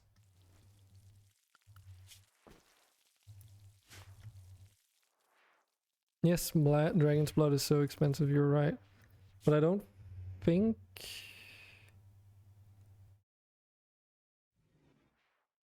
Do you have dragon's blood need? I don't think you do. No. I don't think you have a need to have dragon's blood. You're not addicted to it. Like, you don't have a... Like, you have a deep blue dependency and a luciferium need, for instance.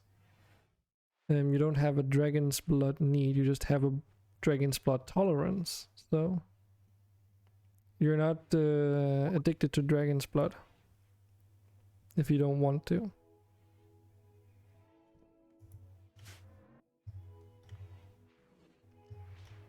Shouldn't need to buy any pants and stuff like that. We have plenty of trousers over here. Gloves, shoes, or sorry, boots. Even helmets and baseball caps. Ravager armors, Ravager helmets. Capes, backpacks, even aprons, and yeah, a bunch of other random stuff. No, someone else has equipped them, but I can probably find them from the apparel list in here if that's what you meant.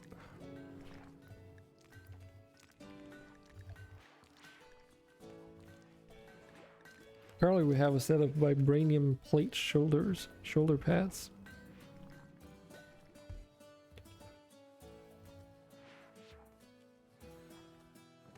Those are gauntlets.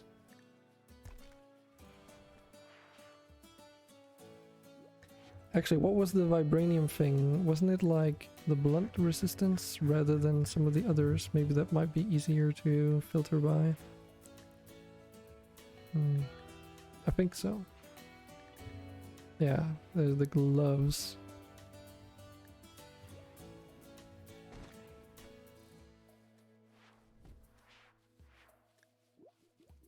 It's possible that no one is wielding them, though.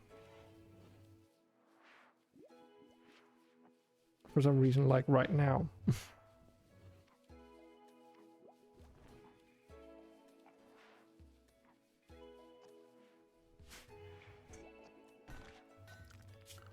Let's just make sure that they just allowed 124 things.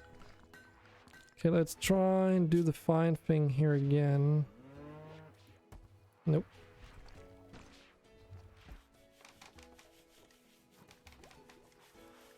Okay, so it's definitely someone has it if it exists anywhere in this. But like it's not in the list. Unless I maybe scrolled past it. Because you had them out of vibranium. And I think your boots were the only vibranium ones. I mean, they could also just have been 50% or lower durability at this point, which means they would be deconstructed. There's actually another way we can check if there's anyone... Nope. Yeah. Your boots don't exist anymore. For one reason or another, they've been destroyed. Yep, you need more vibranium. Who bought the heal scars thing?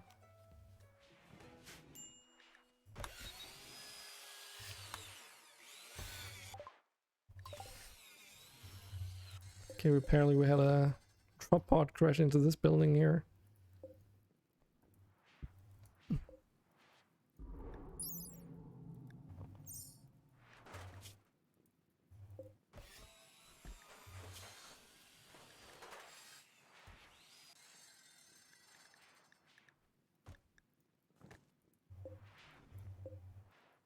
Okay. So why are these people not allowed?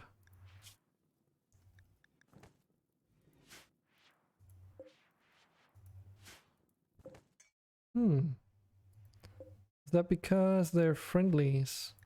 But it's just, no, that's not, definitely not the case.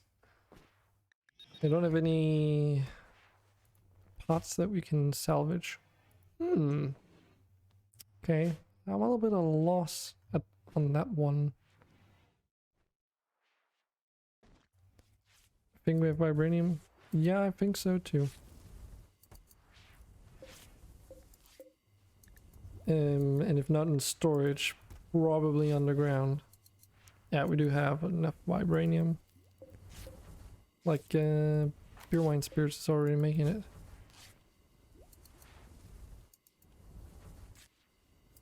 Beer Wine Spirits? What? Did we... I thought I switched someone else into... Maybe not. Okay.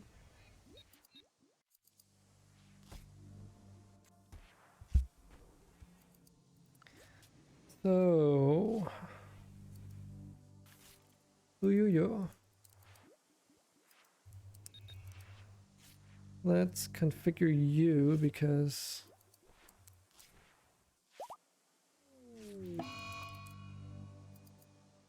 Okay, someone is down with an infection. Who's this? Just agony. Okay. They'll most likely survive.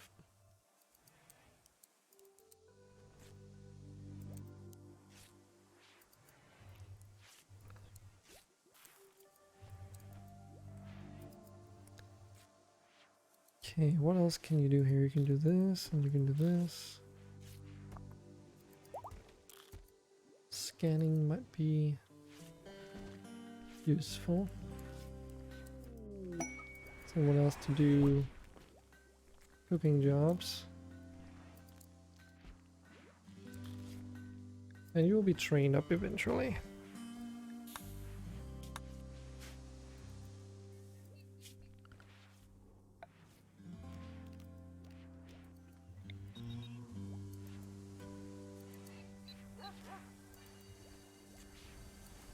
Okay, so why don't we try and set up these ground clearing zones then? Because obviously these are normally used to clear away snow.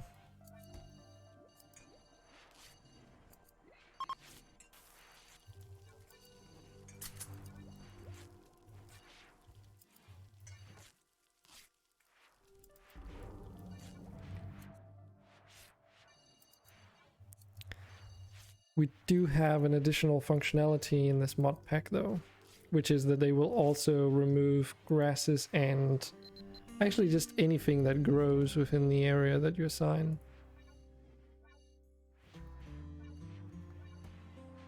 So it's another tool that can sort of be used to keep windmill areas clear.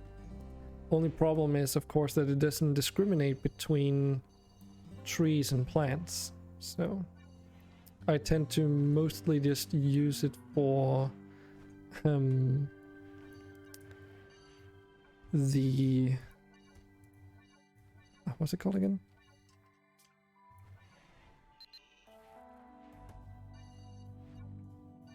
I think this is how it was, because I can't see the rope beneath. But yeah, I usually use it for keeping areas like in front of doors clear, for instance, which don't really need that here anymore. Kinda. And we used it earlier on for the embrasures too, which is pretty useful. It's like these areas.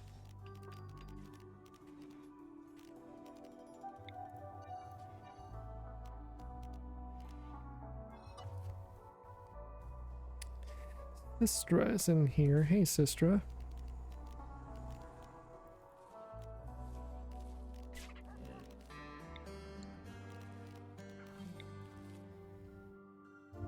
You just missed a clusterfuck of a raid, if you will. Also, how is this place clear? Is it because it snowed and then a space trader landed and then took off again? I think it might be. Hello.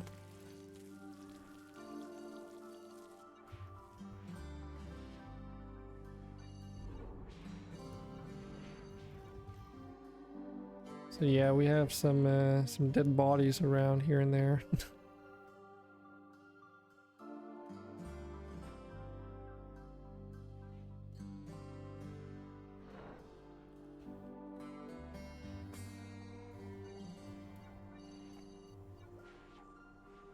But unfortunately, you missed it.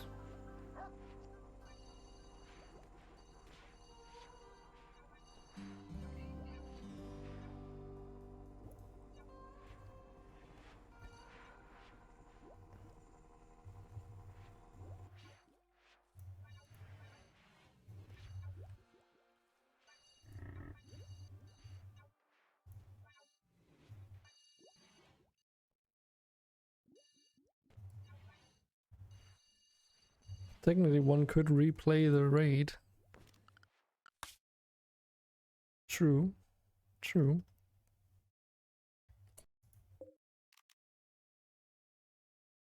Making roads? No, we're flying around on the world map in Sephiroth's Magic Emporium ship and buying up stuff that we find interesting.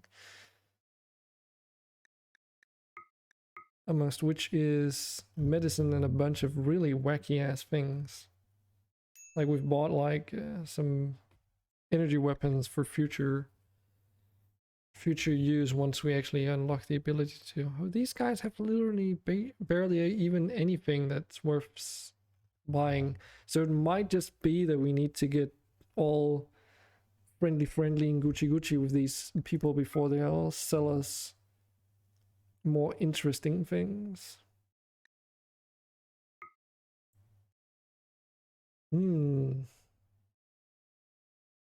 Buy deep blue serum from them. Can also buy some diluted Amrita, because why not? But we're probably more interested in the steel. Maybe I should buy some plasteel actually, because we used a lot on that for the hydroponic stuff. Someone want a bamboo artificial nose? I didn't even know that we could make these wooden parts out of the different wooden types. That's awfully specific. Don't mind me just selling snake oil. Which would be cheaper, buying dragon horns or buying dragon's blood? No. I would have to look at it. Hover feet? What the heck are hover feet? Self-sustaining hoverboard mounted on a rail adapter transplantation directly linked to the bones inside the foot. Young street gangs used this once upon a time to escape after committing crimes on Rimworld. Enhances movement speed by gliding. The fuck? Okay. But it doesn't have any additional stats, so... That's... I assume it's gonna be like... In case you still have a regular full leg, you can like... replace your foot or whatever. Okay, we're still negative in relations with them, but we're getting somewhere at least. Well, okay, for the time being though. Oh yeah, let's not forget to refuel the damn thing. Oh, okay, it's not that bad. Launch, and then where do we want to send you in next? Send you here. What's a neuromuscular frame? Don't know. But let me see. So, how much dragon's blood is it per horn? Is it 5? I think it is. Because it's in here, isn't it? No, wait, sorry, it's in here. There's 1 horn for each recipe, obviously. And it makes 15 dragon's blood. So 1 horn equals 15 dragon's blood. Hey, just Agony. How are you doing? Welcome back to the colony.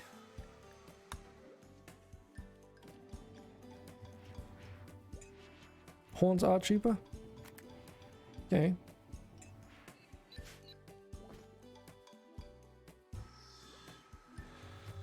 Just don't buy like 100 horns because they don't stack, okay?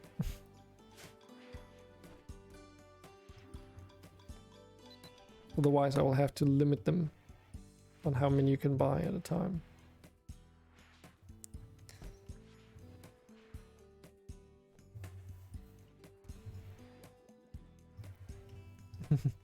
Can't just buy blood.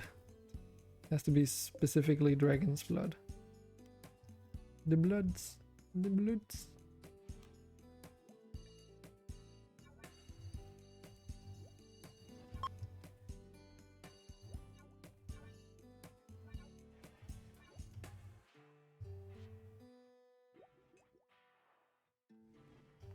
You just thought of a reason why 7th Psych might not like you? Okay. But what makes us even mention that? Is 7 a robot? It kinda. He's warforged. Why? Are you xenophobic or something?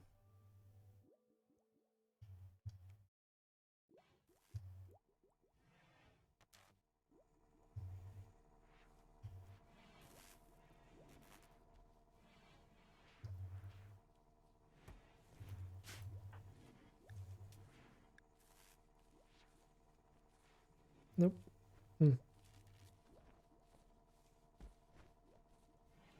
I mean, you're not xenophobic, so... So why would him being a robot be a problem?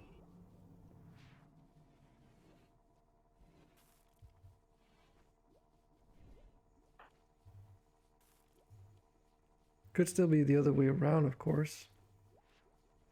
They are a transhumanist too.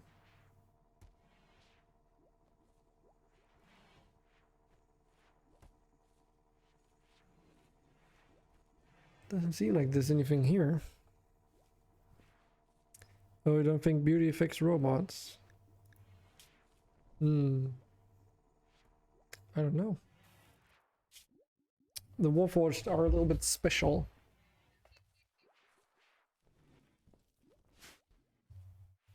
Because they're not like robots. So they're not like the droids, the androids, for instance. We dug too deep again.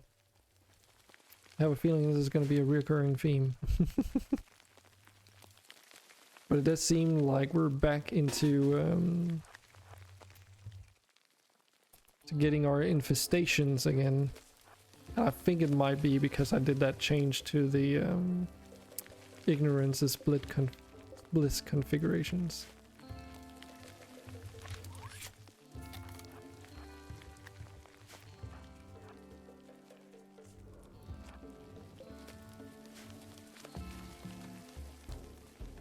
And the mole people attacking.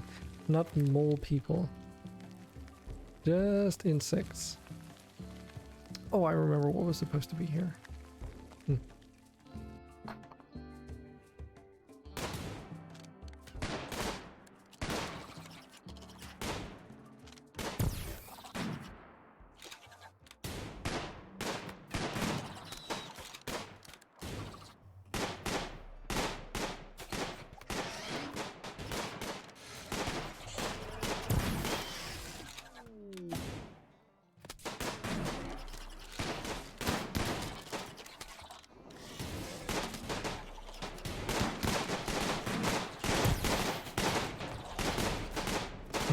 File, okay.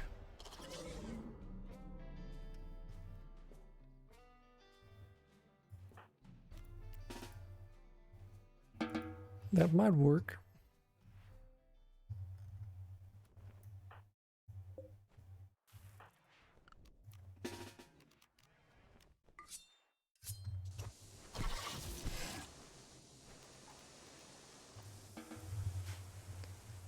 Easy peasy. So, Sephiroth, where are you at? You're down here. In the Canary.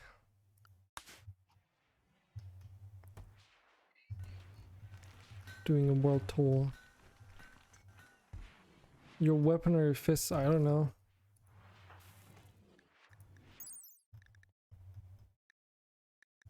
Your melee DPS is like heavily affected right now because your manipulation and stuff is completely shot.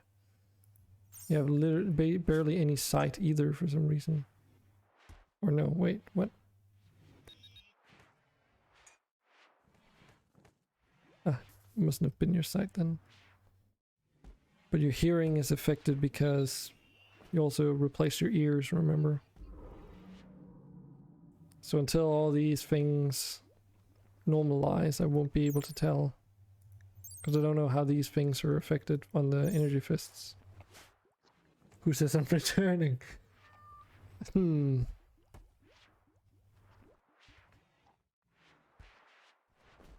Physically stunning.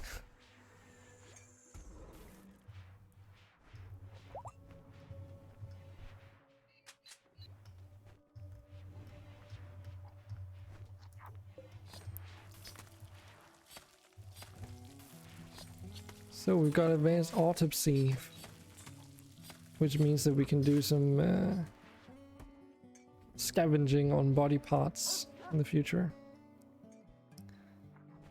Animal autopsy is the same mod, it's just for animals. But yeah, I mean it's industrial tech and would be needed, would be required eventually, but or not required, but would push us closer to industrial research. Metal alloy barricades is also industrial, I'm pretty certain. And I assume not super expensive? No. So it's like really easy to research. So what's aquaponics under anyway? Oh, it's in here. There. Aquaponics basin. Oh, this is for fish? Yeah. So if you want to automate catching of fish, that's actually industrial tech. Like a lot of these industrial things are actually, or sorry, factory things are industrial tech. So we have the basics and we have masonry and stuff, so we could technically get started on this too, starting to make an automatic drill. We just need to improve our power generation probably. I mean, we have this thing as an emergency, but we needed like all these air fleets in order to even keep it running, so. Oh, it seems like we have plenty of cores now though. And we've got this thing here, so. Let's see. I realized something. We'll need to compress some blue gel, or make a storage for this compressed blue gel stuff. Do until 100. And do this until, I don't know, 100? Apparently we have 300. I think that's what the other one might just be set to.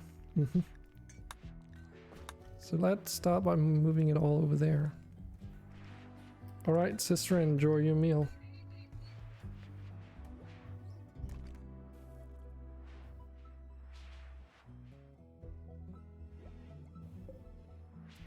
So, where can we put this stuff? Might just end up being a large storage shelf, but we can try and see if we can't put it in somewhere else.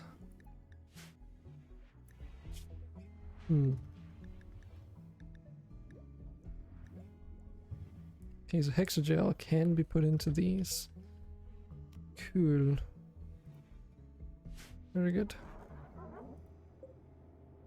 Kind of expected that as much. So we have just enough room for the processing in here. And then it's ready to use on the reactor.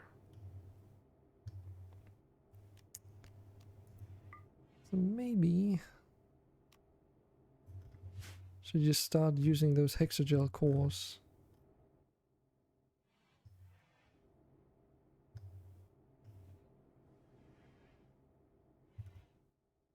Got some more personalized rooms here.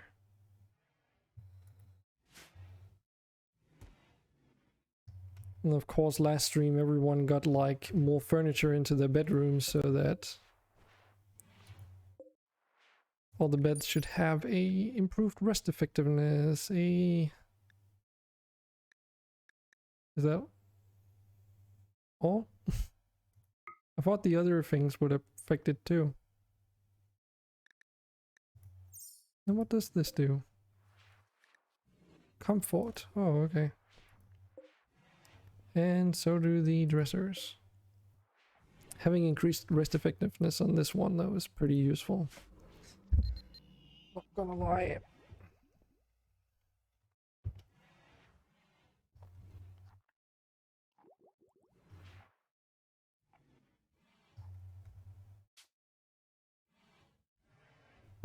Synthetic repair, okay.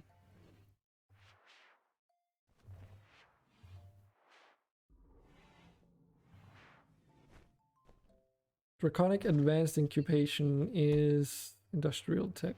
I know that much.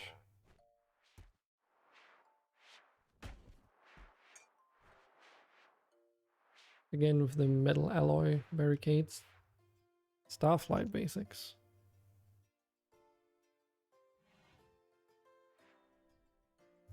Hmm.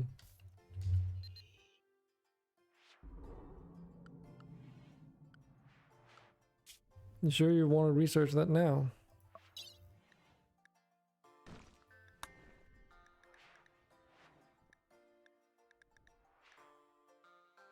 Because I kind of don't want to go into any of the Starship stuff until we're Space Attack anyway.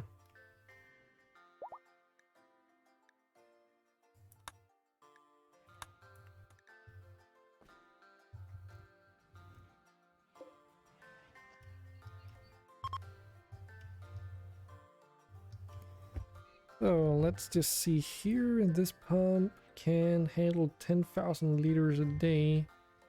And these are obviously variable, but yeah, they do about, it says here, 1,700 liters. And these do 1,500 a day.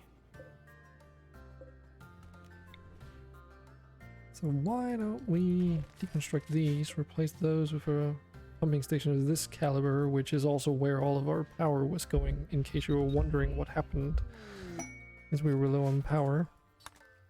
Because these things were, like all the dubs, bad hygiene is just a huge power sink.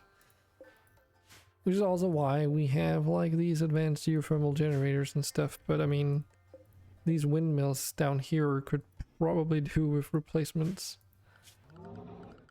Because we can make these advanced wind turbines instead. Which you can put much closer to each other. And yeah.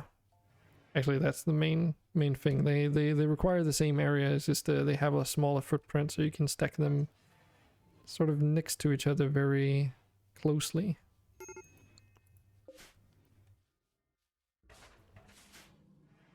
Should also have the ability to make, or maybe not.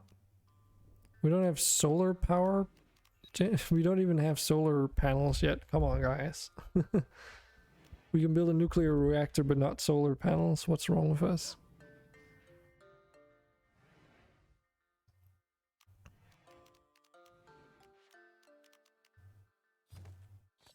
We also need to make a magnetic shield somewhere. I haven't quite decided where, but I guess we could technically just do it over here. It's not like it needs a ton of space. Just needs like air around it, kinda. I think we could even build it right here if we wanted to. But I guess having it right next to the defenses might be a little bit unnecessary.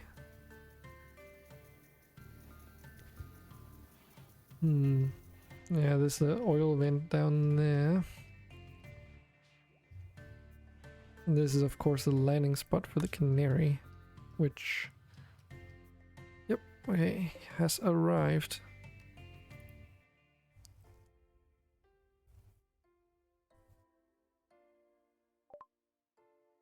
So what are these guys selling?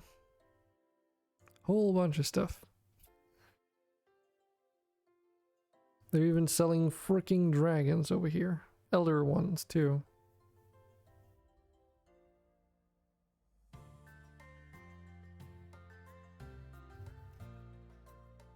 Just like a small 7,000 something silver because Sephiroth's trade prices are abnormally good. Gourmet grill. Okay. Do we want to buy more components? Oh yes, we do.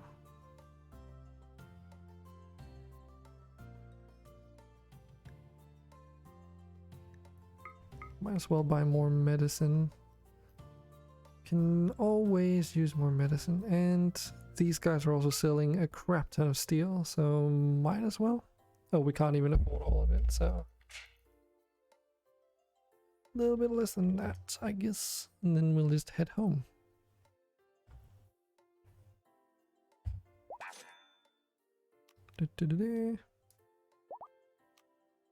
And here's our house. Or our home. Oh shit. Fuck, okay. Can't see the landing pad now, can I?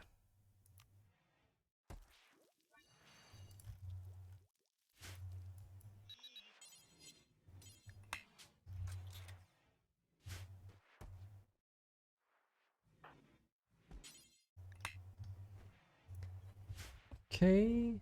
I think Rocket Complex is also industrial tech and is actually really powerful.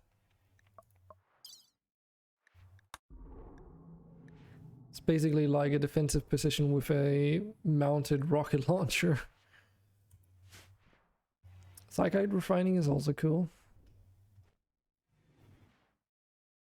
Conveyor belts would be needed if we want to do factory related things, is also industrial.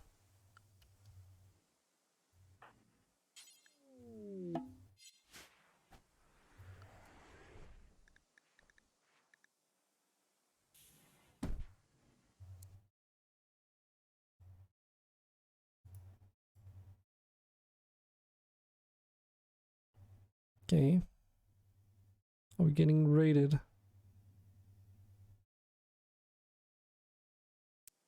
Nope. The game was just like, I'm gonna freeze for like a couple seconds.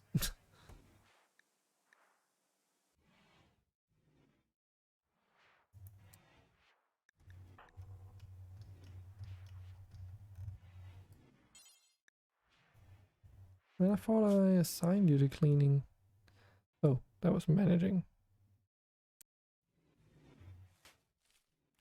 Shoot.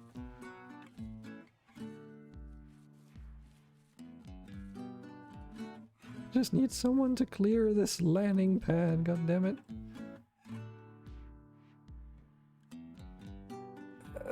I have such a hard time finding people in this freaking bar there. It's kind of sad. I should probably also configure this to produce something else than just rice at this point. But I think it's good that we have it, because it doesn't seem like we have a lot of vegetables in stock at all. This Ice Age thing is really kicking our ass, because we're actually in a drought during the Ice Age, but it's still negative 10 degrees C. And we're only in fall, so that's yay.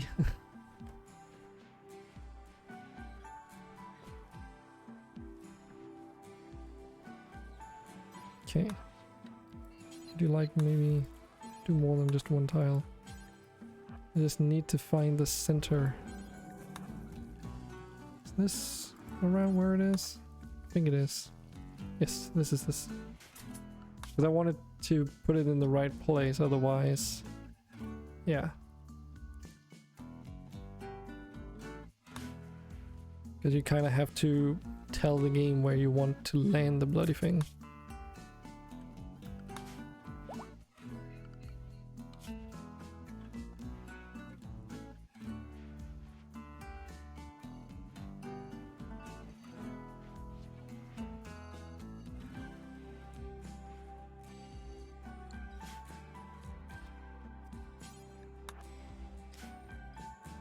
Okay, we won't be playing for too much longer though, because it's getting late and I also need to be fresh for tomorrow.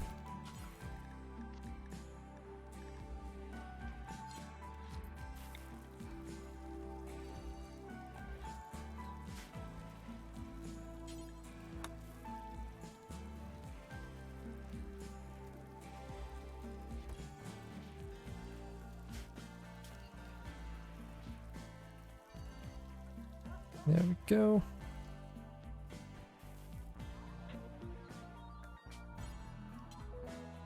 Okay, so this is a little bit in... I guess I might have to go and ask the farming hysteresis offerer to figure out a solution for hydroponics trays. Because those you cannot set up with farming hysteresis like the regular fields.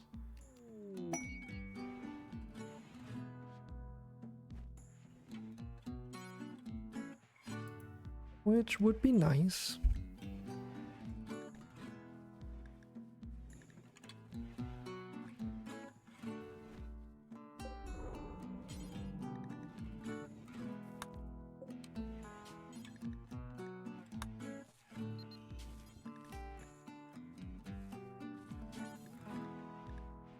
So what's the temperature in here like? 21°C. Okay. That's pretty good. Can't complain there at least. Strawberries. Sugar cane. Tomato. Wasabi. Wheat. And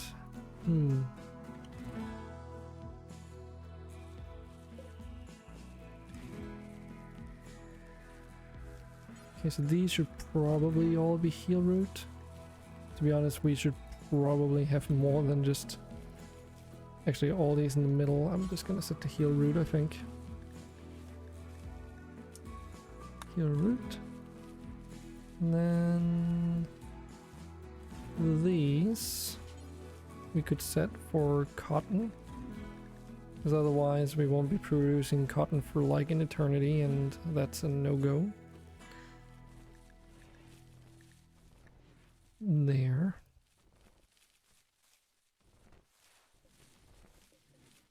Should be able to set one of these to be Devil Strand.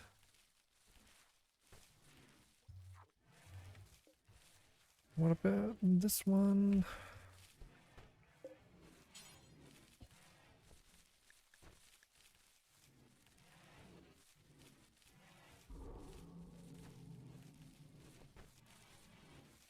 Oh, I know what we can do. We can do hay grass over here.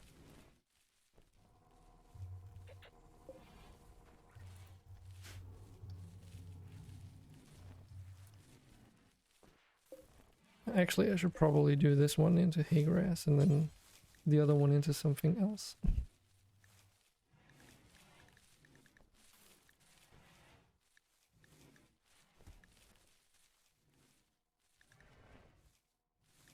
Shoot. There. I was like being blind for 2 seconds.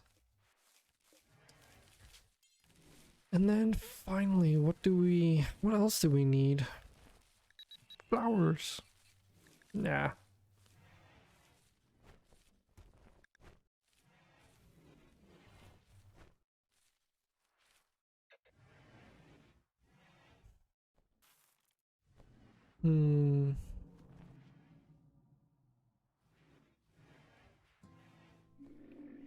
We could do like wood, of course, but I'd rather not.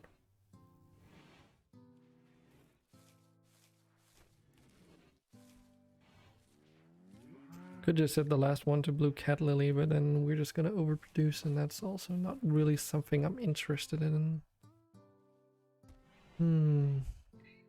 Oh, I know, we could set this one to heal root and then use these other 3 ones for something else. Because I have like more crops that are edible that we can also get some variety in with. Cabbage. And what was the other one? Beets. And let's see. Should be like one more eggplant. Why not? There we go.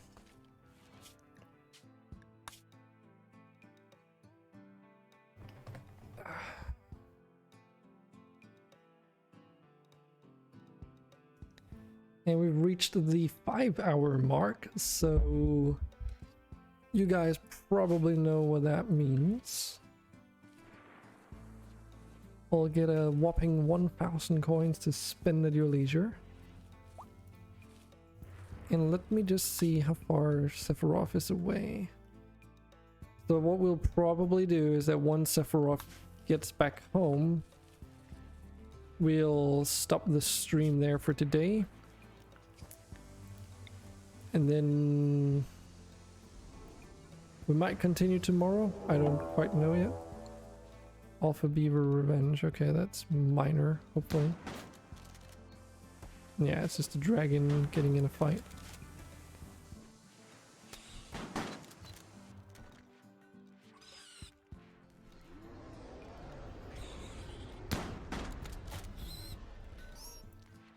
Sanderfell, we really should just give you a better weapon than this shotgun. Even a hunting rifle would probably be better, just because they added range. In honest, how are you guys in the back here in terms of weaponry? I think Sander might just have been the one that was the worst off. Oh, okay, Cap, you are using a volcanic pistol, which, as cool as it sounds, isn't really that great if I recall. So why don't we try and find something better for you? Obviously we have LMGs, but I was thinking about something a little bit different. I have a service rifle. We also have an HMG, but I believe this heavy mounted or heavy machine gun is bio-coated. Yes, it is. So we can't use that. Okay. What else do we have? Assault rifle. We just have some regular old assault rifles. Would still be better though. Some visitors. Can also get this service rifle. Apparently it's not bio-coated, so that would be fine.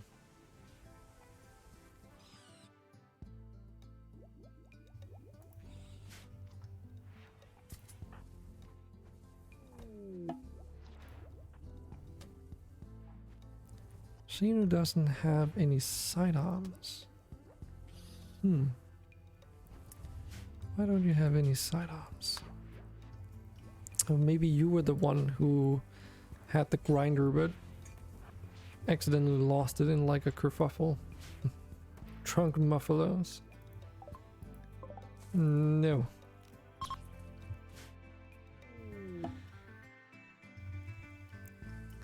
Computer says no.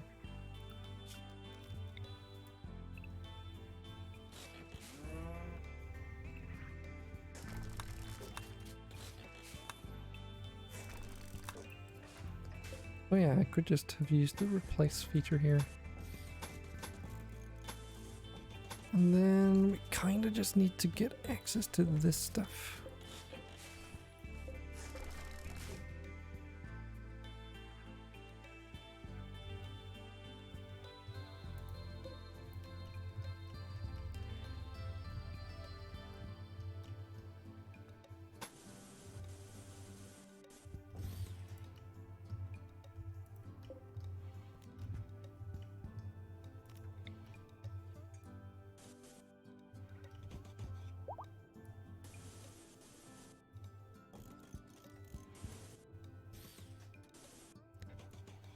I did want to create like this more natural formation kind of feeling here, which we should be able to achieve. I mean, why not?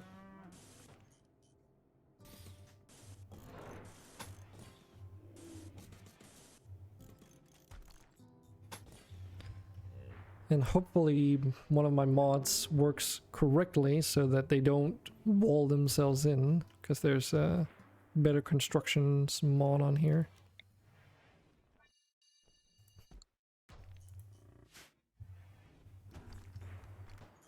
This might create a little bit of stuttering though, because build jobs tend to do that at this stage of a colony's life cycle. Actually, let's just deconstruct all of these.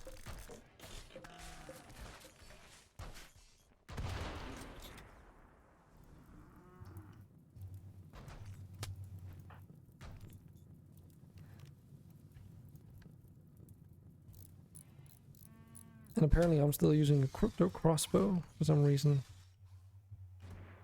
I thought I was using something else. The heck?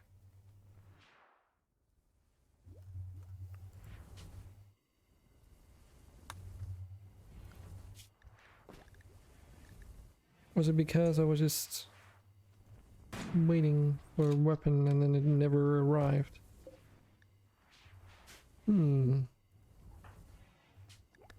Well, let's go up and equip this as a sidearm for now.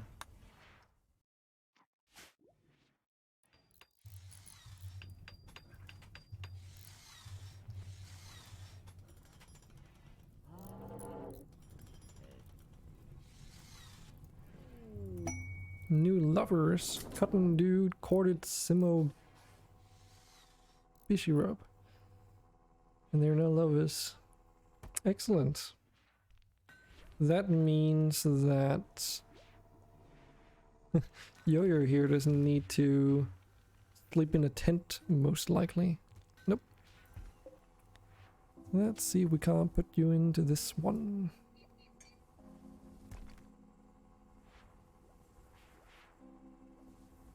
If I can find you in the list, that is. There. Congratulations, you now have your own personal bedroom and bathroom.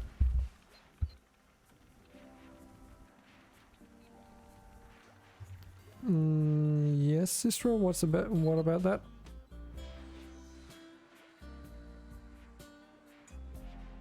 Yeah, new couple. It's always nice to have people move in together so that we clear up some rooms. I mean, these emergency tents are fine and all, but yeah. But yeah, what about the grinder?